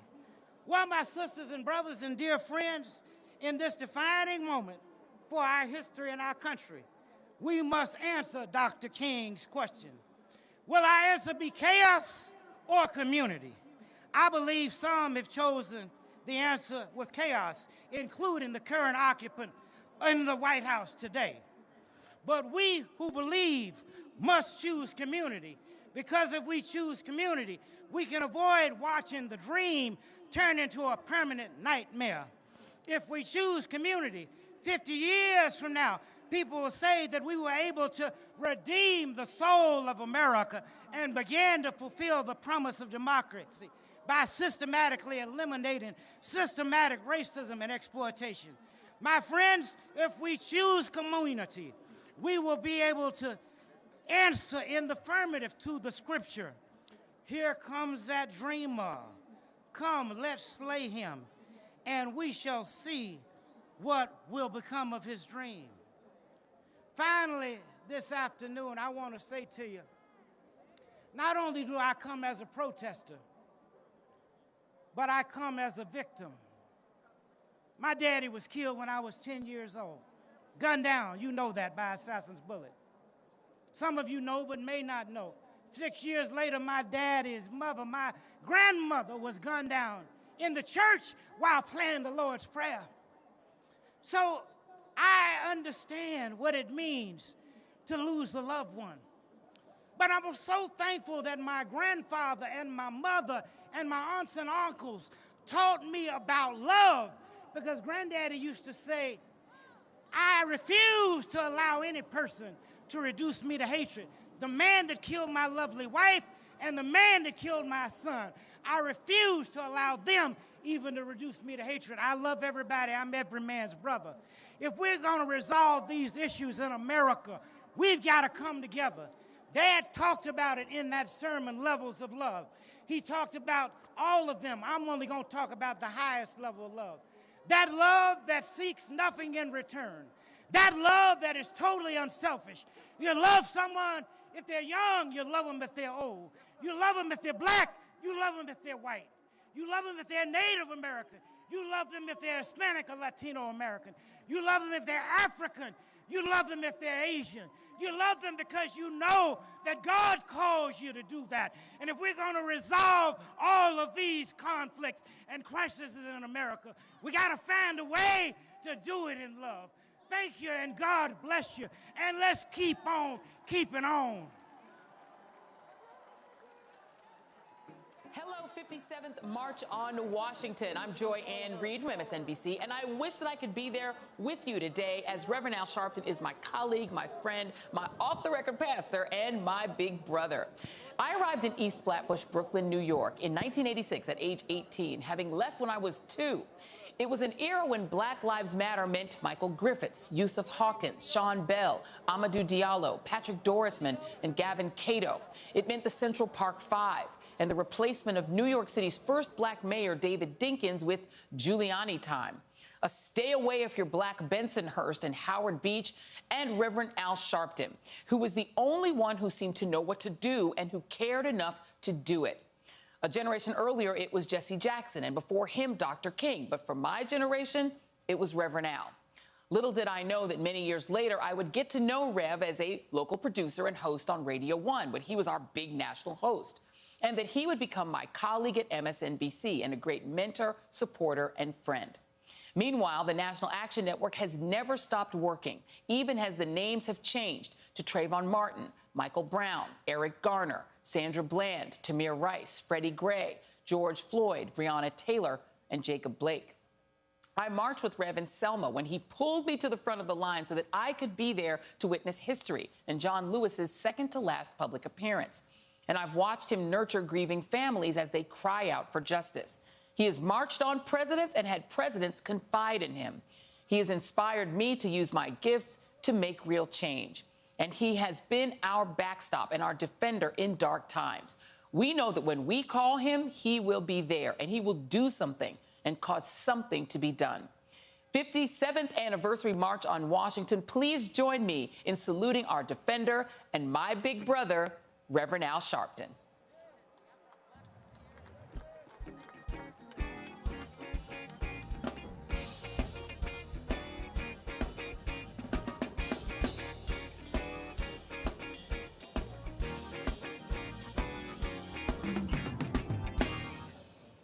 No justice. No justice. No justice. No justice. What do we want? What do we want? What do we want? When do we want it? When do we want it? When do we want it? When do we want it? All right. 57 years ago, in 1963, there was a struggle in Birmingham, Alabama. There was the assassination of Medgar Evers, the head of the Mississippi NAACP. In the middle of struggle and murder, they came to Washington to demand that the federal government give them a Civil Rights Act and voting rights. They marched that day, in a hot, blistering day like today, saying that as we struggle, we need legislation. And they stayed on that movement until they got the Civil Rights Act of 1964 and the Voting Rights Act of 1965. They came young and old. They came from the South. Many of them couldn't stop on the road to use a bathroom because it was against the law, but they came anyhow. Many of them couldn't stop and eat in a restaurant. They had to put their sandwiches in a paper bag because no restaurant would serve them because it was against the law, but they came anyhow. Many of them couldn't rest in a motel overnight, but they came anyway because it was against the law for them to stop.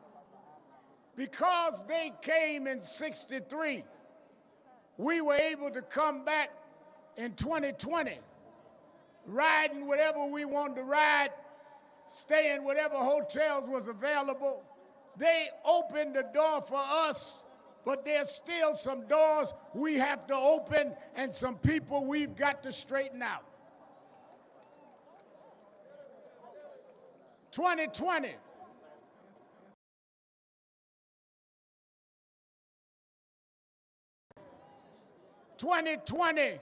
We must deal with those that want to rob our right to vote. And even though we are here in the midst of a pandemic, socially distancing, telling y'all to distance, and I'm keep saying spread out, we want to come to show with our bodies that enough is enough.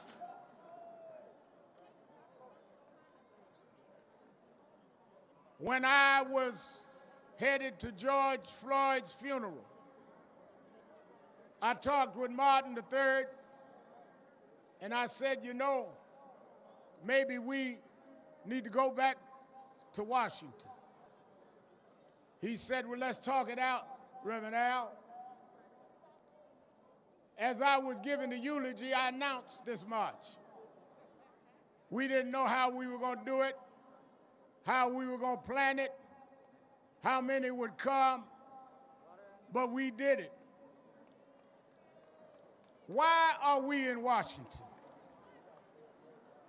I talked with one of the leading minds of our nation, Dr. Michael Eric Dyson, and he told me that, Reverend Al, you got to understand that until there's federal legislation every state will do what it wants to do. We have passed in the House of Representatives the George Floyd Policing and Justice Act. Now we need to pass that act in the Senate. We need Mitch McConnell and the U.S. Senate to meet on the George Floyd Policing and Justice Act, or we're going to meet you senators at the poll in November 3rd, whether we got to mail in, walk in, ride in, crawl in. We want our bill passed.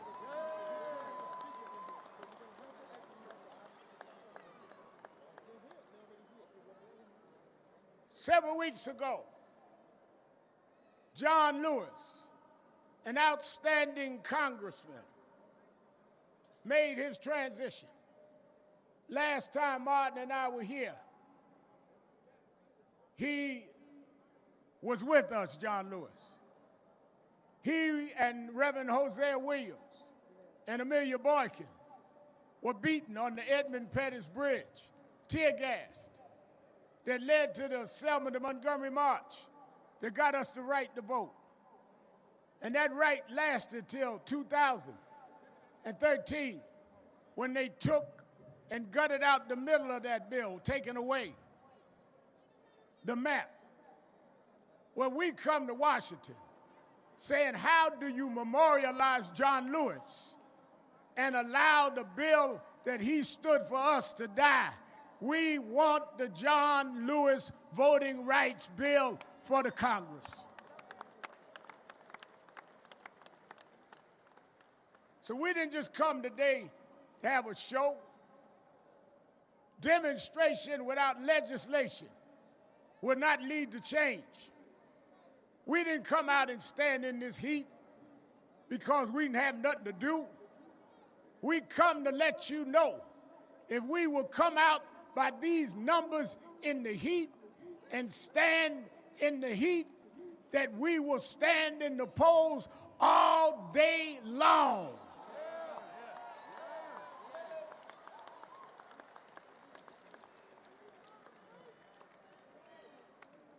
They keep telling me about how it's a shame that black parents have to have the conversation with our children. How we have to explain, if a cop stops you, don't reach for the glove compartment. Don't talk back. The conversation. Well, we've had the conversation for decades. It's time we have a conversation with America.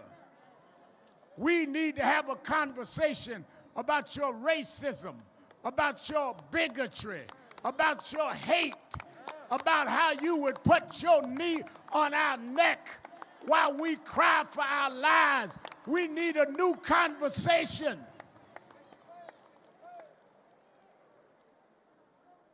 Oh, we didn't come to start trouble, we came to stop trouble.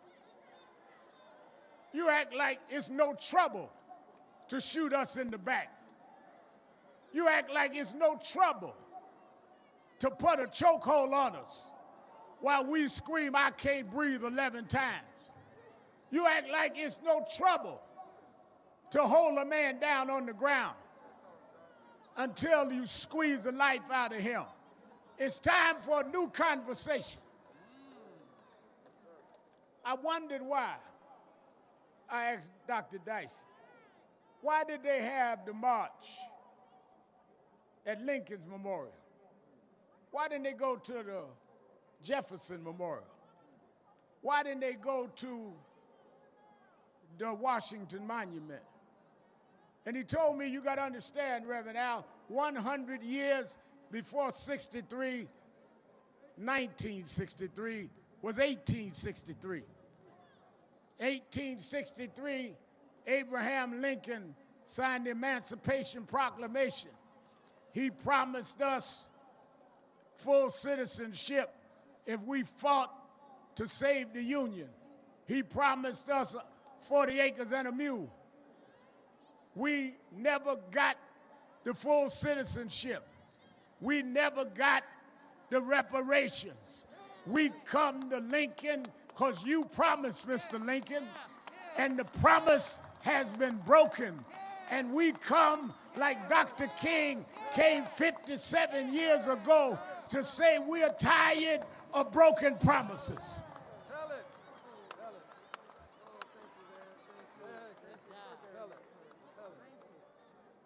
Some say to me, Reverend Al, y'all ought to denounce those that get violent, those that are looting.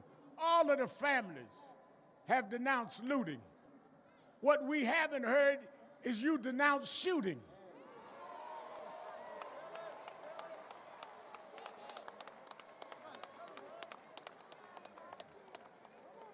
We will speak against the looting, but when will you speak against wrong police shooting?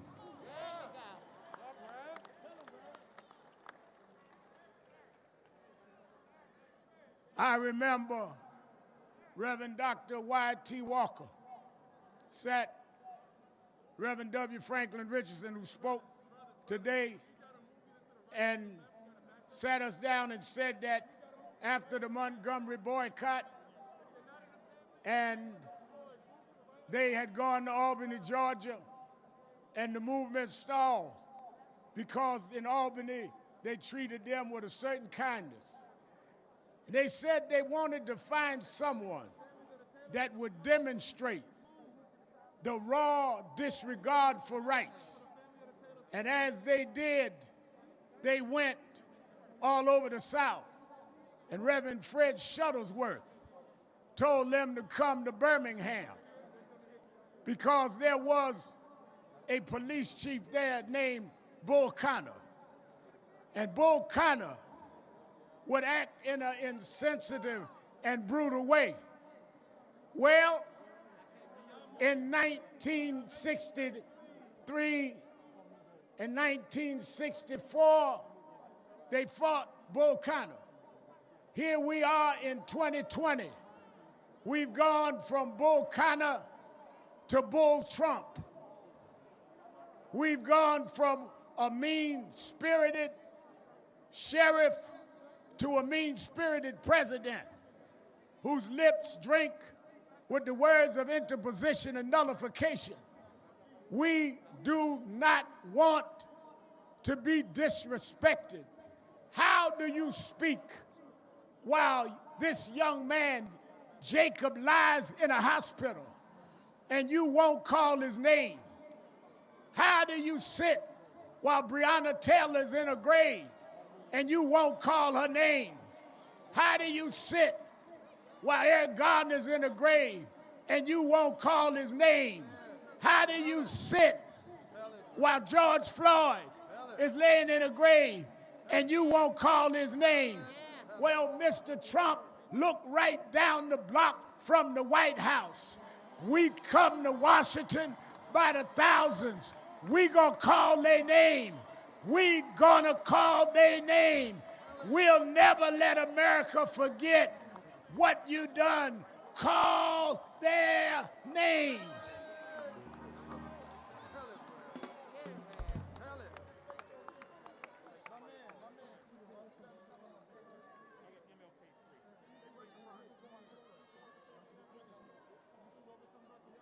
This is the time. This is the time for legislative change. This is the time for us to vote like we never voted before. And don't just vote for the top of the ticket. Vote all the way down. Go down from the top to the bottom. Vote all the way to the dog catcher. We want to get rid of anybody that's in our way, because our parents died to give us the right to vote. You can mess with the mail, but it ain't the sacrifice that Goodman and Cheney and Swerner gave. Our vote is dipped in blood. Our vote is dipped in those that went to their grave. We don't care how long the line. We don't care what you do. We're going to vote not for one candidate or the other, but we're going to vote for a nation that'll stop the George Floyds, that'll stop the Breonna Taylors.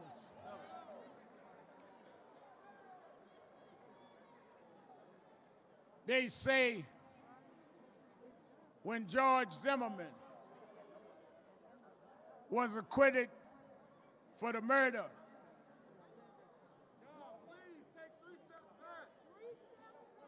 when he was acquitted for the murder of Trayvon Martin, 3 young genius sisters wrote the slogan, Black Lives Matter.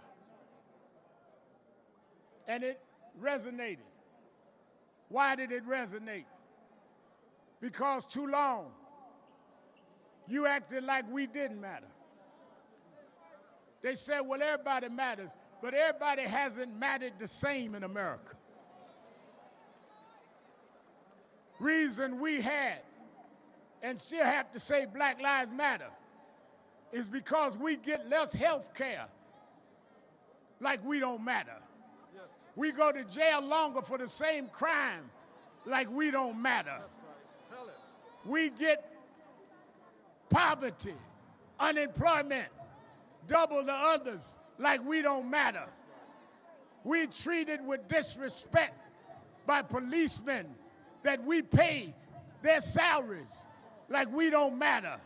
So we figured we'd let you know whether we tall or short, fat or skinny, light skin or dark skin, Black Lives Matter, and we won't stop until it matters to everybody.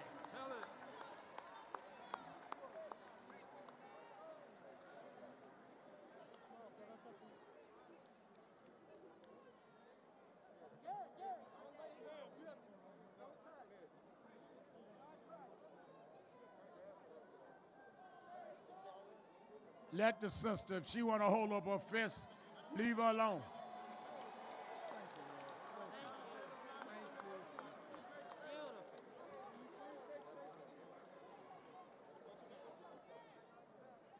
Let me say, as we hear from some of the victims, and as we get ready to march over to the King Memorial, 1963, Dr. King talked about he had a dream.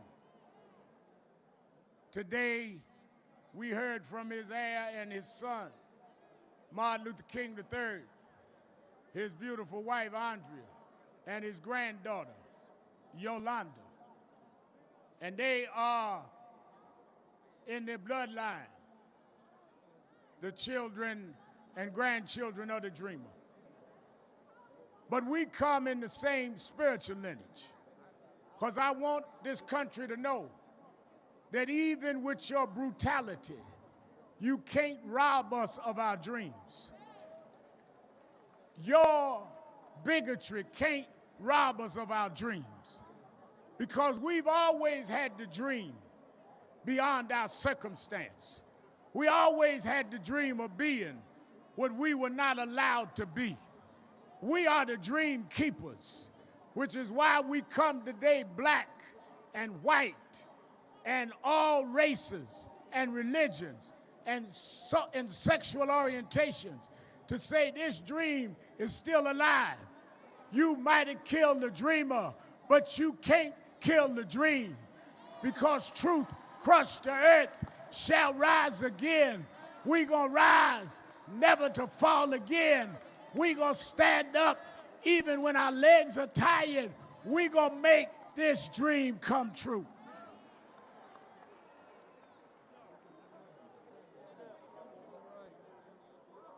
Let me say this. Let me say this as we close.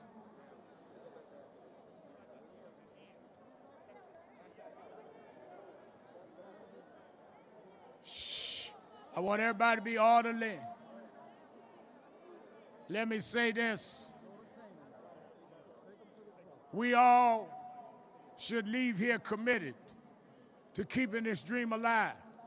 I want everybody that went to the website of National Action Network Net, nationalactionnetwork.net, that wants to help us on Election Day, be poll watchers to protect our vote. I want you that will be signing up. Early voting starts in 2 weeks. We on a nonpartisan way want to put people all over this country. They want to suppress our vote. We've got to have foot soldiers that will protect the vote and that will be out there. And I want you to say to yourself that you could have been so much more. You had ideas and dreams, not only as a race, but as a person. But society had their knee on your neck. We could have developed and been as successful as others, but society had their knee on our neck. But we're not going to lay and submit no more. We're not going to take it. Some have different tactics, but we all are rising up. You're going to get your knee off our neck. If we got to march every day, if we got to vote every day, we will get your knee off our neck. Enough is enough. Enough is enough. Enough is enough. No justice. No justice. No justice. No justice. All right. I want to bring out, I want y'all to back up. I want y'all to bring, to my left is the mother of Breonna Taylor.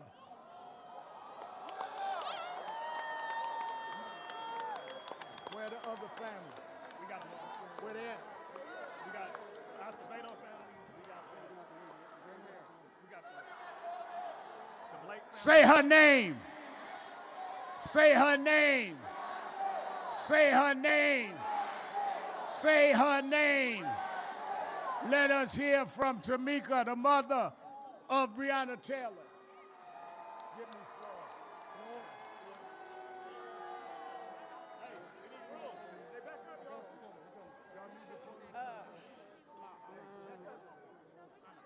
Hi, everybody.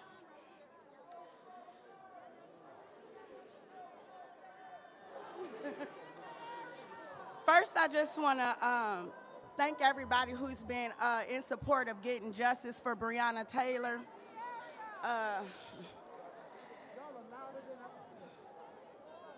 Second, I just want to, I got to thank Louisville, Until Freedom, my family, and most importantly, Kenneth Walker, for coming out here and continuing to say her name louder.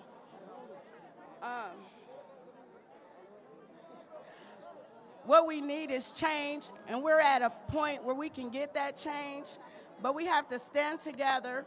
We have to vote.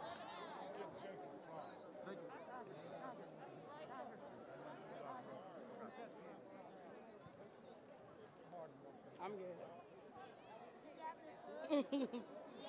Yeah.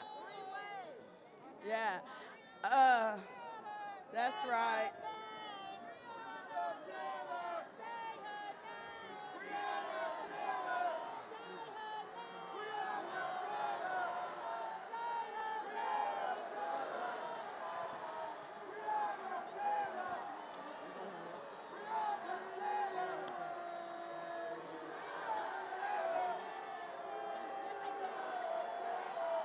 Say her name. Say her name. Say her name. All right, wait a minute. Shh. I brought Mr. Lincoln all of the broken promises. We all stopped when a man was killed with a knee on his neck, narrated his own death on videotape and didn't know they were recording. But his death has been the impetus of a global movement. I bring you his brother, the brother of George Floyd, Phionis Floyd.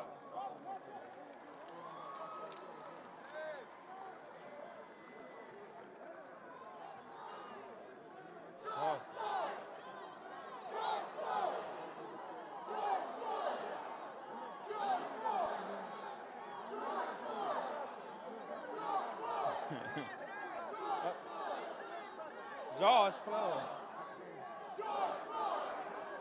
Hey. Man. Hey. Thank y'all. Get my sister Bridget, my attorney Tony Romanucci, my wife Keita, my sister Tanya, my nephew Brandon. Your brother. Okay. All right. I'm so overwhelmed right now with everybody's here right now. Man. No, it's okay. Hey, I wish George were here to see this right now. That's who I'm marching for. I'm marching for George, for Breonna, for Ahmaud, for Jacob, for Pamela Turner, for Michael Brown, Trayvon, and anybody else who lost their lives or are too evil. Man.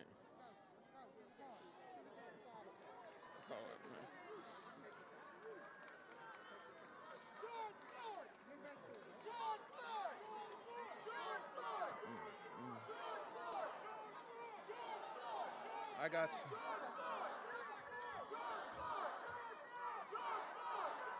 you. It's never been more clear than change right now. It's happening right now because we demand it.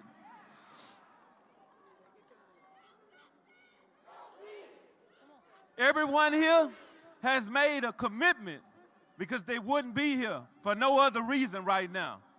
It's hot, and I know it's hot, but as of now, we here because we are being fried right now, man.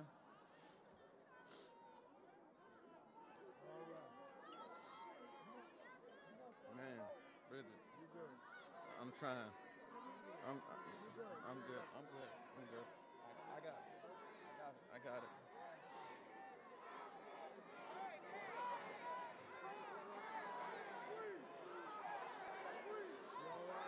I got it, Mr. Al. I got it.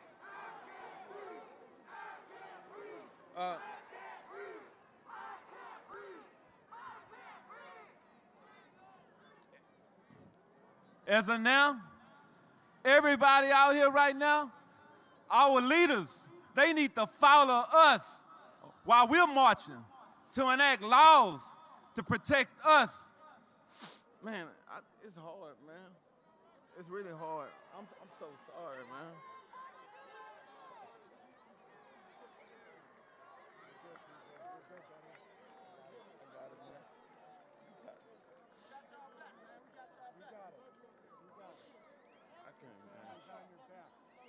Man. My brother George, he's looking down right now. He's thankful for everything that everybody is doing right now. Y'all showing a lot of empathy and passion, and I'm enjoying every last bit of it right now.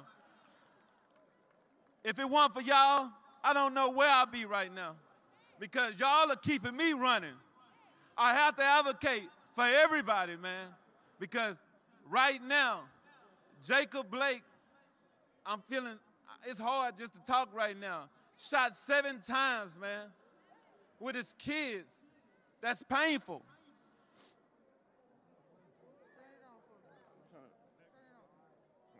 I'm done. I'm letting my sister go. I forgot all that crying. I'm Bridget Floyd, George Floyd's sister.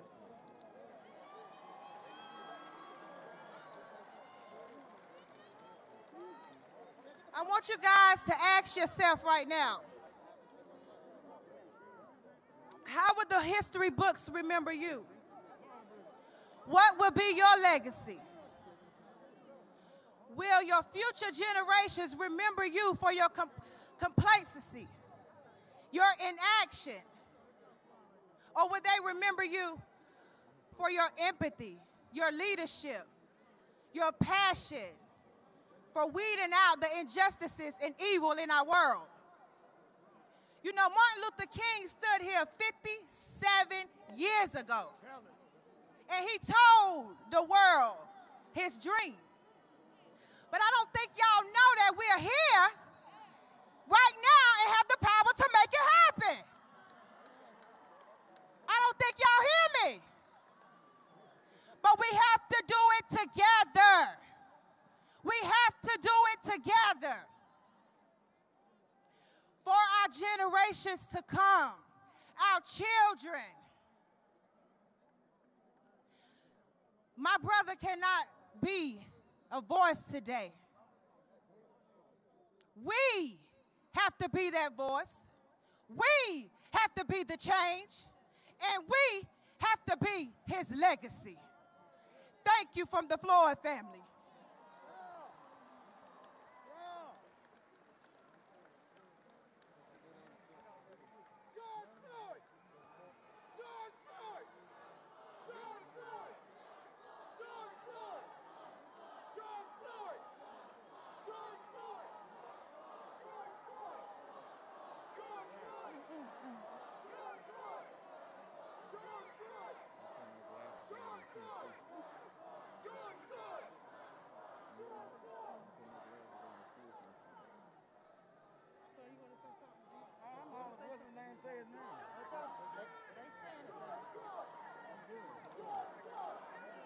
Say his name. Let's go. We done did our part. Let's go. You got your phone? Let's go. Come on. We going this way? Oh, okay. No, we're going right back behind you. We're going Yeah, we going this way. You going this way? No, Quincy. Because we're going to line up for the march. Okay. Now, shh. Wait a minute. Y'all too close to each other. Y'all stretch your arms out and stretch out now. I know we outside and you got on a mask, but don't get that close. Y'all spread your arms and social distance. Y'all too tight up here.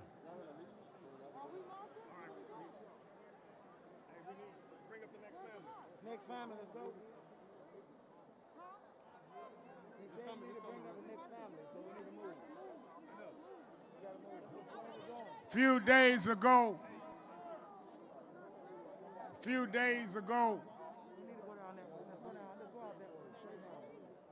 okay.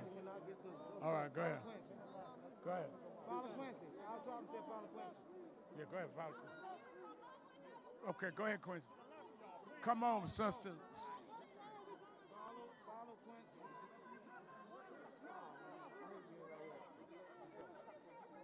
Give a hand to Floyd family as we get ready. Please have one speaker. Shh.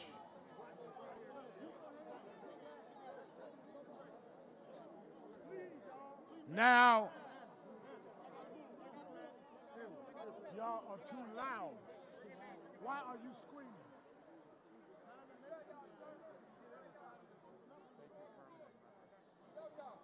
Now, a few days ago, I got a call and talked to a father whose son was shot in Kenosha, Wisconsin, 7 times in the back.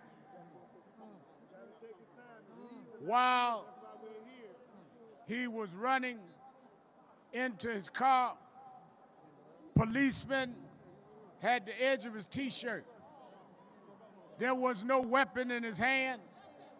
There was no threat to the policeman. By law, a policeman should only use deadly force when they are on a life-extenuating circumstance. What could have been the circumstance when a man's running away from you? What could have been the circumstance when a man is trying to get in his car. Now they say they may have found a knife in his car. Well, did they examine the police to see if they had X-ray vision to see through the car door? When he shot him, he didn't know what was in the car. What he knew was that a black man seems to be expendable. And we come to say we are no longer expendable. We are going to demand justice. His mother and father are both here. His mother got a little heat exhaustion and is sitting in the tent. But I bring you the father of this young man who we are all rallying for. This is Jacob's daddy, who said to me, I'm going to fight for my son. I'm going to fight for justice. Let's welcome to the platform, Jacob Sr. Hey, we need to make way.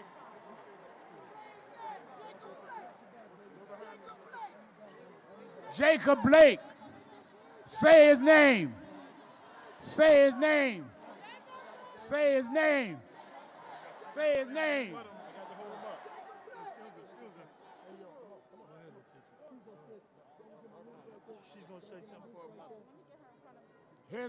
His sister's going to first speak for the mother who's here in the tent.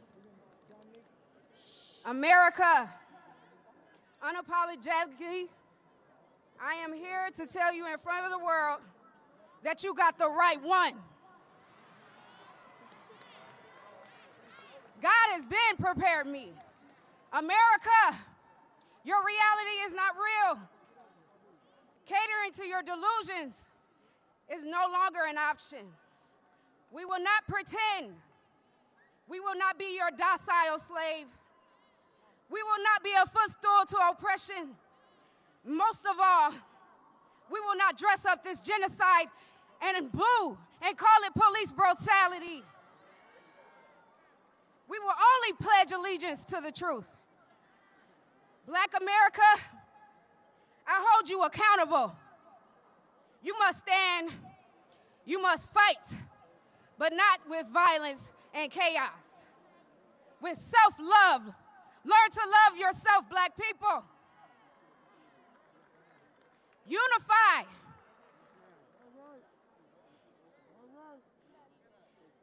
Group economics. Black women, you are your brother's keeper. I know it's heavy, but forgive him and heal. His manhood was taken from him a long time ago. Build him up. Black children, read, learn, grow, and live, and question everything. Black men, stand up. Stand up, black men. Educate yourself and protect the black family unit, period.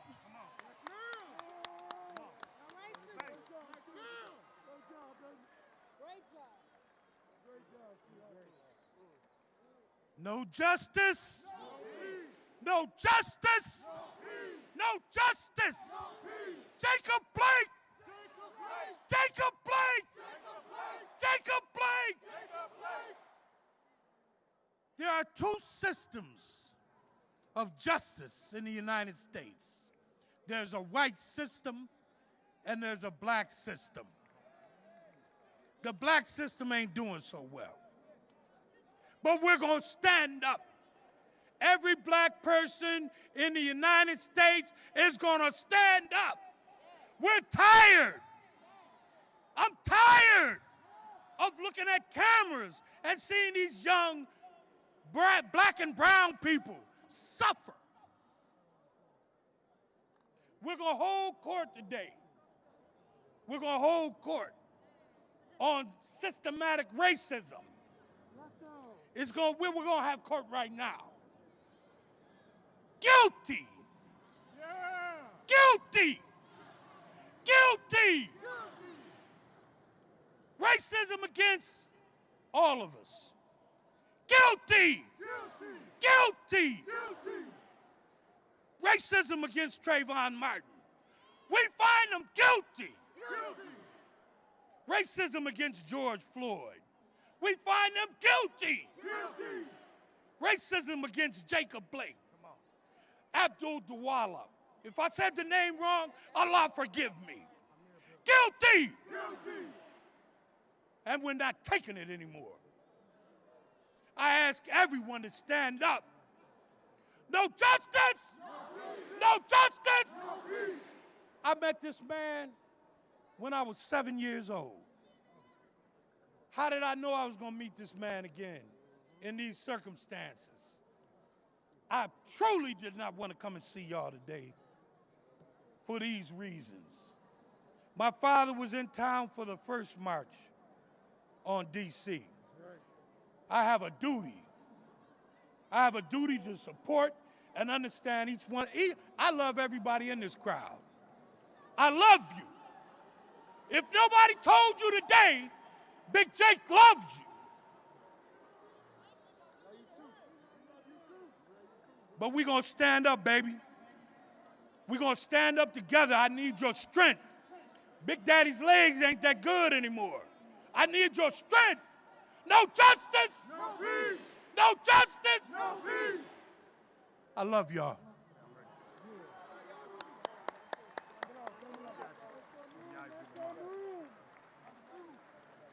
I want to bring Attorney V.I.V. Lamont, who represents these families. Then I want Attorney Stewart to come, who represents others. There are many families here, and I think we should hear from a few more before we march to the King Memorial.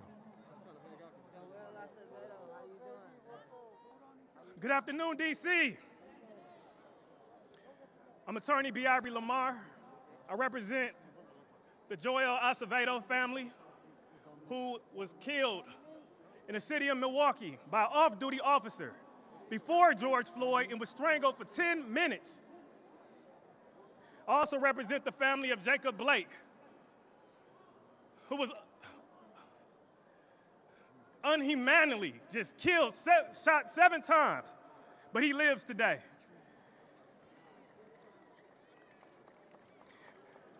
At this time, I want to just thank Reverend Al Sharpton and the National Action Network for having this event here today, because action is what we're here for. I'm going to tell you right now, we're tired of talking. We're tired of talking. We're tired of playing games. 2020 is the year that America is going to be put on timeout. We thank the Milwaukee Bucks.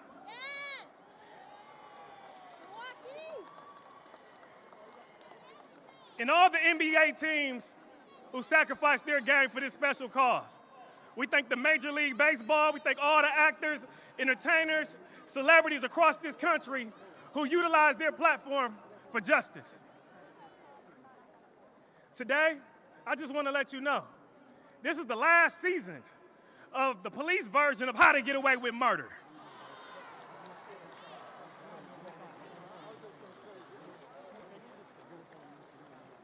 We know your playbook. We know your plays. Step 1, claim that you in fear. Find an object or an action and say that you in fear so that you can justify killing a black or brown person. Step 2, assassinate that black or brown person. And then step 3, you assassinate his character. Then after you get to step 4, you delay your investigation. You exaggerate it. You got the video that takes 20 seconds to watch, but you take 2, 3, 4, 5, 6 months to say you're still investigating. And then when you call an uproar around our community, then you attack our protesters that are gathering peacefully and take any extreme and use tear gas against them. I want to let you know, we're here today because the game is over. This timeout is not in vain. We know your plays, and it's over. It is training day for police officers and law enforcement agencies across the country. It is training day. If you don't train your officers on the standard operating procedures and get them racial bias training, the great civil rights lawyers of this country will hold you accountable. And I'm gonna let you know right now, it's not gonna be cheap because Black lives matter.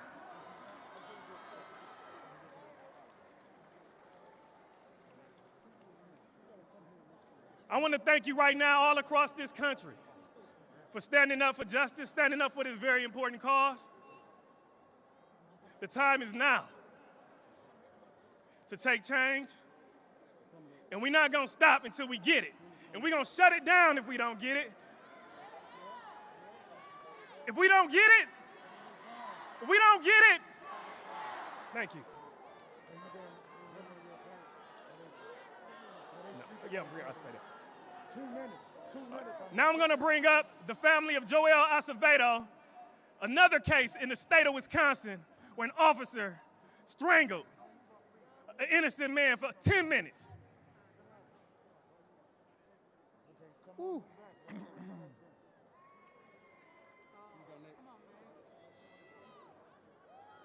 Let us free. We need to be free. We are free people. I come down here to let everyone know, and let these governments know as well, that we have rights. And if there's not going to be no justice, there's never going to be no peace.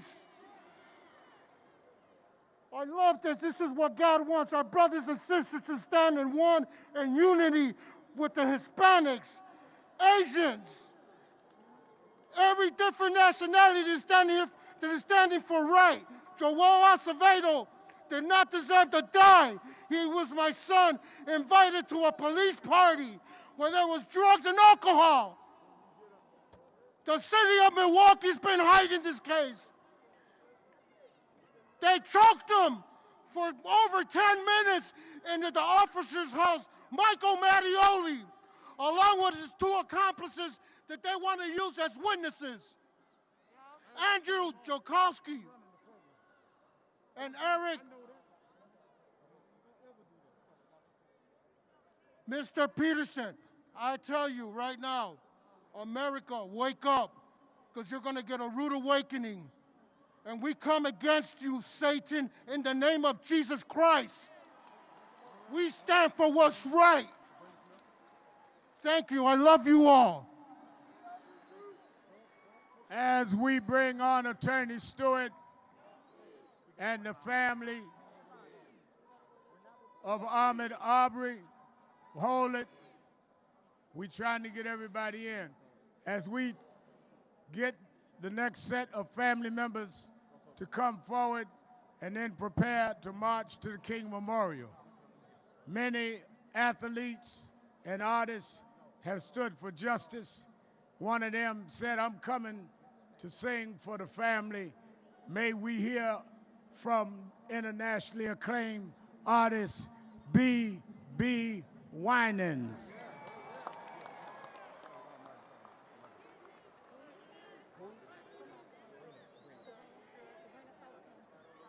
I've been watching her for a half hour. Y'all think I'm blind? Oh, no. It's all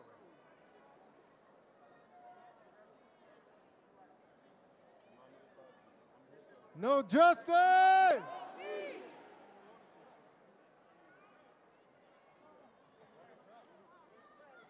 Music, man.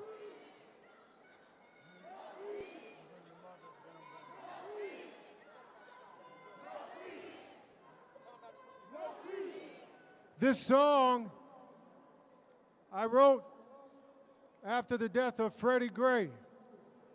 My son at the time was 15 years old, and all I remember was seeing my son's eyes in Freddie's eyes. And I went to the piano and I wrote a song, not just for my son, but for every son and every daughter that's represented. Black lives matter. I said, Black lives matter. Black lives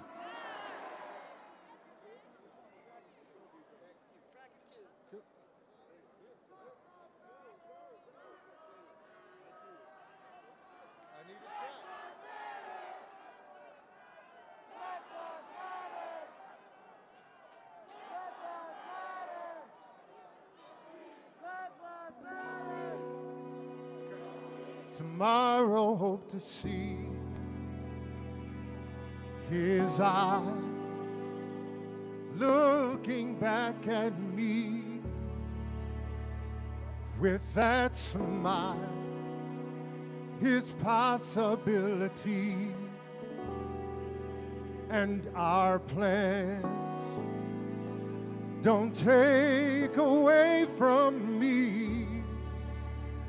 With your hands at night I close my eyes and I pray, Lord, cover him with love and your grace.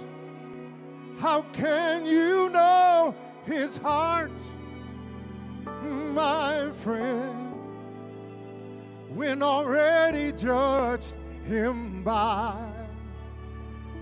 his skin? See, it's the right to live that we're after. Wanna trade my tears to laughter. 'Cause in one moment dreams are shattered. Our sons and daughters matter. Yes, black lives matter. Oh, oh. So let my words resound clear, with hands lifted high and revered urgently. Regard, dispel fears in hope of saving lives that we hold dear. Yes, we do. See, it's the right to live that we're after. We must trade our tears for laughter. 'Cause in one moment, dreams are shattered. Our sons and daughters, they matter. Yes, they do. Black lives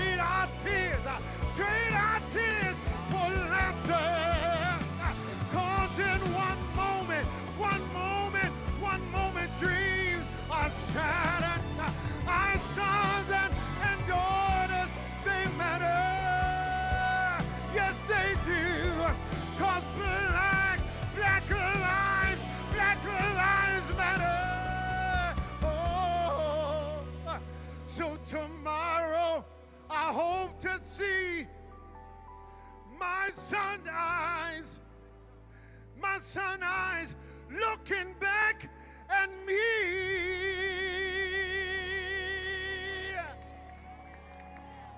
B.B. Winan, Attorney Stewart.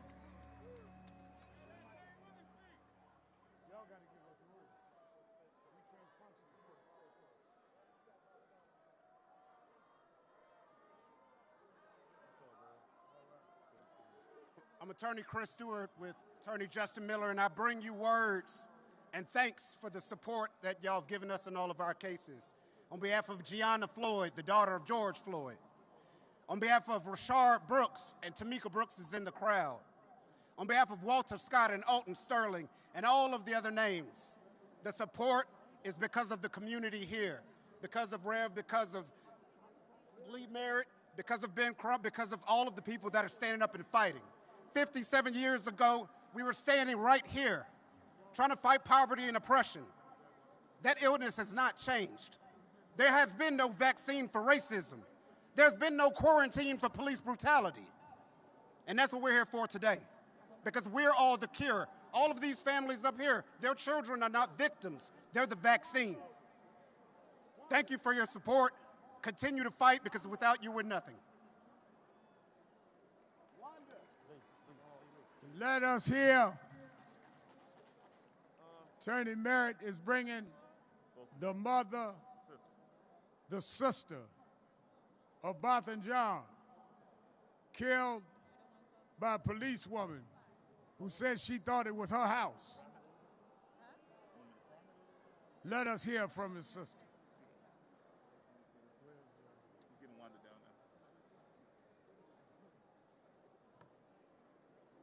Hello, everyone. My name is Elisa Findley. I first want to thank the National Action Network. I would like to thank the National Action Network, Reverend Al Sharpton and Martin Luther King III for organizing and convening this march. Botham Jean is my brother. September 6th marks 2 years since I last heard his voice, heard his laugh, 2 years since my family has felt whole. Because September 6th will be 2 years since Amber Geiger shot my brother through his heart. Botham died while sitting at his home, eating ice cream and watching football. He was minding his own business. Since then, I have been on a mission to seek reform to the severely broken justice system, because Botham would still be alive today. Instead, we are 9 days away from the second anniversary of his murder. 2 years of saying his name and Antoine Rose's name, 10 years of seeking justice for DJ Henry, 4 years of saying Terrence Crutcher's name, saying Chantel Davis, Delron Small, Sandra Bland, Tatiana Jefferson, and so many others. I am tired of learning new names, adding new hashtags to an already long list of victims of police terror. We cannot allow our brothers and sisters to only be remembered for how they died. We need to continue to push for change so that their lives were not taken in vain. We are all in this together. We are our brothers and sisters' keeper. Thank you. Go ahead and give her a little introduction. The mother of Ahmaud Arbery, young man jogging, shot down in cold blood in Georgia, Brunswick, Georgia. Give Wanda a big hand. I stand before you as the proud mother of Ahmaud Arbery. I'm carrying a very broken heart, but also a grateful heart that God chose my son, Ahmaud Arbery, to be a part of this most huge movement. I do believe if we continue to stand and fight together, that we will get change. That's right. Sadly, We have these type of tragic events far too often. But I want each of you to please don't forget their names. Please let their names live forever. I want to share 3 words with you that I know Ahmaud would want me to share with you as well, and that is, I love you. I love you all for standing with us.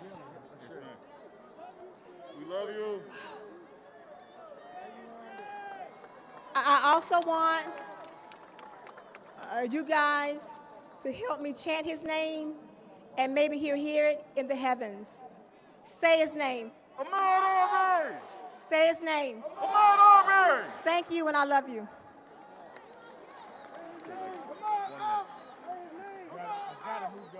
I can skip one. Yeah, you don't have to do me at all. You spoke, right? No. Oh, go ahead. 1 minute. Let us hear from Attorney Lee Merritt. Black power. I said black power. Black power. Look, we cannot be afraid to stay black power. You cannot say that Black Lives Matter if you don't believe in black power. Black power. The only way we stop this from happening is when we begin to exercise our own power. I've been hearing a lie from the Republican National Convention all week, and they keep telling me that this man freed the slaves. Let me tell you something. Lincoln didn't free no slaves. We freed the slaves. We free ourselves when we fight for ourselves, and we fight for ourselves through black power. Say it with me, black power. Black power. Say their names, Tatiana Jefferson, Jamel Roberson, Ahmaud Arbery, Botham Jean, Oscar Grant, Seville Smith, DeAndre Yarber, Terrence Crutcher. It's so many names we can't say them all, but listen, when we say black power, that means it all. So one more time so they hear you in the White House. Black power. Let us hear from the father of Ahmaud Arbery.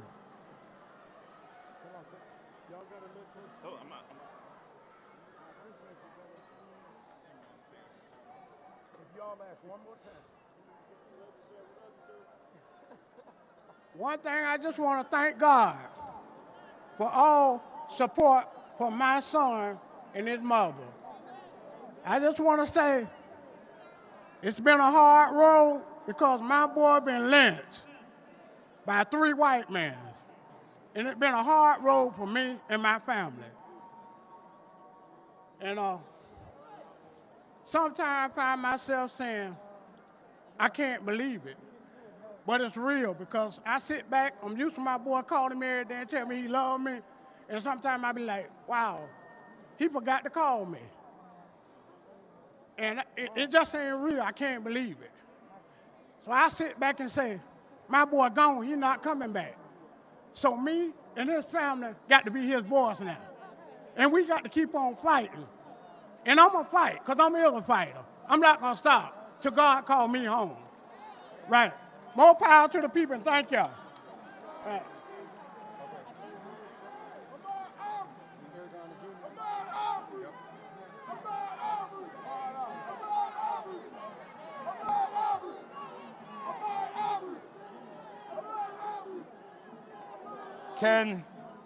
Can we also say the name Trayvon Martin? Trayvon Martin. Trayvon Martin. Please welcome Trayvon Martin's mother,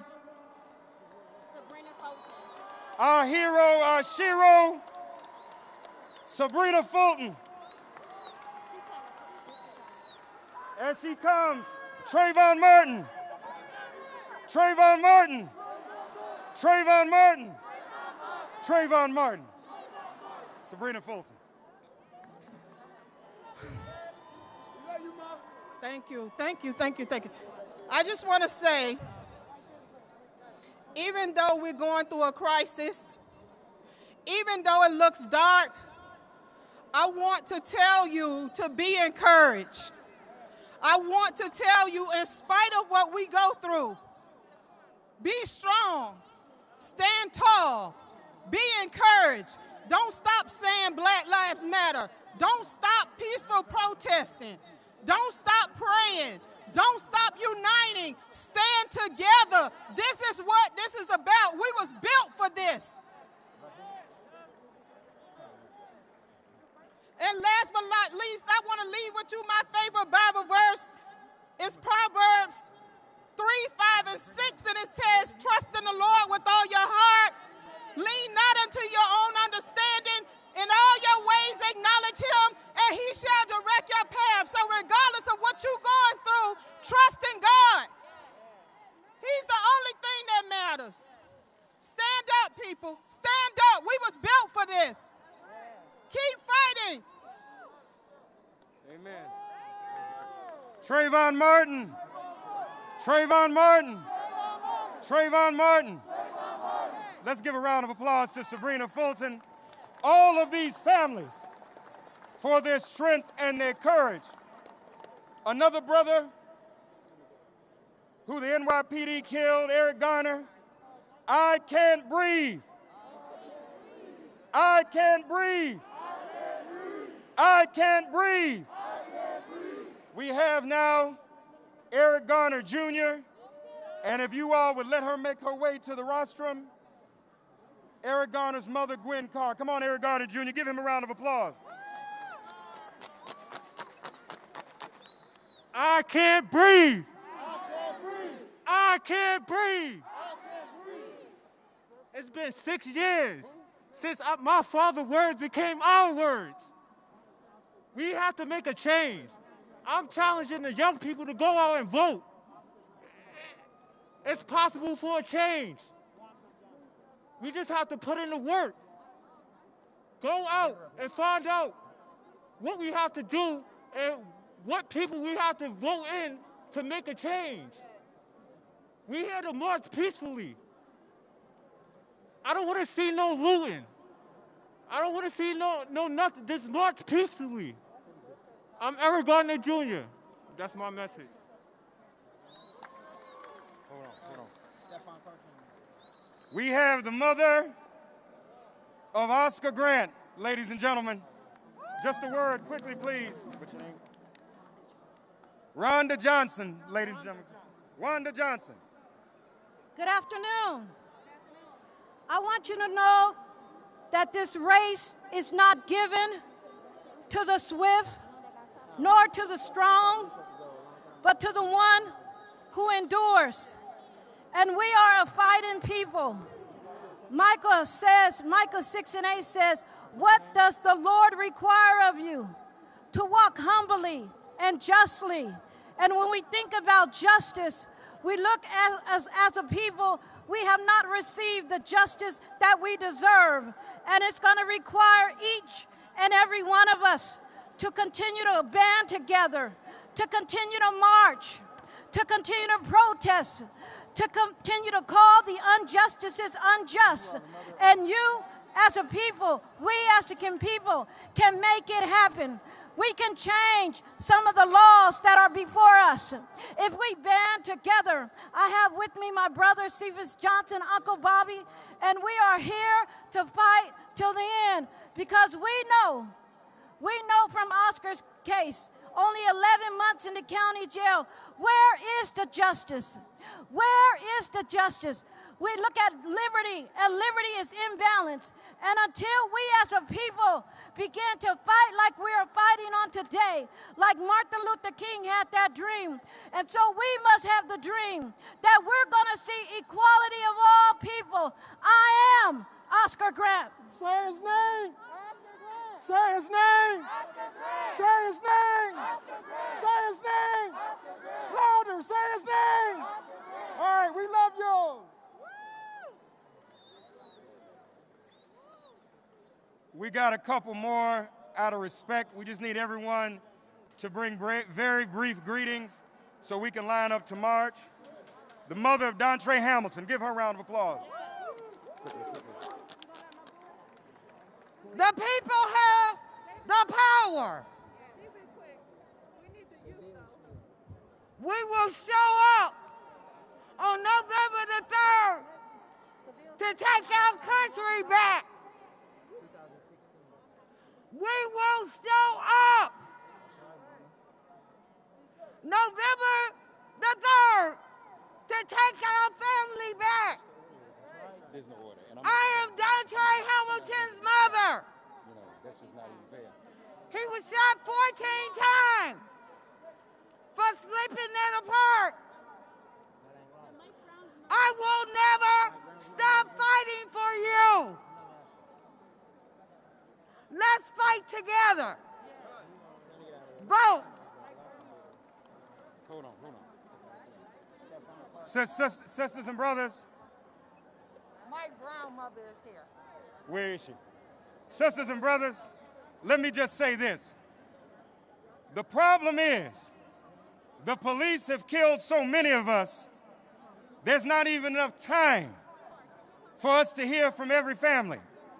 But I'm going to acknowledge the families that are around me, just acknowledge who's here. The family of Stephon Clark is here. Hold your fist up, brother. The family of Michael Brown is here.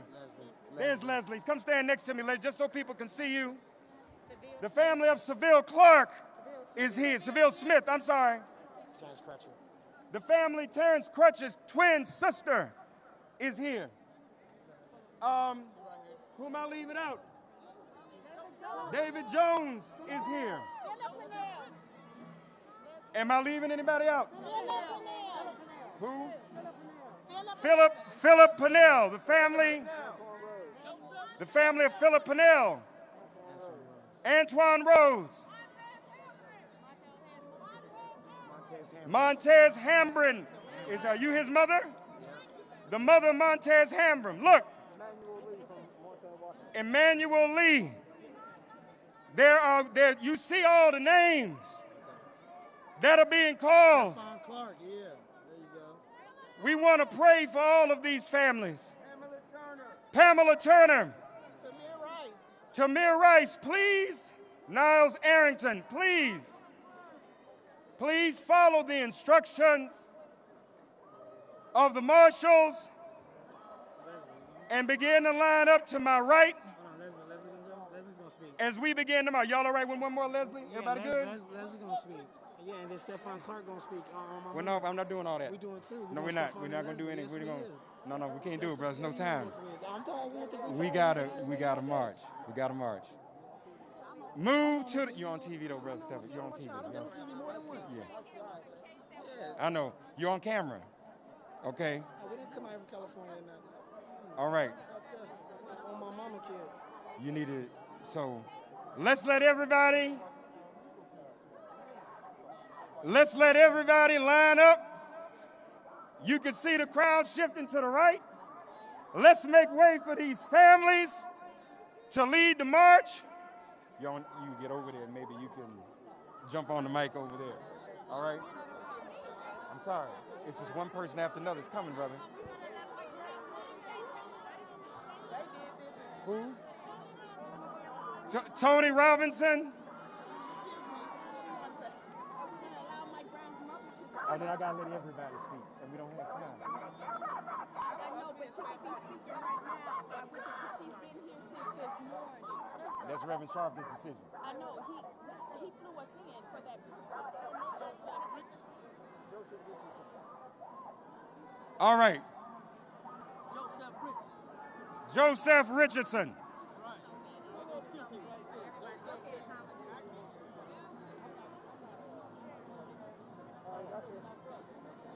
We're marching, y'all. If my brother was alive, oh, you're so lucky my brother did.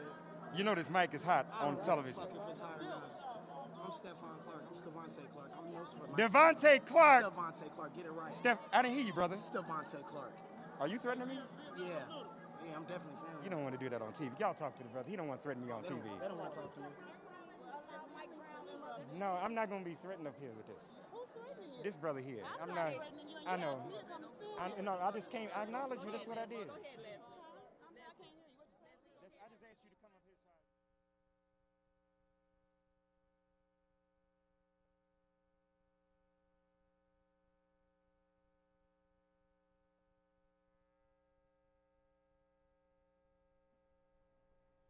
Okay, fine.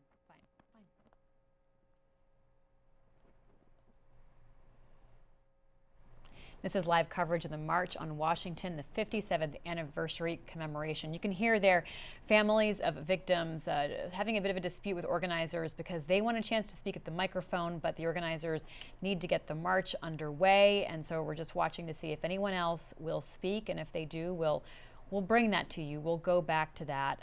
What the organizers are saying is that the next step of this experience is to march. They want the families to be a prominent part of that march and to be right up front. And what they were telling one family member was, if you can get up there, get to that microphone, you may have a chance to speak at that point. You can see there the crowds moving towards where this march is happening. Well, thousands of Americans gathered today to perform this peaceful and united chorus to demand justice. That's despite the heat and despite coronavirus. This is a special report from the Washington Post. I'm Libby Casey. Martin Luther King Jr.'s oldest son said today there is a knee on the neck of American democracy, and he asked the audience to translate their desire for change into a commitment to vote. Al Sharpton gave a warning to Mitch McConnell and the U.S. Senate, saying from the podium that they must pass the George Floyd Justice in Policing Act or pay for it at the ballot box. With me to discuss all of this on this historic day, Eugene Scott, reporter covering identity for The Fix, Capitol Hill reporter Rhonda Colvin, and David Montgomery from the Washington Post magazine. Welcome to you all. You know, Eugene, we saw there at the very end other family members saying they wanted a chance to speak as well, but the organizers feeling like time had sort of run out on that window. It just goes to show you, though, Eugene, how many families have been impacted, how many families have lost loved ones at the hands of police.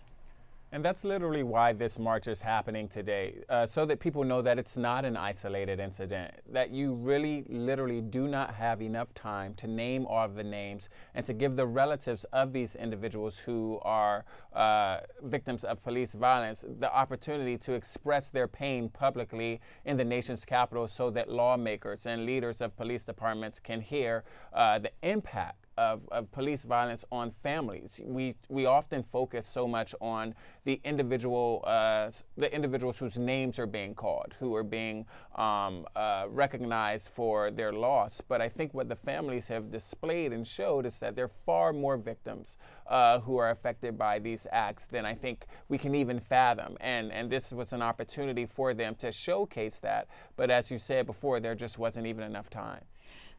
Rhonda Colvin, you know, we did hear so many poignant messages of loss and grief from family members, just really painting vivid portraits of what it's like to lose a loved one in such a brutal as well as public way.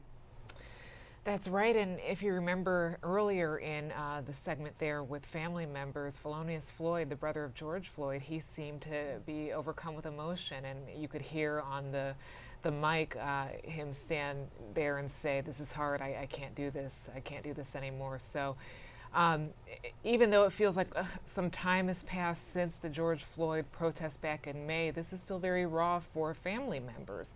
And you're seeing that. Breonna Taylor's mother, too, seemed to take some pauses. This is a lot for them. This march is a reminder that they have lost their loved one and they are not coming back. And while they're getting a lot of support from the public right now, it's still very hard. And I think this also helps amplify the situation, amplify the purpose of this march by saying there are so many family members that will not be seeing their family members again. Yeah, I mean, you know, hearing Ahmaud Arbery's father talk about missing the regular phone calls he had with his son, missing hearing his son tell him he loved him, and then some days thinking, well, he didn't call me today, and then realizing he would never get that phone call again. So, Rhonda, as we watch this day unfold, we heard such an array of voices that we would often hear at civil rights marches, civil rights engagement, including union leaders, as well as people like Al Sharpton and Martin Luther King III. But they did put this segment of the families at the end. They did, and I think that's pretty effective. It leaves you with the idea of this is about families, this is about victims. It's putting a human face to the larger issue of police brutality. And during the whole program there, I decided to look at Martin Luther King Jr.'s speech, the I Have a Dream speech, and he mentions police brutality specifically twice in that speech. That's something we don't talk about a lot, but that goes to show you that what people are out there marching for today is exactly what he was calling out, 57 years ago. So it's, when you think about that, a lot of time has passed, but a lot of the same issues are at the forefront of people's minds right now. Okay, yeah. Let's go to David Every now and then I Montgomery. lose them, but it's mostly in I think right we'll now. turn down our microphones there. I think I hear our correspondents in the field, and we'll go to them in just a moment. But first, I want to bring David Montgomery into the conversation, who wrote a piece for the Washington Post magazine looking at the genesis of this event, looking at both the history of that march that Rhonda was talking about, the original March on Washington, but also how this march came about. David, hello. Hello. Good to see you. So, David, tell us about the story of how this started. Well, Al Sharpton actually in his speech talked a little bit about it. He was at the memorial service for George Floyd, and he was reflecting in the moment that here he was in front of another black man's coffin who had been shot by police. And Al Sharpton has been presiding over these tragic moments since at least 1999. Amadou Diallo, some folks might remember, was shot by New York police 19 times. And Al Sharpton, ever since a focus of his activism has been speaking out for police violence. And at George Floyd's memorial service, he thought maybe now finally this will be the moment when the country can start to change, and a movement around this long list of names can actually have some effect. And as he said, demonstration turned into legislation. Perhaps this is finally the time for change, because after each one of those killings, there was a burst of activism after Eric Garner was killed and after Michael Brown was killed, passionate, true activism, but it sort of went away. And Al Sharpton and his co-organizers are hoping that this is a moment that's going to be different, and that this movement finally has the power to change America. And I think we heard a lot of the speakers expressing that optimism. David, we did hear a message from various speakers, including Martin Luther King III, reflecting on this particular moment, including the family members of victims, that this can be a moment of change and transformation, that this could be a tipping point. How did that go into the idea for this? Well, Al Sharpton and Martin Luther King III, who are sort of the conveners, really believe in the tactic and the strategy of a national march as an effective way to fully mature, put a climax to a movement that's already burgeoning around the country. But it wasn't an uncontroversial decision among activists. They decided the way to make this moment end in real change was to have a national march on Washington. But as we've seen since George Floyd was killed across the country, I've counted 5,700 local marches. There's been a 50-state uprising, is a phrase that folks use. And so some activists are saying, well, there's all this energy in city after city, and some victories in city halls and getting legislation enacted. Is a national march drain that energy? And I thought what we've just been talking about, those families, that roll call of families, and then voice after voice, real voice, tears, speaking with direct, raw emotion, not a polished speech, showed the power of a national march. I don't think those regional marches might have featured one or two of those folks, but the purpose and the strength of a national march is it sort of brings together all the tributaries of passion and feeling and injustice that are happening across the country, and they put them into this one mighty river of a movement on the National Mall. And so that was the other big reason, sort of why this march was the genesis for those folks. Now they're from an older school of activism, and but I think they proved their point, in my opinion. Let's go to Nicole Ellis, who's been reporting from the National Mall today. Nicole, what is it like to be there at such a big moment?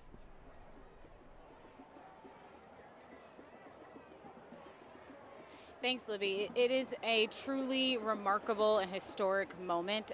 Thousands of people are behind me, making their way to the Martin Luther King Memorial after, as you all have noted, a litany of speakers who are members of a club that none of the mothers, daughters, brothers, sisters, sons, and, really are a part of a club of people who have lost their loved ones or saw their loved ones shot or suffocated on camera for the nation to see.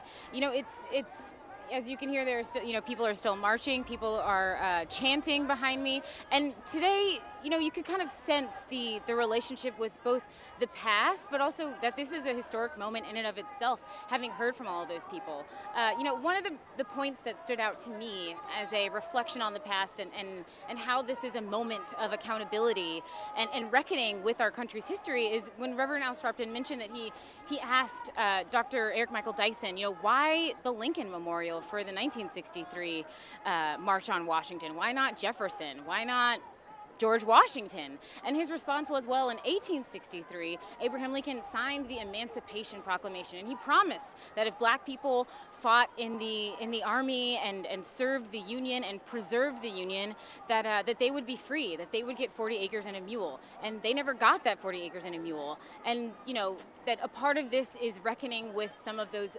unresolved promises or broken promises and revisiting American history and revisiting the past in order to create a more equitable future. So it'll be interesting to see how things unfold, both, at the voting box, as we obviously heard so many of our speakers are saying that right now the most important thing is to demonstrate and to stand out and to let people know that that people are more than willing to stand in the heat to march as a demonstration and symbolism and representative of what they're willing to do at the ballot box if they are compelled to, if they are obligated to, because they can't mail their ballots in.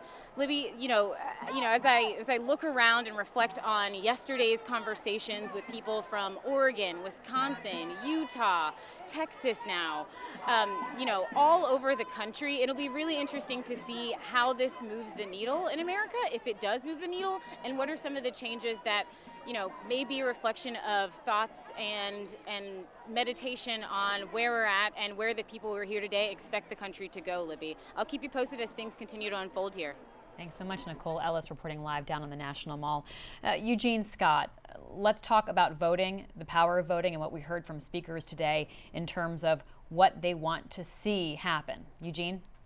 Well, one argument that's been made even before the convention started was that the success, or should I say the outcome of the upcoming election will be based on turnout. And that's a message we've heard from both the left and the right. But particularly today, it's fair, obviously, to assume that most of these individuals speaking are supporting Joe Biden or at the very least are deeply critical about President Trump. They've made it very clear that 2016's outcome was a reflection of the fact that black voters in particular did not turn out in ways that they could have once compared to the 2008 election when President Barack Obama ran for president.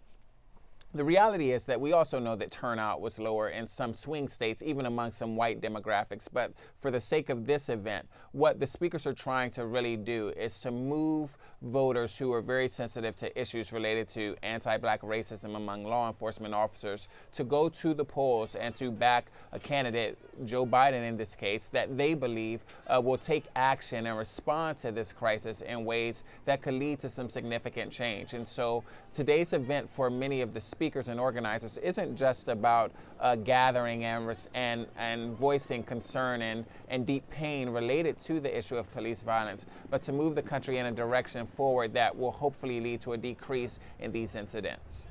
Rhonda Colvin, when we heard Martin Luther King III speak, he asked for people to do 3 things. The first one was vote and get somebody else to vote as well. He also talked, Rhonda, about engaging in community service and also getting into good trouble. That's right, using the late John Lewis's line there about good trouble. Yes, as we spoke about in our pre-show before the speakers, I mentioned that voting would be a big part of this. Voting is a core part of the civil rights movement. There are many civil rights activists who usually say that if you don't have access to the polls or access to the vote, you aren't a full citizen yet. So this is part of the struggle that Martin Luther King Jr. spoke about 57 years ago. Now his son is speaking about it, and almost every person who spoke today is speaking about it. For a survey that I did on voter registration efforts, a lot of online voting registration advocates are seeing a surge right now. The George Floyd situation certainly brought a lot of new voters and young voters to these online registration sites to get registered. Now, will they vote in November? Of course, that remains to be seen, but it appears that there is a lot of momentum, especially with members of the Gen Z demographic as well as millennials. Both of those groups make up about 40% of our potential electorate in November, so they certainly have the power to make change. But, you know, voting advocates, they are seeing this time, this summer, really energize people. Let's go now to Hannah Jewell. She's with some of the people gathered on the National Mall today. Hannah. Oh, I think they're coming to us now, yeah.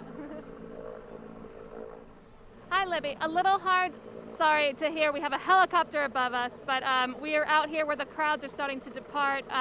Some people are marching along Constitution as well as over, it sounds like, to the MLK Memorial. I've been talking to families who have been here with their children. I've talked to a couple of old friends who didn't want to be on camera because they skipped work, came all the way from Ohio, and didn't want to be televised for that reason, but we're having a wonderful time. And I'm also here with Stacey Yonkers, who is an educator here in the district. And Stacey, tell me why you came out today and how it felt to be here. So actually, I'm not an educator, but I work with the equity team at my school. And one of the main reasons why I came out here is because when I think of Ahmaud Arbery, when I think of Jacob Blake, when I think of George Floyd, and even Breonna Taylor, I realized that this could be my son, this could be my husband, this could be me. And I love to come out here and see the solidarity, to see so many people from all over come together to support Black lives, because we need this now more than ever. And just within our school that I go, my children go to Elsie Whitlow Stokes in Northeast Washington, D.C. in the Brooklyn community, and I'm a part of the equity team, which I help lead.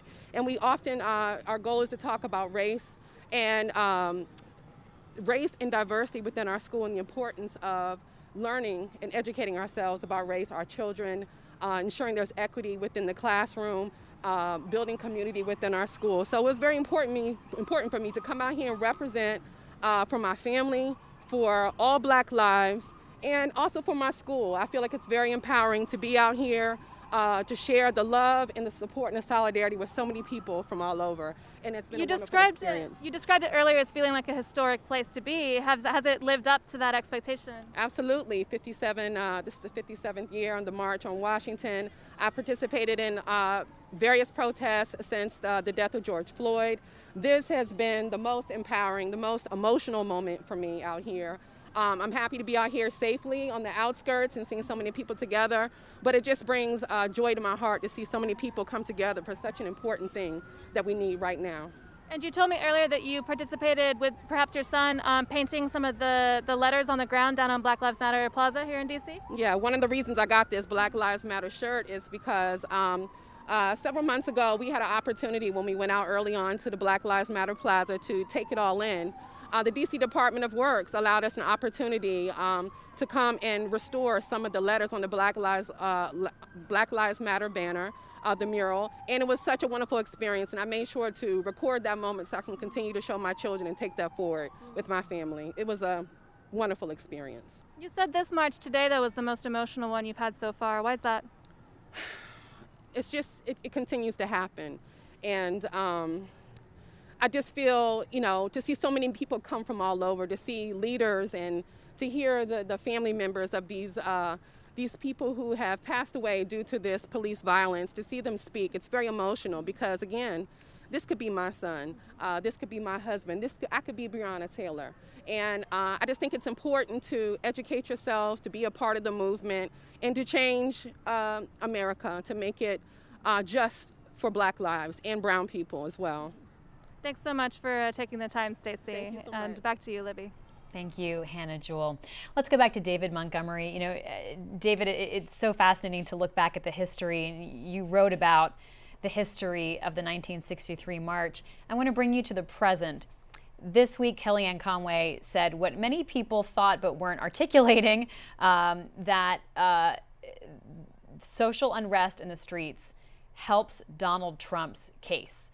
And when she said that, it surprised some people, but you know, when we think about this question of the timing of a march, the timing of social protest, I loved your look back, because the 1963 march in the history books looks like it was at the right time with the right message. But you remind us that President Kennedy tried to get the organizers to call it off out of concerns about sort of how it would be perceived by the public. Tell us about that. Yes, after the key civil rights organizations, including Dr. King's, decided, yes, we're going to have this march. A. Philip Randolph has convinced us the thing to do now is to march on Washington. Kennedy, in right around that same time, had finally been persuaded by circumstances and pressure and what he saw in Birmingham to put together what we now know of as the 1964 Civil Rights Bill. So the administration had sent that to Congress, and we know that there were many segregationist Democrats in especially the Senate who would be chewing over this legislation. And it was Kennedy's opinion that a large spectacle of activism in the streets of Washington, or at least on the Washington Mall, would be counterproductive. And so he summons the leaders of the movement, including Dr. King and Randolph. And there's I'm going to not have Dr. King's exact quote, but Kennedy said, you know, this is the wrong time. And Dr. King said, well, they said Birmingham was the wrong time, and that was a great civil rights victory. And Dr. King said, I've never been involved in a direct action movement where someone didn't say it was the wrong time. You know, now is the time. So they were taking perhaps a chance in a way. Actually, these folks aren't. The 63 march was unprecedented. No one had ever seen anything that large, and white America had never seen such a large gathering of Black people standing up for their rights and speaking out. And there was, no one knew what would happen. And of course, what happened was a beautiful pageant of activism and calls for justice. David, how has coronavirus factored into the planning of this event? I mean, what did it mean in terms of the organizers' preparations and vision for this? Did it give them pause? Oh yeah, they, in fact, when in June, when Reverend Sharpton called for the march, there hadn't been the spike that we now all know of that began to happen in the Sun Belt, and almost the week after he said we're going to have a huge march on Washington, suddenly coronavirus is rocketing back up in state after state across the South, and to the point where the organizers of the march had to socially distance. They couldn't meet together, said they would have these Zoom calls as we all do now, and so they both had to organize the march itself from a social distance, and they had to build into the march planning contingency plans. What if COVID is off the charts? How are we going to keep the marchers safe? They were very sensitive to not open themselves up to the left's folks criticizing Donald Trump for not practicing COVID precautions. They didn't want to hold a march that looked the same way. So they bought hundreds of thousands of masks, hand sanitizer, there were hand sanitizer stations all over the mall, and they decided that no buses would be allowed to come, charter buses under the auspices of the march would be allowed to come from states that still have a high level of coronavirus. And they said that marchers would have to obey Mayor Bowser in Washington. Muriel Bowser is the mayor of DC. Her quarantine instructions, which are that folks from those states have to quarantine if they come and visit. So it's a much reduced march in terms of the crowd. Sharpton was never deterred. I sort of followed, I sat in on these Zoom meetings and followed the process. And he said to me, you know, one way or another, there's going to be a march. And he said, you know, even if it's just me and Martin Luther King III and some of the families and 2 people watching, there's going to be a march, and the message is going to be powerful. COVID is going to decide how many people actually come, but it's going to serve its purpose. David Montgomery, and you can read his piece in Washington Post magazine about the origin stories of today's march. Rhonda Colvin, we know that organizers were trying to take precautions because of coronavirus, but we did see there some frustration by some, including we saw Al Sharpton trying to get people to move back a little bit and move away, because as the speeches today hit their climax, we did see a lot of families gathering in and doing what's the natural impulse to get closer together, to get closer to here. But it is, of course, concerning because they are outside, they are wearing masks, but that's not always enough. That's true, and I think Reverend Al Sharpton, he didn't seem to lose sight of that, because you could hear in those hot mic moments, he was telling people stand back, social distance. He didn't forget that we are in a pandemic. So as an organizer, I think that was important for him to say, even if he didn't realize that we could all hear him. It does seem like they were, as David was just speaking on, they were very cognizant that this is running parallel to a national crisis, a national health crisis.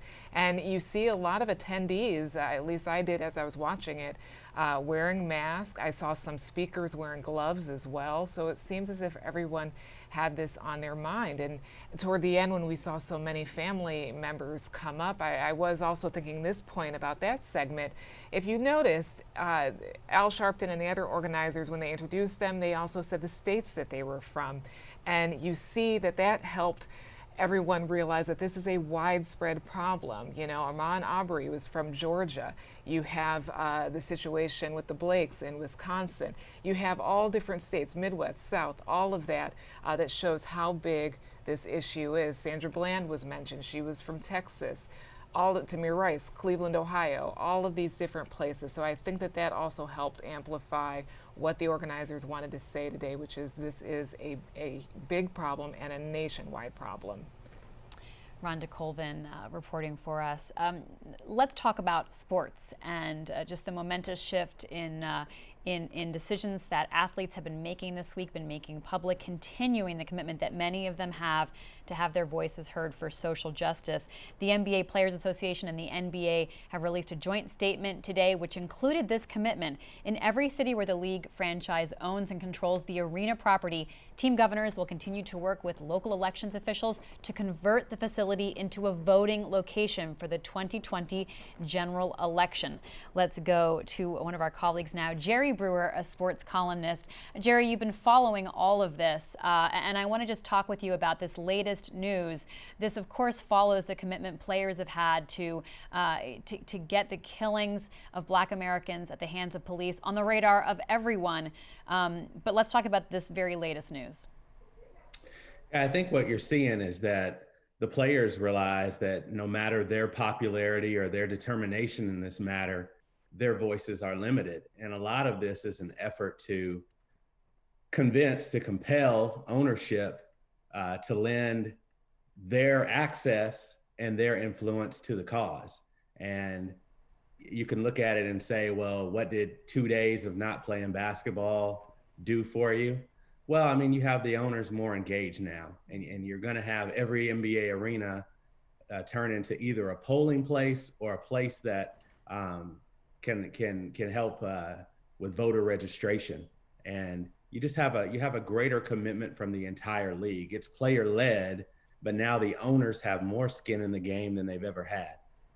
Talk to us about the frustration that players, especially the NBA players, have been feeling as they're in this sort of protected quarantine bubble, playing, sort of living in a very different world than a lot of other Americans. Yeah, I think, when you look at it as society in general, what was the thing that really made this a tipping point with George Floyd? The fact that we were in isolation. In isolation, your life is simplified. Some of the diversions and joys that would otherwise distract you are gone.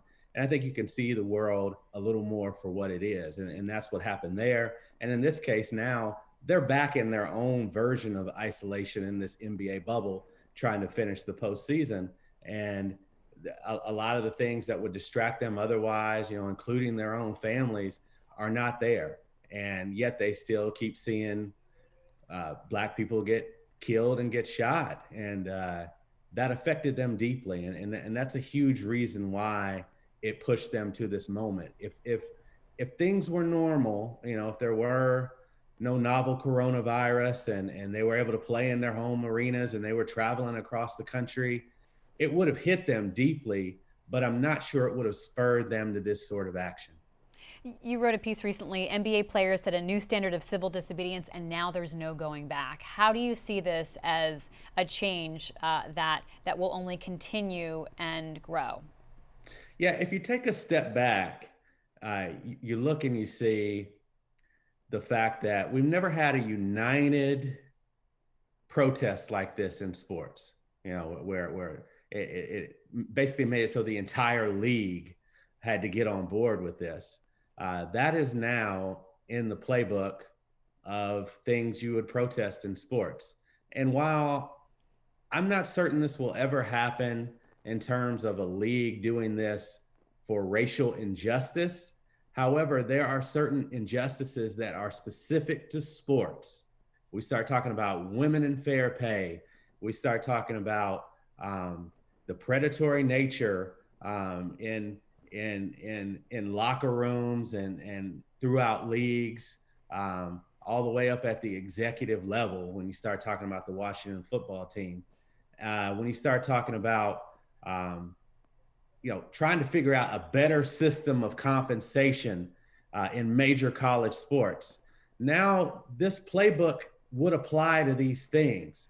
So if you're a leader in sports, an athletic director, an owner, a coach, an executive, the message should be that you need to have a better spirit of collaboration and concern about your athletes, because now the standard for what you're willing to do to raise your voice is higher than it's ever been in sports. Let's give some attention to the WNBA, Jerry, because as you point out, taking a stand is not new to the players in that league. Yes, I mean, the WNBA in terms of sense of purpose, deftness of the way they strike, they're the standard setter in the league. Everyone is going to look at the NBA and maybe history remembers them for this moment, but everything that the NBA has done is just a variation and an expansion of the WNBA's audacity and willingness to sacrifice everything to help a social cause. Jerry, what should we be keeping our eye on? You know, with your trained eye looking both at this cultural moment as well as sports, what should we all be watching in the coming weeks and months as we head to the 2020 election?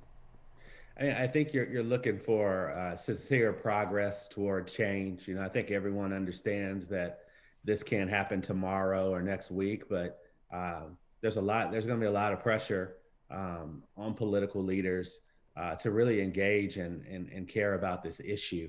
There are so many connections between the coronavirus, racial injustice, and how it intersects with sports.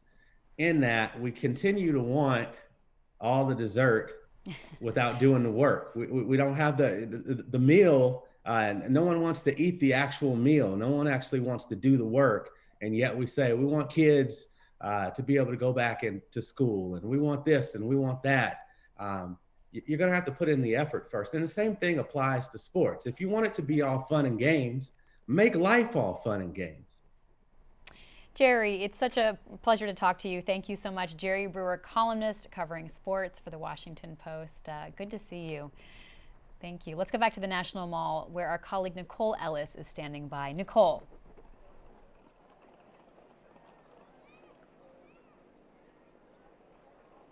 Libby, yes, still at the National Mall as people continue to file out. Things have considerably lessened in terms of the crowds as they make their way to the Martin Luther King Memorial. We've passed the medic tent where several people have unfortunately passed out from heat stroke. It was very hot out here. But, one of the most compelling, moments, one of the most compelling parts of this moment is that it was inspired by the passing of George Floyd in Houston, Texas. A couple of months ago, we actually spoke with Sheila Jackson Lee, Representative Sheila Jackson Lee, who we heard speak today as well. And she kind of articulated the reasons behind wanting to reflect on the history of America, revisit the enslavement of Africans and African Americans, and why for us right now as a country, it's important to not only think about not only think about the present, but really consider the past and how we grieve. Let's take a listen to what she had to say shortly after George Floyd's passing a couple months ago. You know, I think the nation needs to cry. I think we need to weep. This looms very large in not our healing, but our transformation. It is crucial that we leap into another era, because the one thing that we're trying to cling to is freedom and human decency, and to be treated in a way that our life journey is not filled with human indecencies, and that Black lives not only matter, yes, they matter, we have to get others to know that, but that they are valued. Because if you don't value a life, you can take the life. So Black lives matter and should be valued. We heard her echo those same statements today in her speech, and we heard it echoed throughout so much of the conversation today, from the speakers, from people that I've spoken to here in the public that are deeply concerned about whether or not their lives are valued. This has also become, a universal conversation about the value of the lives of people of color here in America, but also the influence of slavery and enslavement. Another moment that really stood out to me was when Representative Adriano Espaillat said, whether or not your ancestors picked cotton or picked sugar cane, we're all in the same boat, a reference to how universal the slave trade is and how it affected not only North America, but Central and South America and the Caribbean. So it'll be really interesting to see how this moment transcends time and how it forces us to kind of look back at that history and how that informs, what brought us here today at the 57th anniversary of the original March on Washington and how we'll move forward.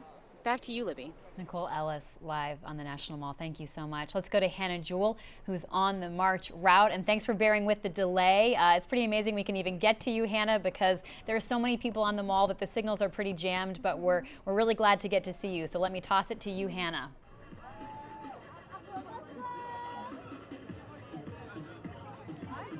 Hi, Libby. So I've moved over to the reflecting pool on the other side of Lincoln Memorial, where there's people in the water cooling off. As Nicole said, it's very hot out here. There's also a little bit of a commotion because there's some young folks having a little dance party behind us, and by young I mean like 5 years old. It's pretty cute. And I'm also here with Sandra Thompson, who came from Pennsylvania for the march here today. Sandra, why did you decide to make the journey today to come out?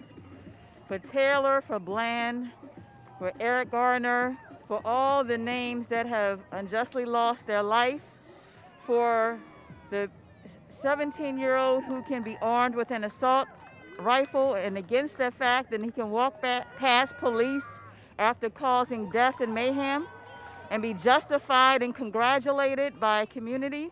That is why we march. That is why we say enough is enough. And that is why we said it's time for action, and the first action is to vote. So do you really see this march today as a way to gather momentum towards this election, or is it something else than that? Oh, it's greatly more than that. But there are many pieces to the puzzle to accomplish this equity that we're trying to fight for, that we are fighting for. And voting is one of the larger pieces, because that if the highest office in the United States of America encourages violence against a people, then we have to make that change there first, and also with Senate and Congress who support them as well. But this is in every housing and every economic and workplaces and criminal justice and prison and school reform and health care. So there are many fronts to this war. And so have you been to any of the other Black Lives Matter protests that have been out at night? What do you see the role of those kinds of more spontaneous protests compared to one like this that was so organized? Well, I've been to spontaneous as well as organized, and the greatest role is to keep awareness, to keep the energy. So I'm so thankful for all the young people, as you just mentioned, the 5-year-olds, and showing energy and energizing the older folks that I saw resting along the water. So that is life, that is community, and that is what we need to keep recognizing, is that we are all one community and we need the support of each other. And finally, what is the prevailing emotion that you're leaving here today with? Hope, peace. That's the basic, is hope. Thanks so much for talking with us, Sandra. Back to you, Libby. Thanks so much, Hannah Jewell. And Hannah talking about the children who are there. Our Washington Post Live blog, our reporters who are down on the National Mall at the march have been documenting what they've been seeing and reporting on it. And they're talking about seeing hundreds of kids there with their families, too small to even see above the crowds, but still present, and just trying to sort of understand and process and learn about how this world views them, especially if they are young Black children. Eugene Scott, let's talk about the message that we heard from people today as they think about the young generations. We heard so many families talk about their fears and concerns for their own children. Absolutely. One of the things that's really fascinating about this moment is how many young people have been at the forefront of moving this conversation forward. Conversations about anti-Black racist policing.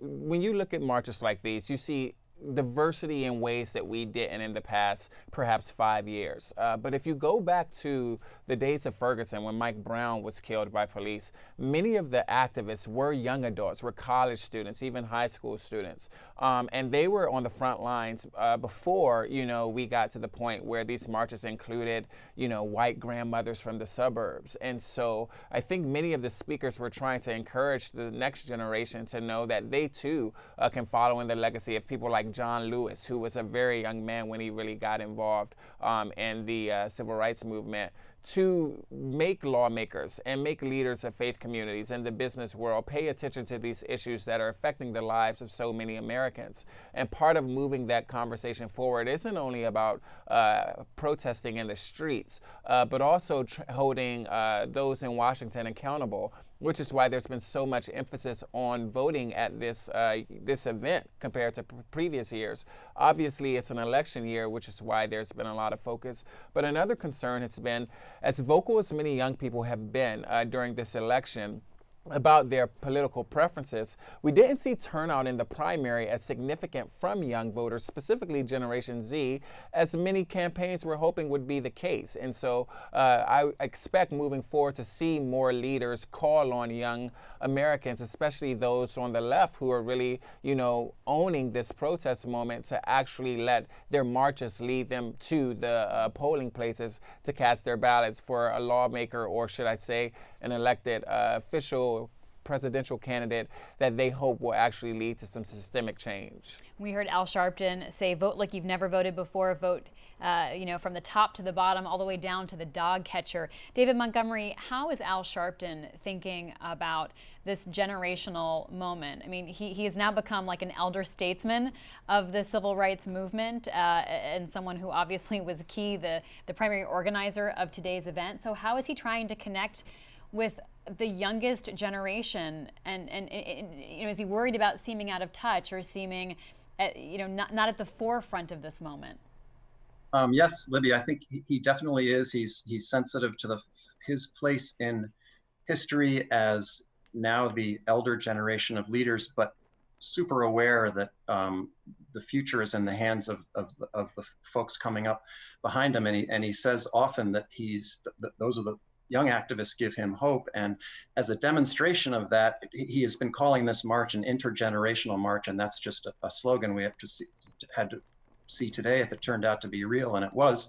There were many young people, families, all generations were out there, and he even entrusted, I thought this was significant, he entrusted the planning, the logistics of this march to his Washington office of the National Action Network, and that is headed by a young woman in her 30s, and all the staffers are in their 20s and 30s, and he's conscious of the fact that those folks are going to make the movement of the future. And I also thought, on young people's messages, I thought the speakers they chose, I thought two young women made two of the most powerful points. There was Yolanda Renee King, the granddaughter of Dr. King, said, I think she was paraphrasing her grandfather, she said this was a moment, this was a phase, the first phase is the civil rights phase, and the next phase is the phase of genuine equality.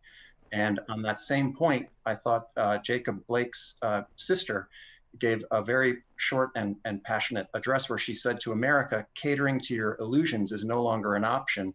And I thought those were two different ways of talking about finally getting real about injustice and systemic racism and the problems that we have. Every generation of activists has been talking about this, and somehow we never quite get there. And the young people are saying, let's make it genuine this time. Let's make it authentic. Let's make it real. Let's make it not be an illusion. So I thought that was pretty important. David Montgomery. Rhonda Colvin, let's turn to you for final thoughts in this really momentous month in our national story, as we're still looking at the economic crisis, COVID-19, this struggle for civil rights and fight against injustice, and then the backdrop of the two conventions happening right here in Washington, D.C. What are you looking towards? What does September look like for both the people who are working on this struggle for civil rights, as well as the political season that continues on? Right. I think politics sort of interrupted a lot of the calls for police reform and a lot of the discussion that we were having back in May and June about police brutality. But I think today brought it back to the forefront. And coming right after the RNC, I think that almost feels like it was in the distant past, even though it was less than 24 hours ago. I think what I noticed today is that there is a unified effort that hasn't really gone anywhere. The momentum did not slow after the initial protest of the George Floyd situation. It seems like there is, more of this unified effort that we saw today. I'd also like to note that if you were watching some of the speakers, there was diversity among speakers today. We heard several members of the Latino community, Latino advocacy groups who were speaking today. You heard from a woman who represented an Arab American group.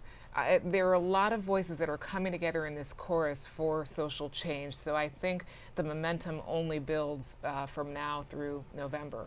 Rhonda, we heard frustration from speakers about legislation not getting passed in this divided Congress, with the Republicans holding the Senate, Democrats holding the House, and of course Donald Trump in the White House. That's true. We heard a lot of calls to bring back the George Floyd Justice in Policing Act. That's the House bill that was spearheaded by the Congressional Black Caucus and Kamala Harris and Cory Booker in the Senate. It passed the House, but in the Senate, Tim Scott of South Carolina, he was leading the Republican answer to a policing bill, and that has not gone anywhere. And from what I have heard from my contacts on the Hill, I spoke with Karen Bass a few weeks ago. She said that there are no formal negotiations anymore over those bills and how to bring the House and the Senate version together. So right now, as it stands today, those calls to bring back that bill are still being heard, but there's been no movement. So we'll see what happens after today on this. All right, and we'll continue to watch your reporting as you report from Capitol Hill, some remotely. It's been a lot of Zooms. It's been so great to work with you these past couple of weeks on the conventions. Likewise. As well as this. Rhonda Colvin, thank you so much. Well, what a remarkable week here in the nation's capital and here at the Washington Post. I want to thank my colleagues for joining us and enriching this moment with their context, analysis, and reporting. And they do that every day. So I hope you support our journalism by taking a moment before you leave to subscribe to the Washington Post and follow us online. I'm Libby Casey. Have a good and safe day.